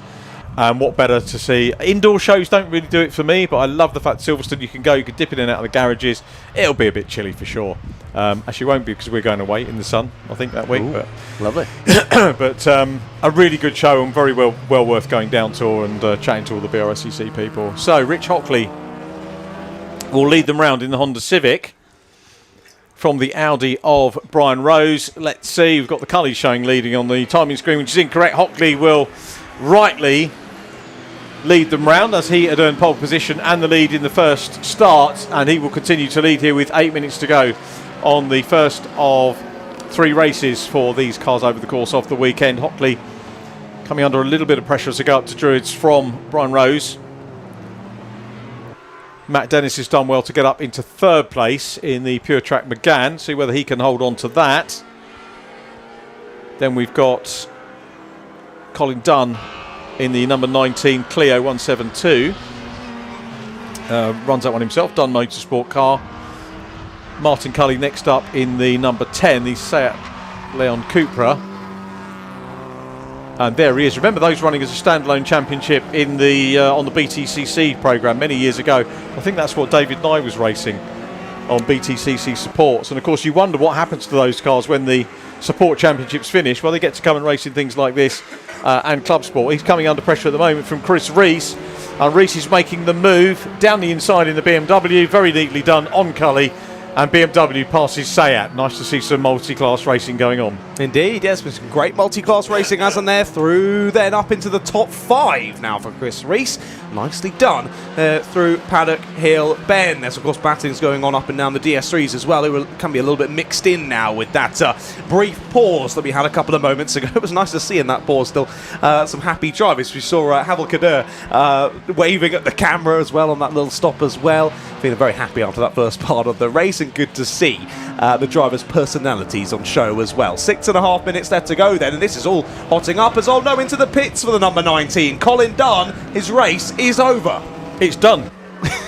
I'm sure he hasn't heard that one before. Yeah, I'm sure he has. That's a shame for Colin. It's one of the older style Clios. I think that was that style Clio. Is that the, I don't know which gen it is, but that was the one that we used to see Paul Rivette racing back in the day. He was truck racing, but now not. You probably haven't even heard of Paul Rivette either. No. Goodness me. Sorry, mate. Do you remember Clio Cup? No. Great.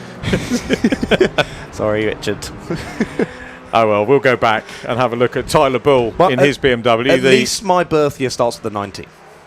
That's true. Good lad. I had 20 days of the 1990s. It was great. Is that all you had? 20 days? 20 days. Goodness me. Tyler Bull racing in the BMW, West Suffolk College preparing that one. So nice to see that some of the student motorsport teams are sort of embracing other championships as well. Some of them double up and you get more students involved.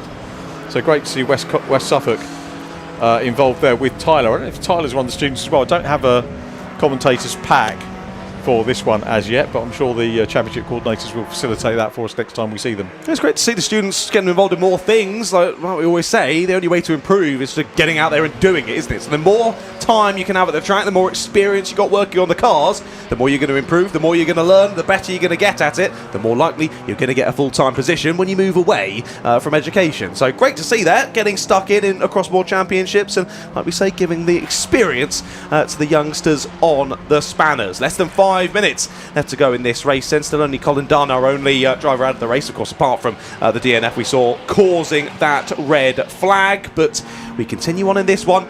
But still, after that restart, 3.5 seconds clear once again is Rich Hockley. He's been flying behind the wheel of his Honda Civic, hasn't he? And well, Brian Rose has been doing his best to hold on to the coattails, but isn't able to do so. He's still staying about 2 seconds ahead of Matt Dennis for the moment, and a further 4 back to Chris Rees in 4th place. But we keep our eyes on this battle.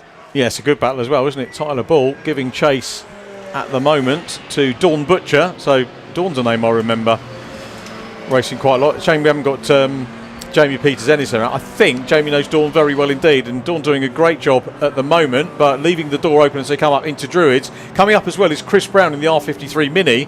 I think pretty close to the spec they raced in the Scottish Mini Cooper Cup, and still racing the Scottish Mini Cooper Cup over the years. That's been a really great formula for entertainment north of the border. So again, so many options within the Brscc for racing all sorts of different cars. The Mini's doing a really grand job here and having a go and putting Tyler Bull under pressure.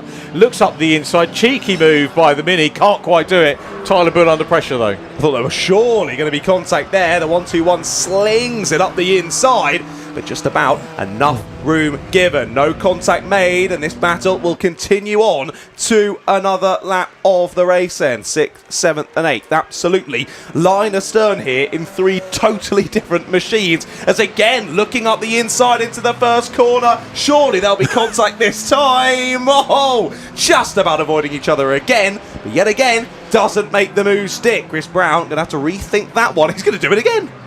This is the great thing, is where you've got 2 completely different cars enjoying different parts of the circuit. I've got to say, Chris Brown appears to be enjoying more of the circuit than the BMW at the moment. Chris is in Class C, so he's got a slightly better power to weight ratio than Tyler Bull's Class D. But you look at this, the Beamer, you tend to think of a Beamer as a much bigger car than the Mini. But you look at this, and they're, you know, actually not that different. The Beamer's longer. But a little bit more power on Chris Brown. He's going to look at the inside. Oh, it gives him a little tap. Actually, it was more than a little tap, wasn't it? There's the contact. Into the side. Oh dear. That was inevitable, wasn't it? From the last 3 moves that Mini had made, I thought there was going to be contact. If he kept making them, there was surely going to be. And there we go. The 1-2-1. It's okay though, isn't it? It's no damage on the front. It's absolutely fine. No damage at all. We continue on, but a lot of time lost then. Just over 2 seconds now that Chris Brown has dropped behind Tyler Bull. And just to make sure that is not the same Chris Brown that used to date Rihanna, by the way. This is a totally different man. Still there in 8th place as they find their way now past the 89. One of the DS3s there at the back. That is Havel that we saw earlier on, giving us a little peace sign and a wave during that red flag. He drops back behind these 3. Well, what was looking like a rather tasty battle has fizzled out just for the moment with that bit of contact. Theo Longman still leading DS3. Stefan Oates, after his problems earlier on, he's in P2. And then we've got Doyle in 3rd, Kada in next place, then Aaron Chalk down in 17th, and I think 5th in class. The DS3 class is on the timing screen a little bit muddled up. Chris Brown, yeah, none the worse for wear. I think the student's going to be doing bodywork this evening, learning bodywork. I think you might be right. Here is your race leader. They continue on round up over the top part of the circuit. I believe it was, or is this a different battle that we're looking at now on your screens? Apologies if I've got that wrong. Is it the 11? It's the 11. I thought it was the 111. It is the 11 of Barry Cully, of course. This is 10th and 11th place. This is Barry Cully and Kelton Martin. Martin's looking up the inside as they head into the braking zone. Mazda chucks it up the inside at Paddock Hill Bend and makes the move stick. Lovely move up into the top 10. They go. They do, and makes the move down through on the inside of Aaron Chalk. He's got the Gary Miller spec indicators on. Forgotten about Gary Miller's indicators. Yeah, so Mazda making it through. And, yep, still Theo Longman from Stefan Oates. So Longman looking for 3 on the bounce. Seem to remember Theo had some problems here in the opening meeting of the year. That's Silver Lake went away and got him apart overnight, which was very good of them. And his dad was saying how well the championship is supported by Silver Lake, and absolutely delighted that they got that. Last lap board being readied for Rich Hockley, who's on for a 6th overall win of the year in the Silver Lake Production Cup. He's been mightily impressive throughout this year, hasn't he? And well, he's proving that again here at Brands Hatch, leading by pretty much 8 seconds as he now does take us on to the final lap of the race. As Brian Rose goes to the line, yeah, it is going to be 7.6, but only 8 tenths here between Brian Rose and Matt Dennis as they go on to the final lap. I mean, Dennis will have to find a lot, but it's certainly not out of the question here that he steals away that 2nd place from Brian Rose. Yeah, Matt Dennis could do it. He's running in Class B, so we've got Class A leading Class C, leading Class B at the minute. So if we do the overall podium interviews, it's going to be one from each class, which is quite handy. It would be nice if Scott can, end of the day, he's got the time, I think, to have a word with our DS3 winner as well. It would be great to hear from Theo and hear what he thinks of it. But Rich Hockley on his last couple of corners and ready to head back for the flag. Indeed he is, yeah, round the last couple of corners then through clearways we go, and Rich Hockley will add another win to the tally. He wins in race number 1 here at Brands Hatch in the Silver Lake Production Cup. Great victory for him. Brian Rose and Matt Dennis will fight through to the flag. I think Matt Dennis just found one of the DS3s in a less than ideal point of the circuit and isn't able to close in on that final lap. Rose gets 2nd and Dennis gets 3rd as there goes Theo Longman across the line, and Longman will take the win in the DS3s. A great race to finalise the day. 3 on the bounce for Theo, so the championship hotting up, and it'll be interesting to see if Aaron Chalk has a better day tomorrow. We've got a potential championship battle on between those two, so that's going to be interesting to see. I can't remember the name of the DS3 driver I spoke to at Thruxton. There was a driver that was talking to Sarah Dennis about, I can't remember if it was Alex Hughes or not. It might have been, who's 4th in the championship. I'm not sure if Alex is here today. Yes, he is. He was down in 18th place, I think 4th or 5th in the DS3s. Here's how they finished. 6th win of the year, as we said, for Rich Hockley from Brian Rose. Matt Dennis in 3rd. So 3 different classes on the podium overall. Then Chris Rees and Martin Cully. Dawn Butcher drove well to get 6th from Tyler Bull, who fended off the very advanced attentions of Chris Brown. Gerard Merriman in 9th, Barry Cully completing the top 10. Kelton Martin we saw move up into a fine 11th place ahead of our DS3 winner Theo Longman, who wins DS3 from Stefan Oates and Curtis O'Brien. 15th goes to Elliot Doyle, then it was Haval Kadar, then Aaron Chalk, Alex Hughes, who had problems of course, and Colin Dunn, who we saw disappear in his Clio into pit lane earlier on as well. Track action done here for the day. As I said, we'll be back on air tomorrow around about 10 to 11, maybe a little bit before if we get to do some build up for us. Scott Woodward's busy rounding people up in Parc Ferme and hopefully having a word. Hopefully, as I say, I do hope we'll get a DS3 winner as well, because it is technically a separate race as well, but it'll be good to hear from Rich Hockley. I wonder if we'll see him in the Club Sport tomorrow as well. That would be too much of a busy day, wouldn't it? 2 more races for these and Club Sport as well. That would be very busy. Would be very busy, but we're going to be very busy tomorrow, aren't we? So many races still to come here from the Brscc Summer Race Weekend here from Brands Hatch. Myself and Richard John Neal will be back tomorrow to guide you through all of the action. We've got loads of sprint races and, of course, that one enduro as well to enjoy. The bill has been brilliant here today. Yet another fantastic Fun Cup Endurance Championship race. Of course, they've only got a few more to come as we head further afield later on this season, but I've thoroughly enjoyed it, Richard.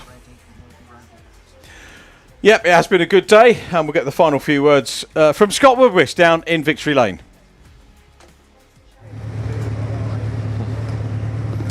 As the sun sets on day 1 at Brands Hatch, 3 very happy podium finishes, 2 very happy podium finishes, of course, for Pure Track behind us for good reason, both cars on the podium. Let's have a chat to the winner, of course, who's got the biggest smile on the face of his all. Good to see Rich Hockley in the Honda Civic.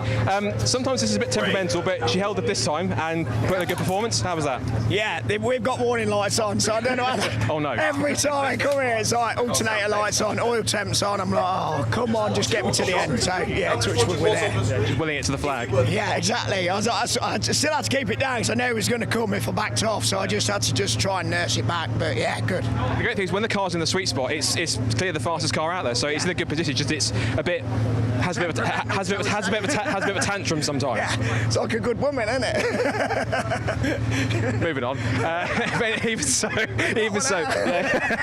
No, there's no expletive, so it's fine. But either way, great result. Of course, you're going to have to look at what was causing issue tomorrow, and then see if we can do more the same tomorrow. Fingers crossed. Fingers crossed. Good stuff. Well done. Congratulations. Well done. Big smile on your face, and well done. They've got a very happy Pure Track Racing squad down there. Let's have a chat with Brian Rose first of all, in second place in the Audi TT. Well, that's not bad. You did your team proud and got yourself an overall podium. Good job. Yeah, first sprint race, so good, all good.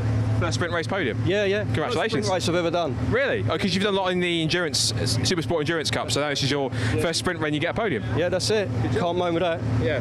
How different did it feel from kind of driving at home for 15 minutes rather than in an endurance sim? No, it was good. It was really good. I enjoyed it. Completely different experience. Yeah, it's good. Look forward to the next one. Yeah, we've got a couple more tomorrow, so hopefully you can bring home some more silverware for the Pure Track guys. Hopefully, yep. Happy, so listen, well done, congratulations, really good effort, well done for the result. Let's bring in Matt Dennis as well, of course. It's a double podium for Pure Track, well done. Congratulations, really good to see you. You say you put a smile on Sarah's face with that one with the team. Of course, it's double podium as well for you guys. Yeah, it was. I mean, that's almost a dream result, isn't it? It would be nice to see if we had the number one spot, but yeah. Of course, yeah. You know, when Rick turned up again at the weekend, my heart sank because he's just mega. He is. But yeah, for the team, second and third, 2 class wins. You can't ask any more than that, can you? You know. And you guys put in a shift kind of week in, week out, wherever you go, in different championships. You've been next week. So you do all sorts of racing. Of course, Sarah's out, all your different drivers out, of course, and you guys work so hard to put in a good result. And it's days like this, particularly only on the first day of 2 you've already got 2 trophies to take home. Yeah, exactly, which is brilliant. And then we've got tomorrow, so hopefully we'll get a couple more trophies to take home tomorrow. And you got Club Sport as well. I believe Brian's in Club Sport. It is, yeah. I'm going to rest him again. I am. So, but I'm out in the Clio at SNET next week. So Brian will be out in Club Sport as well. Right, never stops. Never stops. You've got to keep pushing, haven't you? For results like that, it's worth it in the end. It is. It's fantastic. And this season has been brilliant. You know, I think the first half of the year we entered 17 races and it was like 14 podiums. Yeah. You know, so this season, as you know, last season we had a terrible time. Yeah. This season, we're going well. Well done, excellent stuff. Good job. You're welcome. Turn the camera, and I want to show Sarah's quite happy with the other course. Sarah, of course, many people behind Pure Track. Good stuff for that one. And also, congrats to bringing to Theo Longman, who, of course, is our winner of the DS3 Cup. Can't forget DS3 Cup either. Theo, congratulations. Thank you. Talk us through that race. How was it? It was good. It's got a great start, which I'm not normally used to, but it was great. So I was free into turn 1. Tried to get past a couple of the production cup cars, which I managed to do. So thought I'd be scot-free and run away with it, but Aaron somehow managed to truck through as well. And then a couple laps in, had it coming together up at Surtees, which is a shame. Don't think it was my fault. I'm sure we'll have a visit to the headmaster's office. But no, it's a great race. You seem surprised by your own start. Yeah, well, I mean, for those who know me, I stalled on my very first start. Right. So, it's been quite an uphill journey since then. So, I'm proud to be able to get away cleanly. Nice piece of silverware, and you get to try and do it all again tomorrow. Yeah, after such a wait, it's great to have the result. But yeah, midday tomorrow, so it should be fun. Don't have to wait 4 hours for a Fun Cup race. But no, it's good. Can't wait. Good stuff. Congratulations. Thank you. Best of luck for tomorrow. All good stuff. Excellent. So that concludes day 1 at Brands Hatch. Thanks to everyone for watching. Of course, everyone who's taken part today in the Fiesta Juniors, the Fiesta ST240s, the Volkswagen Audi Racing Championship, and of course here in the Production Cup and DS3 Cup as well, and of course to everyone in Fun Cup Endurance. Tomorrow we've got more. It's sprint racing pretty much all the way. We've got not just the Club Sport Trophy joining us as well, along with the CMMC Southern Saloons and Tin Tops and other series on top of the Fiesta Juniors, ST240s, more Production Cup, and more of the Volkswagen Audi Racing Championship. Nearly forgot that. But from a very sunny Brands Hatch with myself, Scott Woodward, and from the box and Richard John Neal and from John Ratcliffe. Thanks for watching. Tune in tomorrow and subscribe to Alpha Life Fun Cup and BRSCC for all the action tomorrow from day 2 of Brands Hatch here at the BRSCC. Thanks for watching. We'll see you tomorrow.